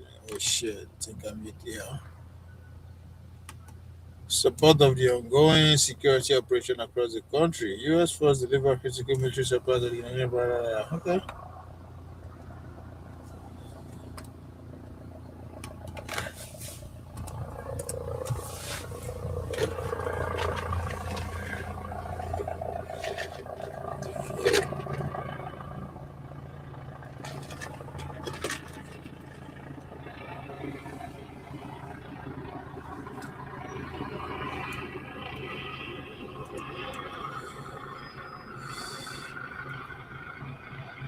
And this man be the lobby. This one be the lobby. I don't give the job to another person. Now, Nigeria, with the threat that he made earlier on, Nigeria made available, its offices, its, resources for dialogue, for discussions on, on what Trump was talking about, was making threats about. And in fact, the National Security Advisor, Nuhu Ribadu led a team to the United States, met with Pete Hegseth, the defense minister, and some defense secretary, or war secretary as the case may be, and also some high-level Americans, so to discuss the issues and see what can be done. And then, of course, there were, discussions on what to do, collaborations, discussions on how, America would assist Nigeria in fighting, in meeting these threats. Then, unexpectedly, on Christmas Day or on the eve of Christmas, there was this. So, Nigerians were taken aback. Now, last week, President Trump has made this, renewed threat, and significantly, he admitted that, yes, Muslims were also being killed. But he insisted he was going to, launch attacks on Nigeria, despite the fact that Nigeria has, made its intention to discuss with him and to find out. So why is he trying to do this again when Nigeria has agreed to be to discuss with him and discuss with his authority, with his officials on the issue that is at stake now? Well, there's several reasons. I mean, one thing is in the Christmas Day attack, the reporting was that the intelligence that was gathered was done in cooperation with Nigeria. So there is a level of cooperation. But the motives behind Trump's attack, in addition to the domestic issues that I discussed, is the role that Nigeria plays in Africa. I think in the last year, Nigeria was the hub of investment from China, over $20 billion. And Nigeria has become a partner in the BRICS formation. And Nigeria has a very close working relation with China. And Nigeria has oil. And it's clear from what we're seeing now in Venezuela and possibly in Iran, President Trump is very focused on having access to oil and controlling oil markets. Nigeria is one of the largest oil production fields in the world. It does supply a significant amount of oil to China. And one of Trump's initial attacks has always been against China, keeping China out of the Western Hemisphere, countering China in Africa, weakening China. And so therefore, Nigeria fits into a number of the areas where Trump would proceed. But what's clear to us is that Trump doesn't really care about Nigeria. The attack on Christmas Day was really an impotent attack. Who knows if any or how many ISIS followers were actually killed. And he doesn't care because he can brag to people that he's taking on the terrorists and he's defending Christians throughout the world. And therefore, he is dangerous because he doesn't act with reason. And therefore, he can act at any moment without concern for the consequences. Yeah, but and without any concern for 240 million people living in Nigeria. But if the interests of President Trump is based mainly on oil, the oil resources that Nigeria has, why can't he sit down to a discussion with Nigerian officials on this and what should be done? After all, we've had a lot of, there are so many American companies, oil companies, exploration companies, Chevrons of this world, ExxonMobil, Wilbros, and a lot of them are in Nigeria. So why is it difficult for him to sit down and talk with Nigerian officials on how, the Americans can, get into this or at least extend what they already have on ground, rather than threats to bomb Nigeria over what we believe and everybody believes is actually, a smokescreen. Correct. Although one of the things that Trump likes to do is create leverage for himself. So he threatens countries. He takes military actions, even though this military action on Christmas Day was relatively benign at best. It didn't accomplish anything, but he showed people he's willing to, and then he'll try to get Nigerians and other countries to kowtow to him and agree to his terms. So we're not dealing with a policy that's actually in the interest of Nigeria, and we're not dealing with a policy that's in the interest of the United States. Because if we were thinking clearly, what's in the interest of the United States? Developing Nigeria, eliminating poverty in Nigeria, providing jobs in Nigeria. That's how you eliminate terrorism. None of those are the concerns of President Trump. He wants to control the situation. He wants to counter China, and he wants to tell his base back here in the United States, I'm taking on the anti-Christians in the world, just like he's doing in South Africa. And you have to realize he has not an interest in developing the people of Nigeria, and he knows nothing about Nigeria. So, but then this brings us to this now. People like you, friends of Nigeria like you, and there are many of them in America, and the oil lobby, where you have oil majors like Chevron, Mobil, and quite a lot of them, in fact, very many of them, and the agricultural lobby in America, because there's a lot of agricultural assistance back and forth between Nigeria and America. Why can't you guys get together and say, look, Mr. Trump, the way you're going about this thing is not how it should be done. We want you to sit down and talk with Nigerians because our interests too are involved, and we need to be able to have a meaningful discussion with Nigerians. After all, the Nigerians have offered everything asked for. They've sent their officials here for a discussion. Rather than talk the language of threats and bombs, why can't you sit down and have a discussion with Nigeria? After all, Nigeria is not unfriendly to America. Nigeria is friendly to America, and we are not enemies in the way other people are to America. So why can't that happen? Rather than just the language of threats and bombs. After all, Nigeria does not. Nigerians love America, and people like you should be able to talk to Trump and say, look, hey, man, let's sit down to a talk with the Nigerians and let's see how we can advance our interests and advance the interests of Nigerians without having to, bomb them. After all, Nigeria has opened has signified its intention to talk to Trump. Yes, Nigeria has been a long time friend of the United States since independence in 1960. And you may remember the warm greeting that President Kennedy gave the leaders of Nigeria when they came over to visit him in the White House a couple of years later. So yes, the relationship is there. What we're seeing with Trump is the most naked expression of might makes right. And the problem is we don't have in the Congress, Republican or Democrat, we don't have qualified leaders like we used to have in this country 100 or 200 years ago.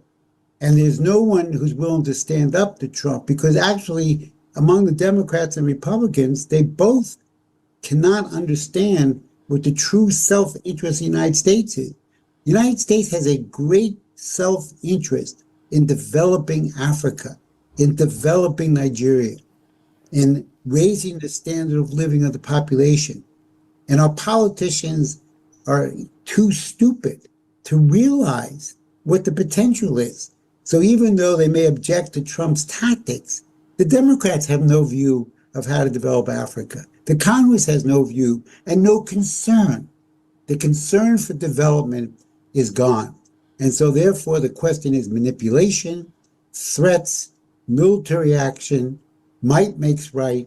These are the methods that are being used. Now, Trump is doing it more than anyone else, but there hasn't been a good policy for a long, long time towards Africa and towards Nigeria. And my view are not listened to or respected by enough people, because what Nigeria needs is electricity. That's the most single important thing that Nigeria needs to develop its country, because if you have people with jobs, making money, raising families, you're going to reduce or dry out the swamp of where desperate people join terrorist activity. And I don't think this last bombing attack on Christmas Day was even serious. I think it was a show to try to threaten and keep people guessing as to when he may make his next attack. But the interview he had on January 9th with the New York Times, where he threatened Nigeria again, this shows a serious physical, mental problem and a serious problem in his whole outlook towards the rest of the world. So, well, this brings us to the issue.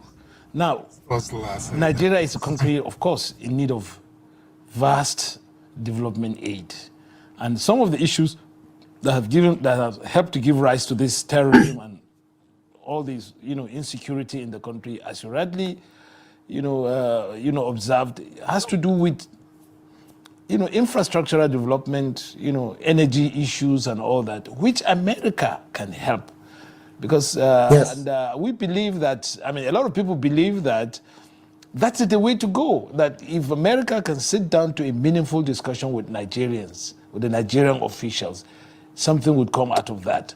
But the language of threats, the language of we're going to strike you, we're going to bomb you, we're going to, bomb, this and that, it's not helpful. Don't you think so? And that people like you should actually, make it clear to him that this is what Nigeria is not a threat to us. Nigerians have, in fact, on the contrary, Nigerians have been quite, helpful in some of the areas that, America needs. And Nigerians are there, helping to make America what it is. In various sections of American life, you find Nigerians there.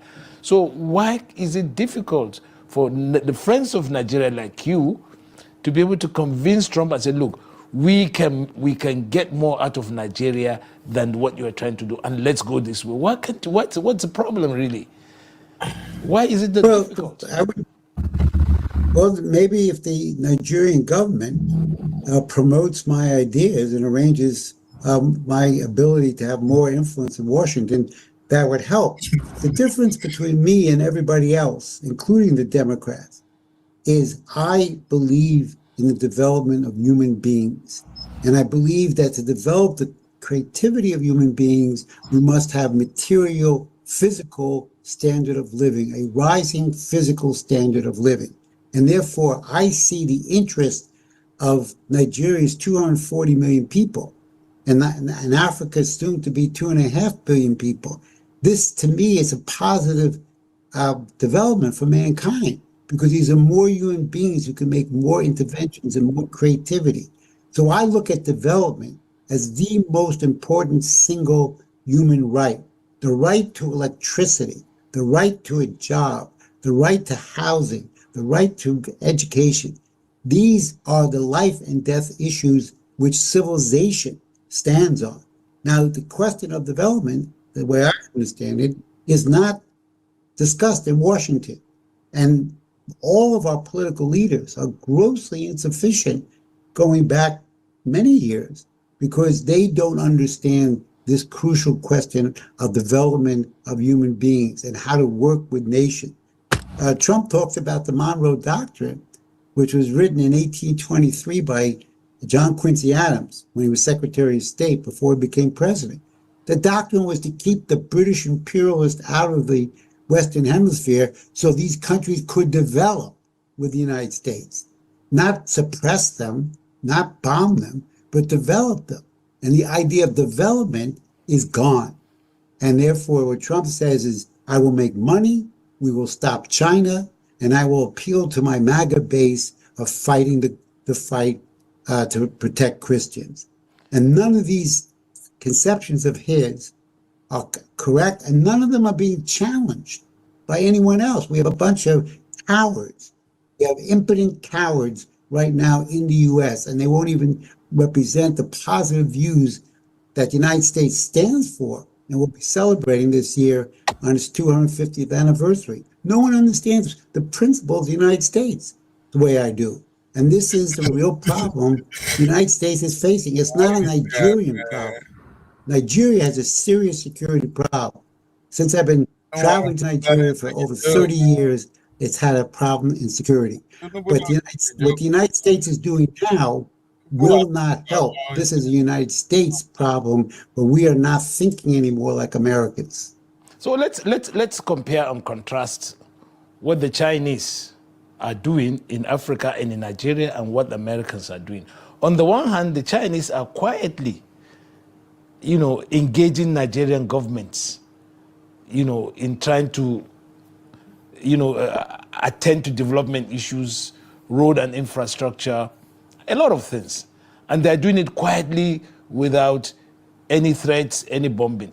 While on the other hand, the Americans who have been here, who have quite more in terms of relationship with Nigeria, with all kinds of, very massive projects and massive, then they are not, the Americans under Trump are thinking about the gunboat diplomacy or the bomb your country diplomacy, while the Chinese are going about in a quiet way, achieving more. Why can't the Americans say, look, hey, you know what? Let's sit down. After all, we've had a lot of, meaningful developments over the years. So this is the way to go. Instead of saying, bombing us. Don't you think Americans should also go that way? And people like you should also be able to carry that message to them. You have to realize, Western culture has declined. We have been dumbed down since the death of John F. Kennedy over 60 years ago. So we don't think the way Kennedy used to think, or Franklin Roosevelt used to think, or Abraham Lincoln, or John Quincy Adams. We don't think that way anymore. Our values and our vision of the world has seriously shrunk. China, on the other hand, if you look at their commitment to development, which began in 1949, they have a different view. They want to have economic growth. They have accomplished economic miracle since from 1949 to 2025.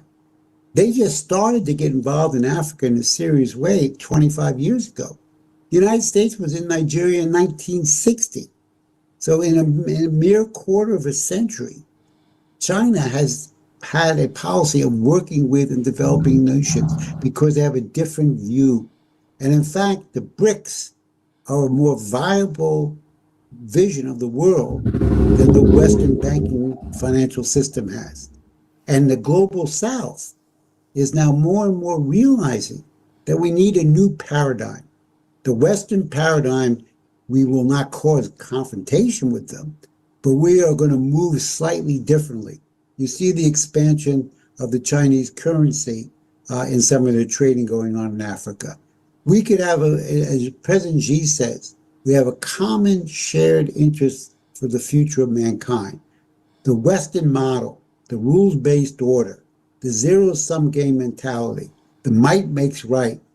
These are the old British methods of ruling, and they're no longer viable. So what Nigeria and other countries have to do is to look towards other allies, expand the BRICS, expand their leadership in the global south, and realize that the United States is unpredictable and irrational, and therefore have to look for other alternatives to develop their country. But it would be in the self-interest of every single American for Nigerians to have a higher standard of living, for Nigeria to have a larger manufacturing sector, for Nigeria to have high-speed rail connecting the country and all of Africa. This is in the immediate self-interest of every American, and yet our leadership is too dumb to understand this. And that's a problem that the United States has. It's not a Nigerian problem. But surely the way Trump, we see him do similar things in other parts of the world.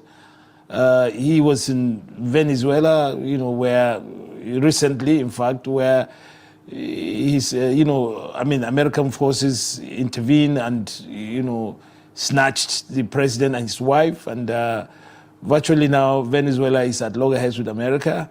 And he's making threats against Iran. He's also, hijacked, American forces had hijacked Russian, Russian-flagged ships in international waters.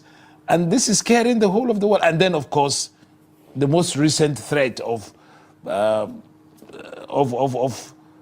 taking over Greenland, which has had the Europeans now in arms. I mean, to meet that threat.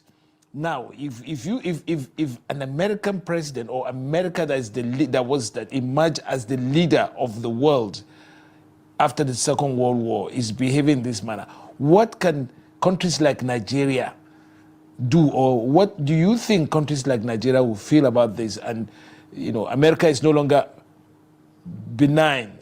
America is malign. So really, how can we now break this and ensure that, look, we get back to the days of discussion and dialogue and development issues, not bombings and threats of bombings? Well, the other thing that when you were discussing that comes to mind is we're actually moving in a dangerous situation. Don't forget, one of the oil tankers that was seized in the Northeast Atlantic Ocean was a Russian flag tanker. And we've seen now a continued war against Putin now for several years. And he now has used a hypersonic missile to deliver a payload in Ukraine. Now, that's a direct response to the threats against Russia.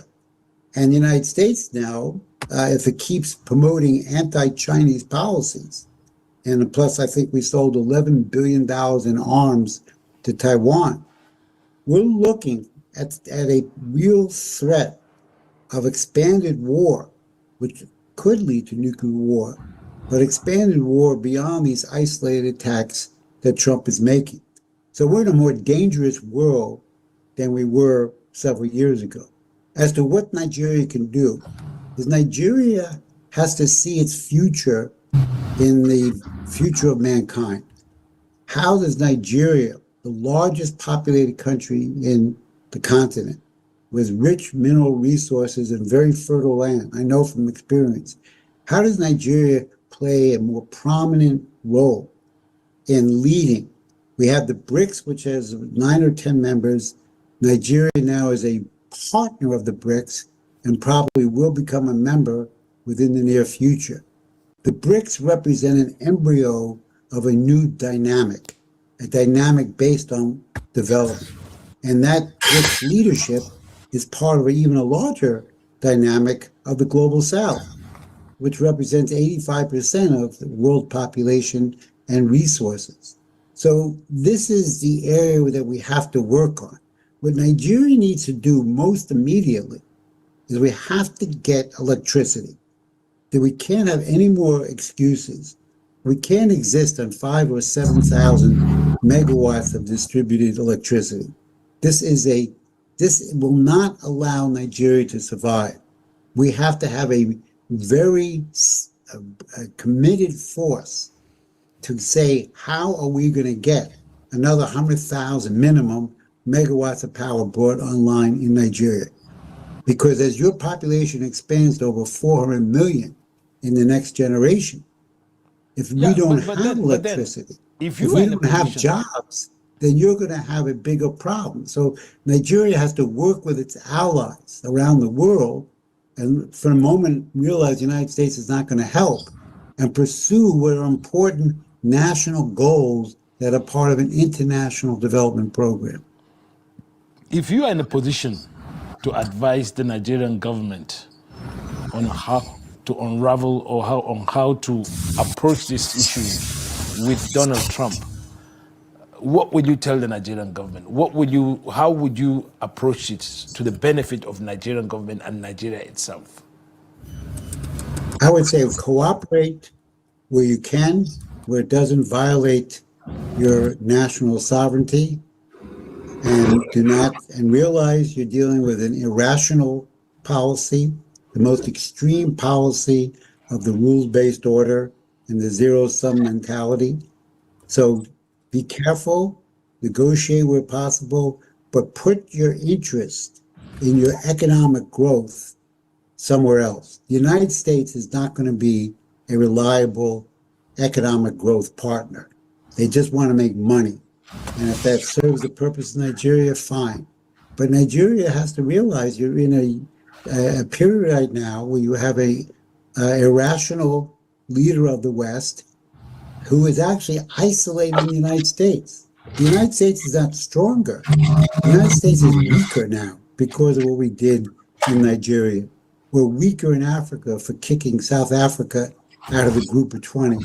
We're weaker in the Western Hemisphere for militarily seizing the president of another country in Venezuela. This is not strength, this is weakness.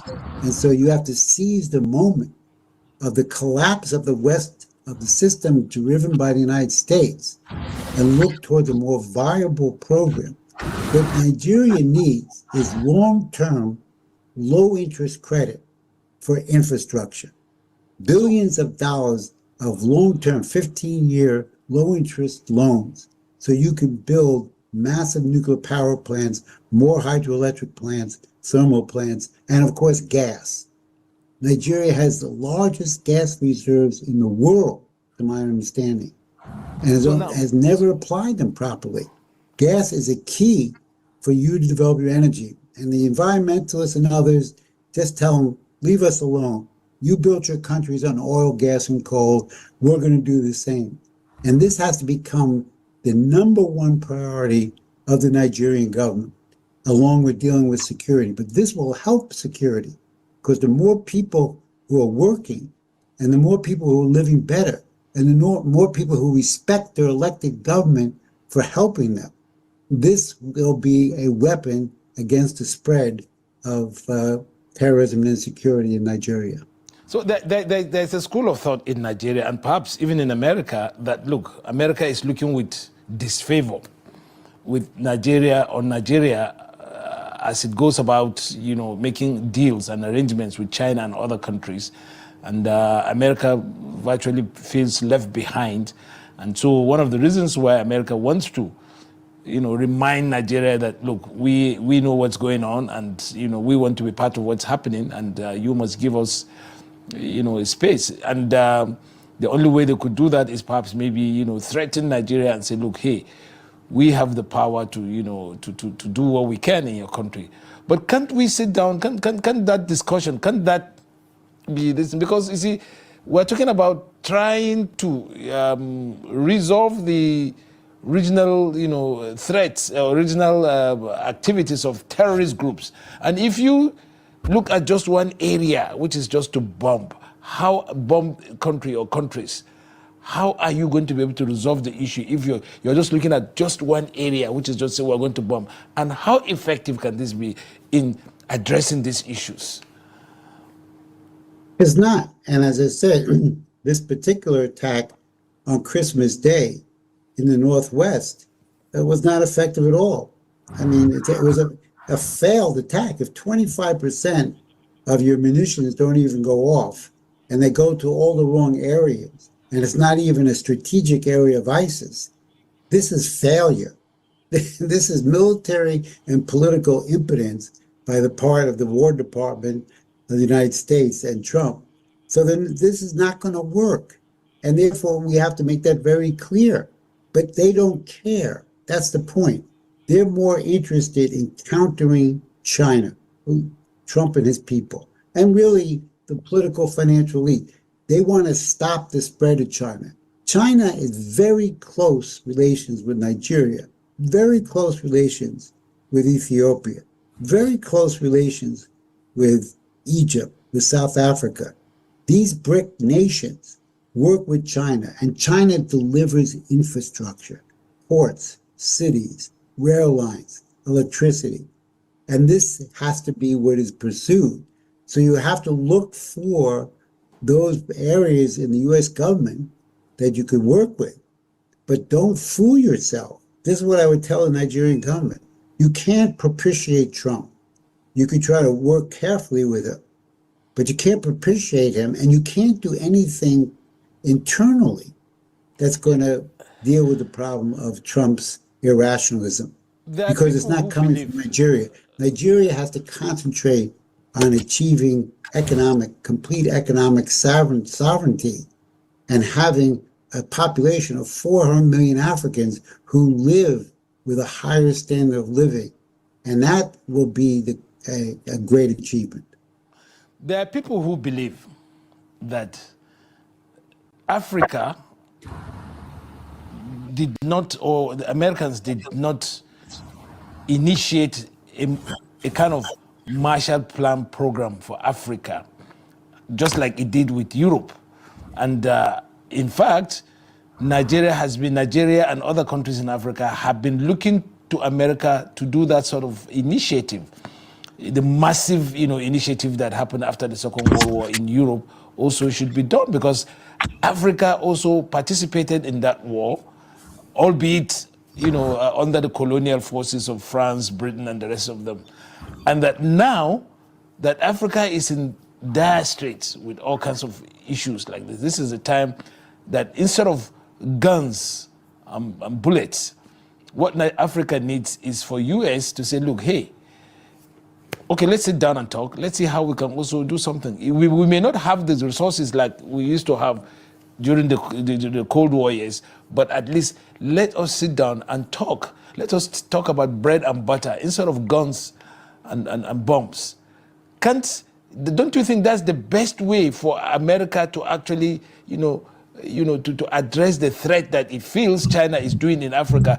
Match the Chinese, what the Chinese are doing in Africa, development for development. So at the end of after all, America benefited from Africa in terms of the slaves that were taken from here, and there is that has not been acknowledged or paid back one way or the other. Don't you think instead of bombing Africa, or threatening countries like South Africa, Nigeria, and the rest of them, this is what the United States actually needs to do for Africa, so that we can at least begin to appreciate what Americans as friends rather than as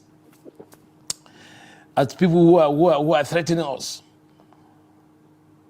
Of course. And look, if you go back in a little bit in history, Franklin Roosevelt, contrary to what many people don't know, Franklin Roosevelt intended the Bretton Woods system, especially the International Development Bank, to be a bank to lend money, credit, to Africa and other developing nations to build infrastructure.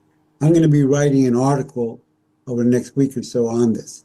Now, that didn't happen, but that's what Roosevelt's intention was. That's what his people were doing in Bretton Woods, Harry Dexter White in particular. Now, when he died, that dream died, and Truman took over and basically turned the United States backwards into a threatening the world again with nuclear weapons. But that's what Roosevelt wanted. Now, the Marshall Plan worked very well for Europe. I've proposed a variation, which I've tried to discuss with African leaders and African citizens, which is set up an African infrastructure development bank, capitalized bank. This is something the United States could do. They could provide capital for the bank, so you have a capital base, and then you lend money for one purpose only out of this bank, infrastructure. And the country you're lending to, they would probably meet what is being lent to them. So with a capital stock, you then lend out a portion of that to, let's say, Nigeria, to countries in West Africa to build the east-west high-speed rail. This would be one of the greatest investments in Africa. The Transaqua project, which I've been advocating for decades, these would be transformative. So you don't need money. Money is not the issue. You need credit. Credit is lent to you to do something in the future. So you're not concerned with how many millions of dollars you got stuffed in your mattress. You want the credit, because the credit enables you to be building that will produce economic value for the future of your country. And if you do the projects that I'm suggesting, high-speed rail, electricity, Transaqua, you will transform the continent in a way that'd be unrecognizable to the people who ran the Berlin Conference in 1984 to 85. This is something the United States could do. We could capitalize an infrastructure development bank, but we're too stupid and we think too small and we have no vision. This is something that we used to do in our country by Alexander Hamilton and Washington and Lincoln and Roosevelt, and we stopped doing it.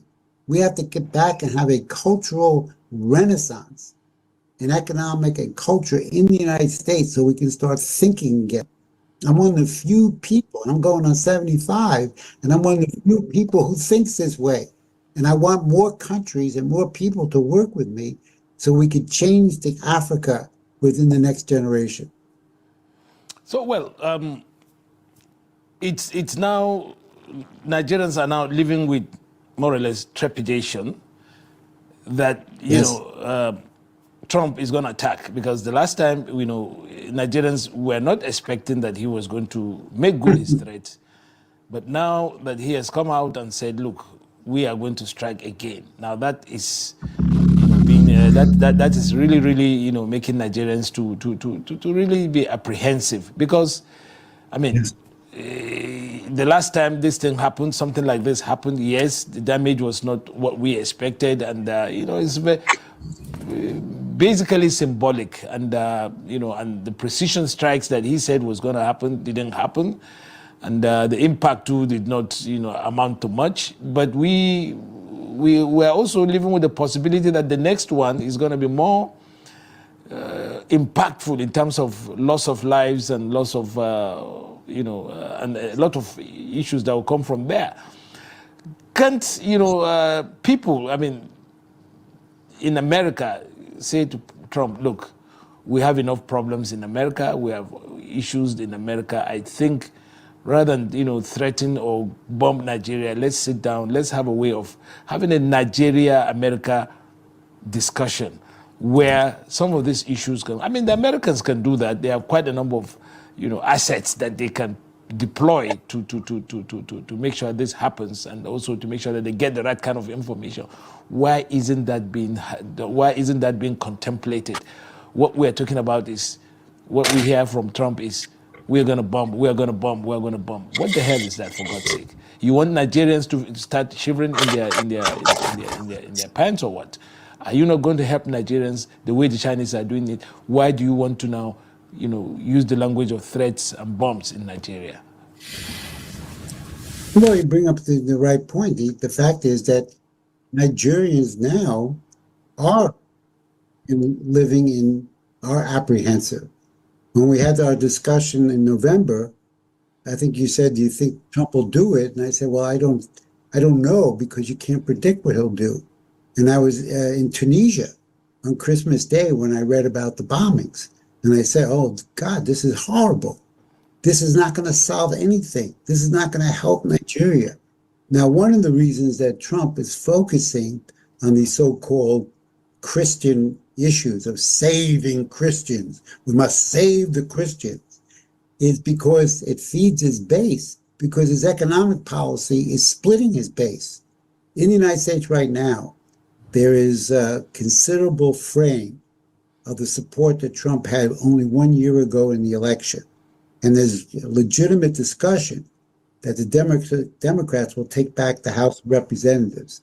If they do, this will have a break, this will put a break on some of Trump's policies. So what he's doing now, partly, is he's pushing the idea of him saving the Christians around the world because it offsets what he's actually doing to hurt people's standard of living in the United States. And the question of Nigeria, he doesn't know about Nigeria. Somebody whispered this in his ear, just like Elon Musk said they're killing white farmers and genocide in South Africa. Some idiot in the White House who doesn't deserve any recognition whispered in his ear, oh, they're killing Christians in Nigeria. This is a good issue for you. This is a good issue for you. And then Trump stands up and says, I will not allow Christians to be killed. But he's not doing anything to stop it, because you have as many or more Muslims as being killed. So if you have tens of thousands of Christians and you have tens of thousands of Muslims being killed, how are you helping the situation by bombing a small little group in northwest Nigeria? You're not. It's all for show, and it's all to keep the Nigerians on edge and to keep the whole world on edge, because he doesn't have a vision for the future of mankind. We're going to have 9.5 billion people by 2050. How are we going to feed them? Is nuclear energy going to be the primary energy source? Are we going to have new advanced machinery and technology throughout the world? He can't think that way. And the West doesn't think that way as large. So therefore, Nigeria is in a difficult situation right now and has to work with its allies to develop its nation. Well, it doesn't even help Nigeria and perhaps even Africa that Trump has withdrawn some ambassadors from Africa, among whom is the American ambassador Richard Mills, who I'm told has been doing quite a lot of, constructive things on the ground with Nigeria, in Nigeria, and that the withdrawal of, American ambassadors from very key countries, and then the continuing hostile posture against African countries, it's incongruous. I mean,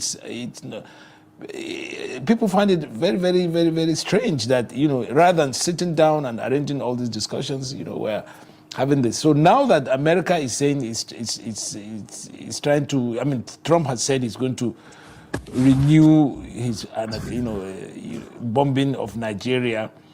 Has it been informed that some of the bombing he's going to do in Nigeria will even, exacerbate the Christian-Muslim relationships, especially where you have people who are of the same background, living in the same area, and then when you bomb, it's going to bring up issues regarding, renewed fights among Christians and Muslims in Nigeria. Is he not aware that this is one of the issues that is going to come up if he bombs Nigeria again? No, he's not aware of it, one. Two is he doesn't care, because he doesn't care about Africa, which will be the center of economic commerce in the world in 25 years, because it's going to have 2.5 billion people. He doesn't think clearly. He's actually suffering mental thinking problems in this second term in office. You have almost 30 ambassadors have been withdrawn, majority are African. You have almost 30 African nations where there's restrictions on immigration or visa applications. So he's basically telling the Africans, I don't care about you. So the Africans, now this is not a time to retreat, but you have to recognize the problem. Don't look for something or don't expect something to happen. That's not going to happen. Under the current political regime, and the Democrats are not helpful at all in this, under the current U.S. political regime and the Western regime, there's not going to be any significant help for Africa. So the best thing to do is not to live in denial. Face the truth, face the reality, and look for other ways and other allies and other institutions where you can promote the self-interest of Africans along with the self-interest of other nations. The worst thing to do would be to live in denial and pretend this is not going to happen and think it's going to go away. It's not. So what do? You basically face reality and you look for alternatives. And that's why the idea of Lawrence looking Freeman, for thank you very allies much. to give credit for infrastructure projects will be a very significant development for Africa. Thank you very much, Lawrence Freeman. Thank you for your time. You've helped us to at least unpack some of the issues. And when, of course, President Trump makes good his threats, we will not be taken unawares, at least in terms of the issues, because of your useful insight into that. And your website is quite rich, so we'll get to that, and be able to get through some of your thoughts on Nigeria and Africa and development issues. Thank you very much for coming onto this program. And viewers, we've been talking with Lawrence Freeman, international analyst and development experts on this program. Thank you very much for being with us. Thank you, and God bless. Ghana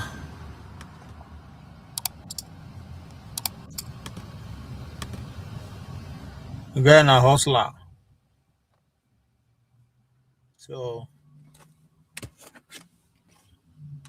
there's no much to that.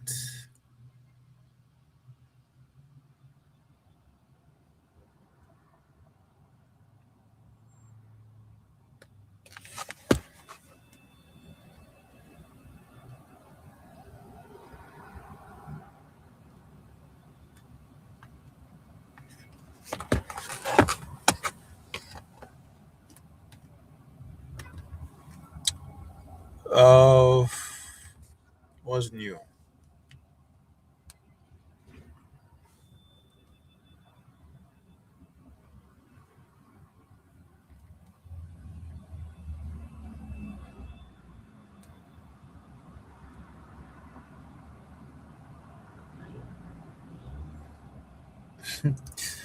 These people, they're funny.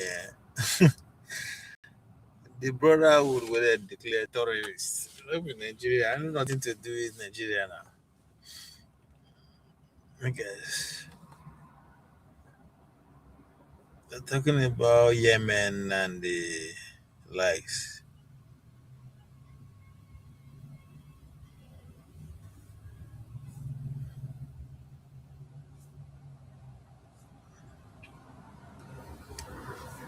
And I think, let me see what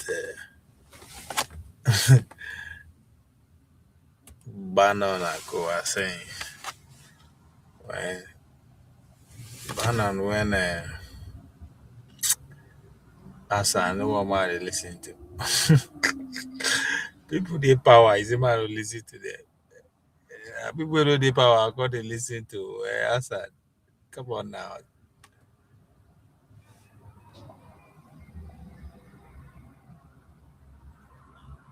And I think they even happen self.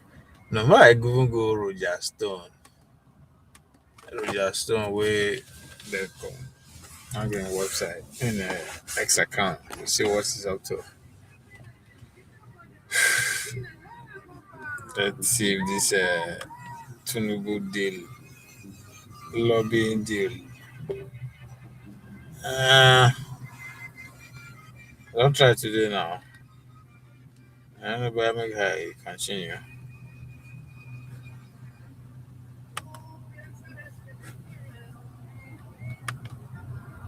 Let me see.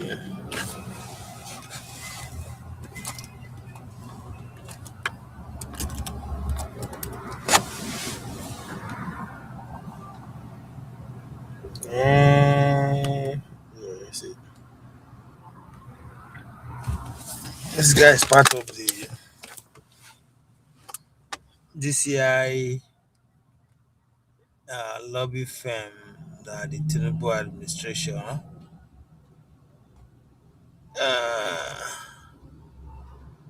is using as a lobbyist. I've been looking this in this.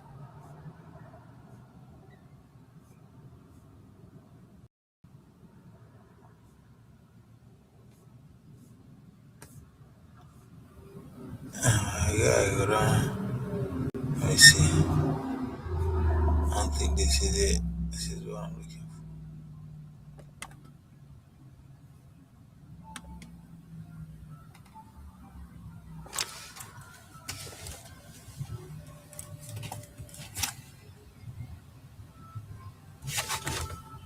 Yeah.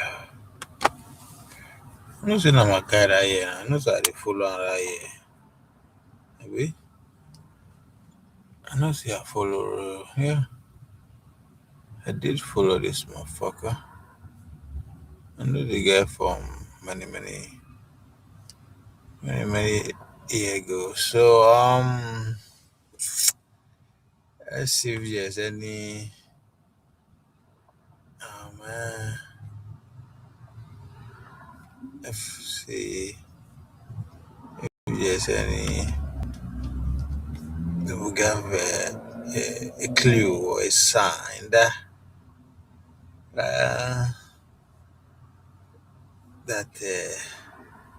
he's working with Tinubu them. Let's see. What date is this? November 29.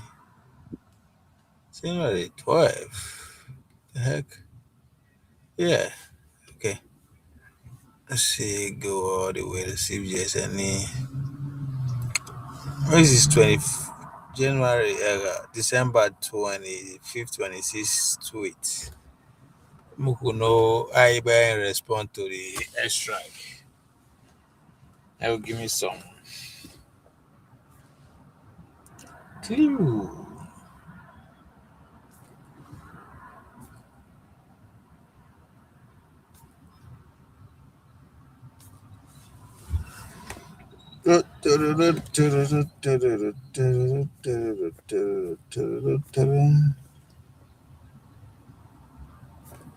Yo.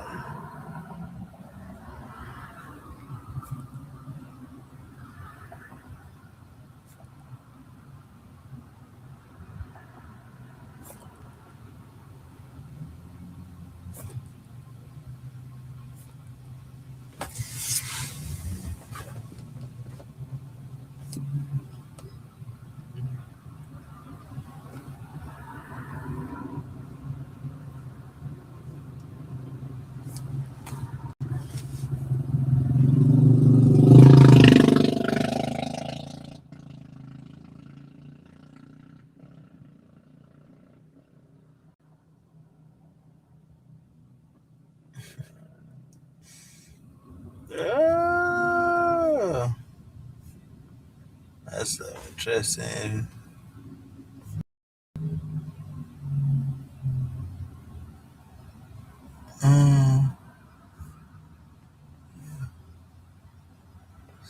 Oh, come on now. Stop fucking with me.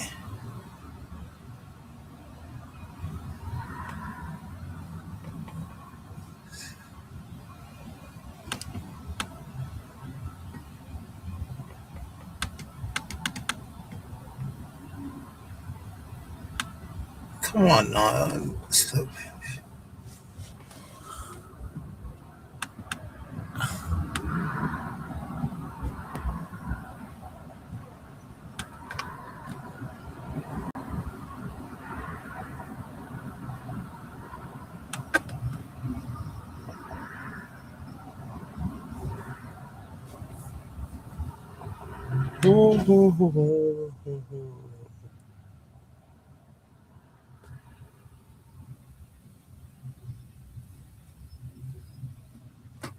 Okay, this is right now.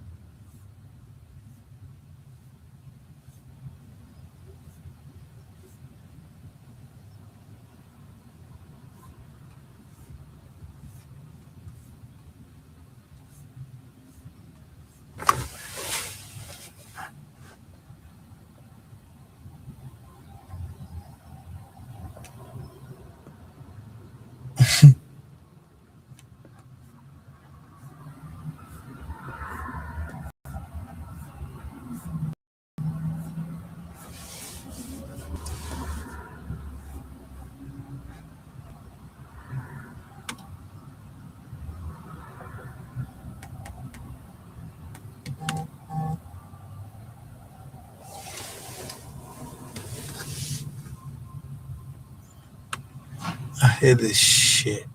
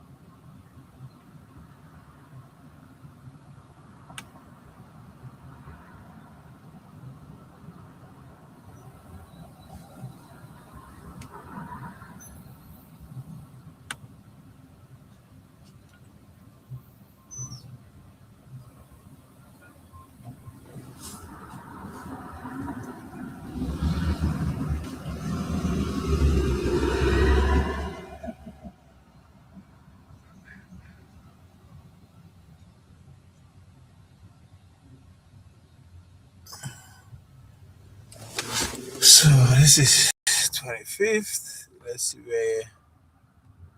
where you go from there. Um,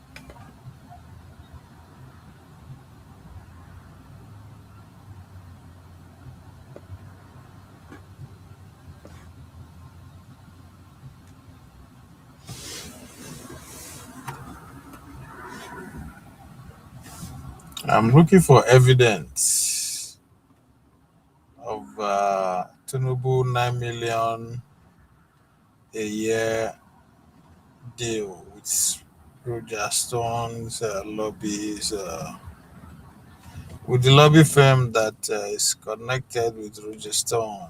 Yeah? So I will be thinking that they don't hit us on Christmas Day. He will either tweet about it or they tweet Trump.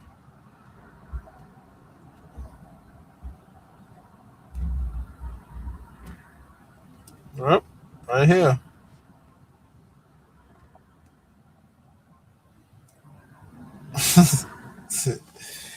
Constitutional patronage just in. It doesn't get any more real than this. The U.S. Department of War released video showing a U.S. Navy destroyer launch a Tomahawk cruise in the United States. So he retweeted that. He retweeted how you win. Nigeria federal government just confirmed full ongoing security and intelligence cooperation with the United States after President Trump devastating precision strike obliterated USA. Rararari. Huh? So, share intels, structural collaboration, enable the diddly aid and daddy. Trump is delivering real protection worldwide, American lead partner. Okay. So, that's it.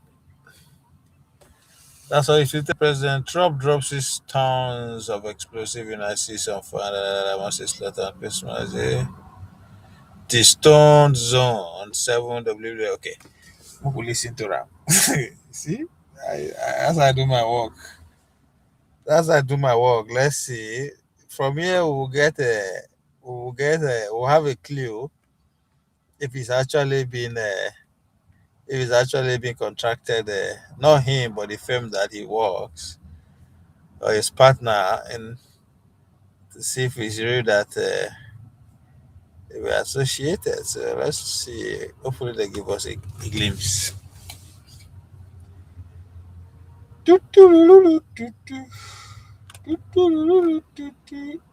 Let's see first, let's see. Wait a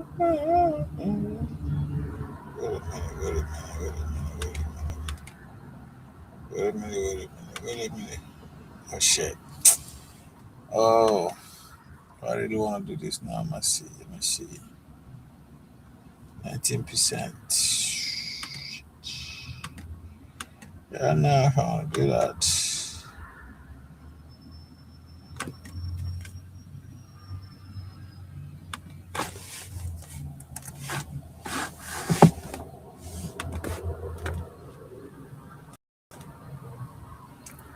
So on the 25th, so Roger Stones was on here talking about Islam, the strike, and on that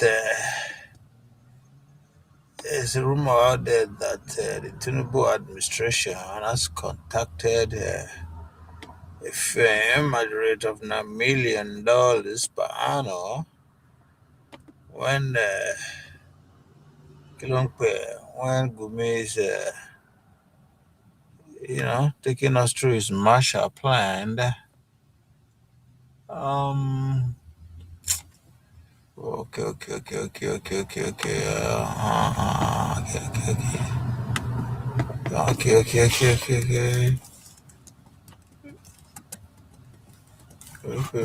Okay.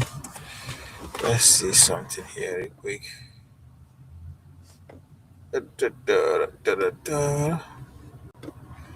Yes.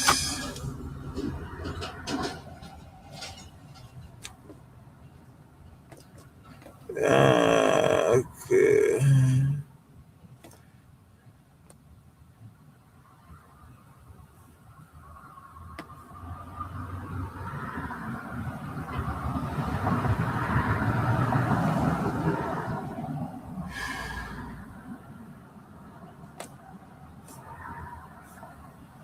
Yo. That's not.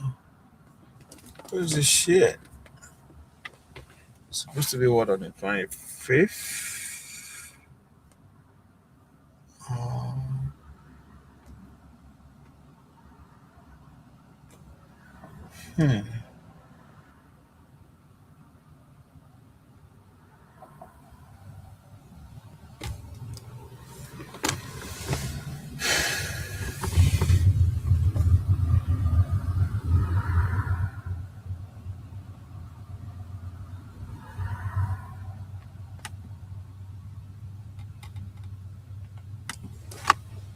Wait a minute, my dude.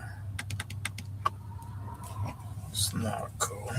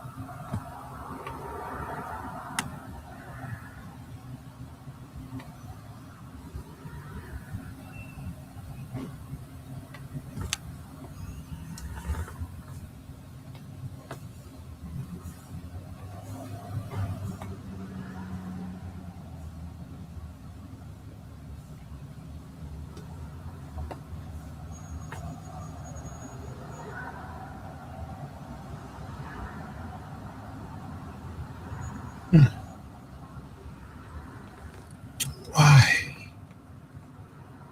Why? Or something.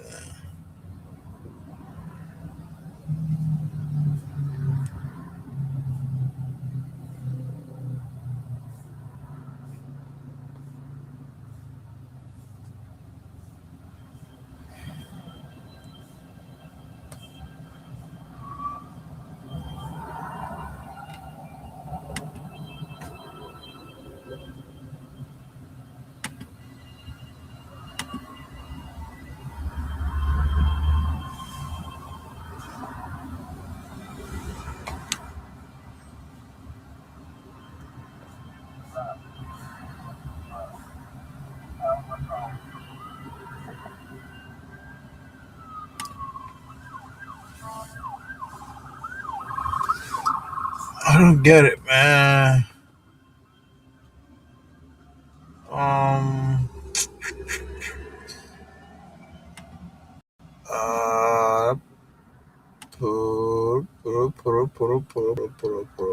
Wait.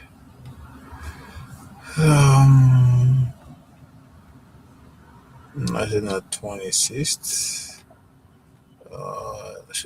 Let's see. I'll go episode on podcast. Maybe that would be better.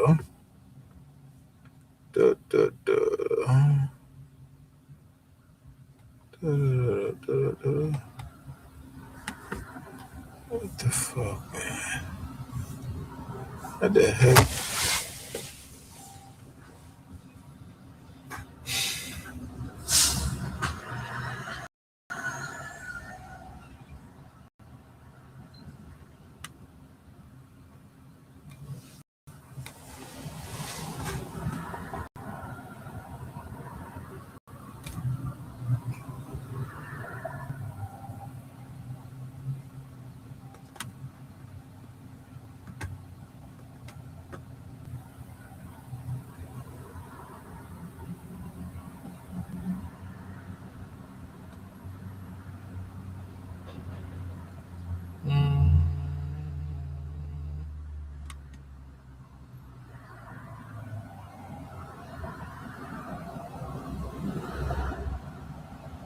Every week, the Payne family cuts straight to the real financial story. The one question, Bob, everyone's asking is, are we Paris, which ended that war ahead of schedule? experienced in the 90s? Where are we, though? Are we in 1995, 1997, 1999? Listen to the Pain Points of Wealth on the Red Apple Podcast Network. The Stone Zone, entertaining and informative on the Red Apple Podcast Network. You are now entering the Stone Zone. It is the day after Christmas. It is amazing that just as President Richard Nixon bombed Haiphong Harbor, mined and bombed Haiphong Harbor in Hanoi in North Vietnam to bring the North Vietnamese ultimately to the table for peace talks in Paris, which ended that war ahead of schedule based on what the Pentagon and the defense contractors wanted. President Donald Trump unleashed a blistering attack, air attack, against ISIS, specifically in Nigeria. The president has made it very clear that the mass slaughter of Christians or Jews is unacceptable any place in the world, and he will use American power to deliver a powerful and deadly strike, in this case, with the cooperation and intelligence from the Nigerian government. The strikes were carried out using what is thought to be 6 Tomahawk cruise missiles launched from a U.S. Navy ship in the Gulf of Guinea, hitting 2 ISIS camps directly. Sources consistently say that there were more than a dozen total Tomahawk missiles fired. No official report as to the total tonnage of bombs dropped or the exact payload weight. Each conventional Tomahawk missile, the 4 or 5 variant, typically use a warhead with approximately 1,000 pounds of explosive. So with more than a dozen Tomahawk missiles, the total payload would be in excess of 6 tons of bombs, making a very strong statement by President Donald Trump. President Trump announced that the U.S. forces carried out these precision airstrikes in northwest Nigeria on Christmas night, targeting ISIS militants responsible, as I say, for the mass slaughter of Christians across the region. The operation was conducted, as I say, in coordination with the Nigerian government, following weeks of escalating violence and warnings from the White House and extensive consultation between the governments. The president described the terrorists as brutal and barbaric, described their attacks against Christian communities. President Trump said, and I quote, "These killings reached levels not seen in years, maybe centuries. I warned these terrorists that if they did not stop slaughtering Christians, there would be hell to pay." Tonight there was. This is, of course, a projection of American power by President Trump that is completely consistent with his longstanding position of protecting Christians around the world. Secretary of War Pete Hegseth was backing the president up, saying the strikes fulfilled the president's earlier warning. Specifically, Secretary Hegseth said the killing of innocent Christians must end. ISIS must be found out tonight. More to come. He also again thanked the Nigerian government for its cooperation.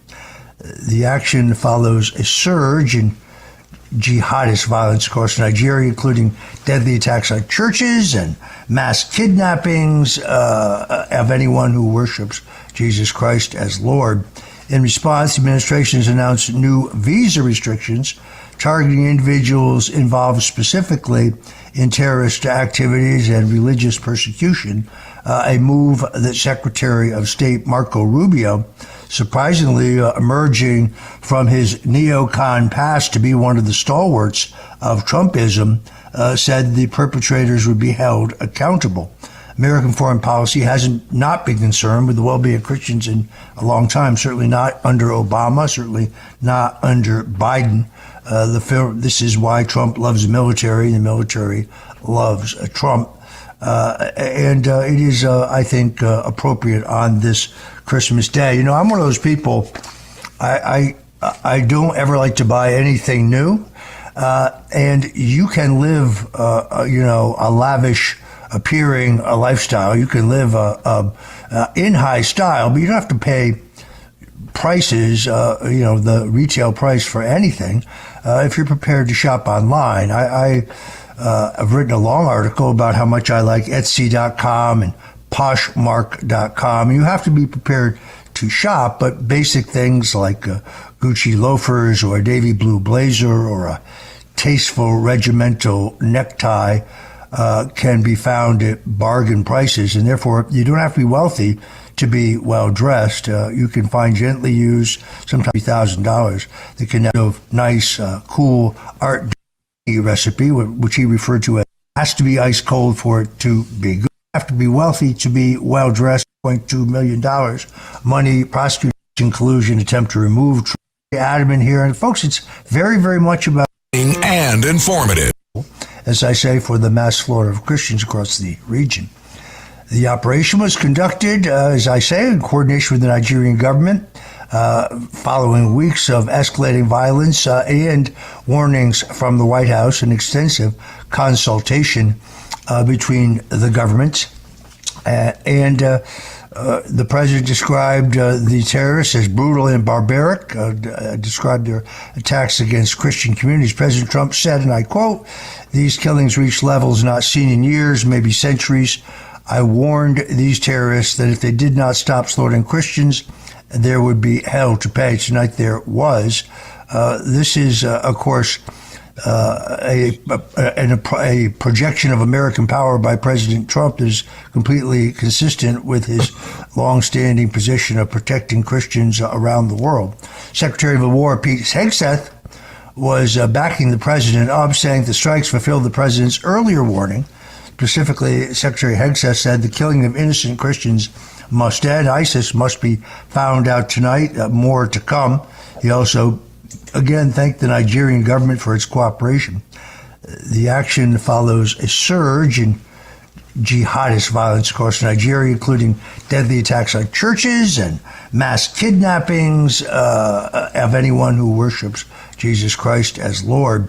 In response, the administration has announced new visa restrictions targeting individuals involved specifically in terrorist activities and religious persecution, a move that Secretary of State Marco Rubio, surprisingly emerging from his neocon past to be one of the stalwarts of Trumpism, said the perpetrators would be held accountable. American foreign policy hasn't not been concerned with the well-being of Christians in a long time, certainly not under Obama, certainly not under Biden. This is why Trump loves the military, and the military loves Trump. And it is, I think, appropriate on this Christmas Day. You know, I'm one of those people, I don't ever like to buy anything new. And you can live, a lavish appearing lifestyle. You can live a In case you wonder why they play Roger Stones, it is because there's an headline out there right now that says Bola Tinubu has hired DCI, a lobby firm called DCI in Washington, D.C. to lobby for them in order to, to overturn the rhetoric of Christian genocide. So one of the person that work on that, or the partner of that on that firm, is Roger Stone. So I just play that to hear, to see if we can find a clue if he's working with the Tinubu or not. But it look like if well, we don't know. We see it. I say this was 26. They say the strike. The day was on the 17th. The strike was on the 16th. What does that mean? We're taught, for example, But to regard. anyway, I say I'll close stuff for you, man. It's been fun, ladies and gentlemen. Like, share, and subscribe, and we shall meet again. Ciao, ciao.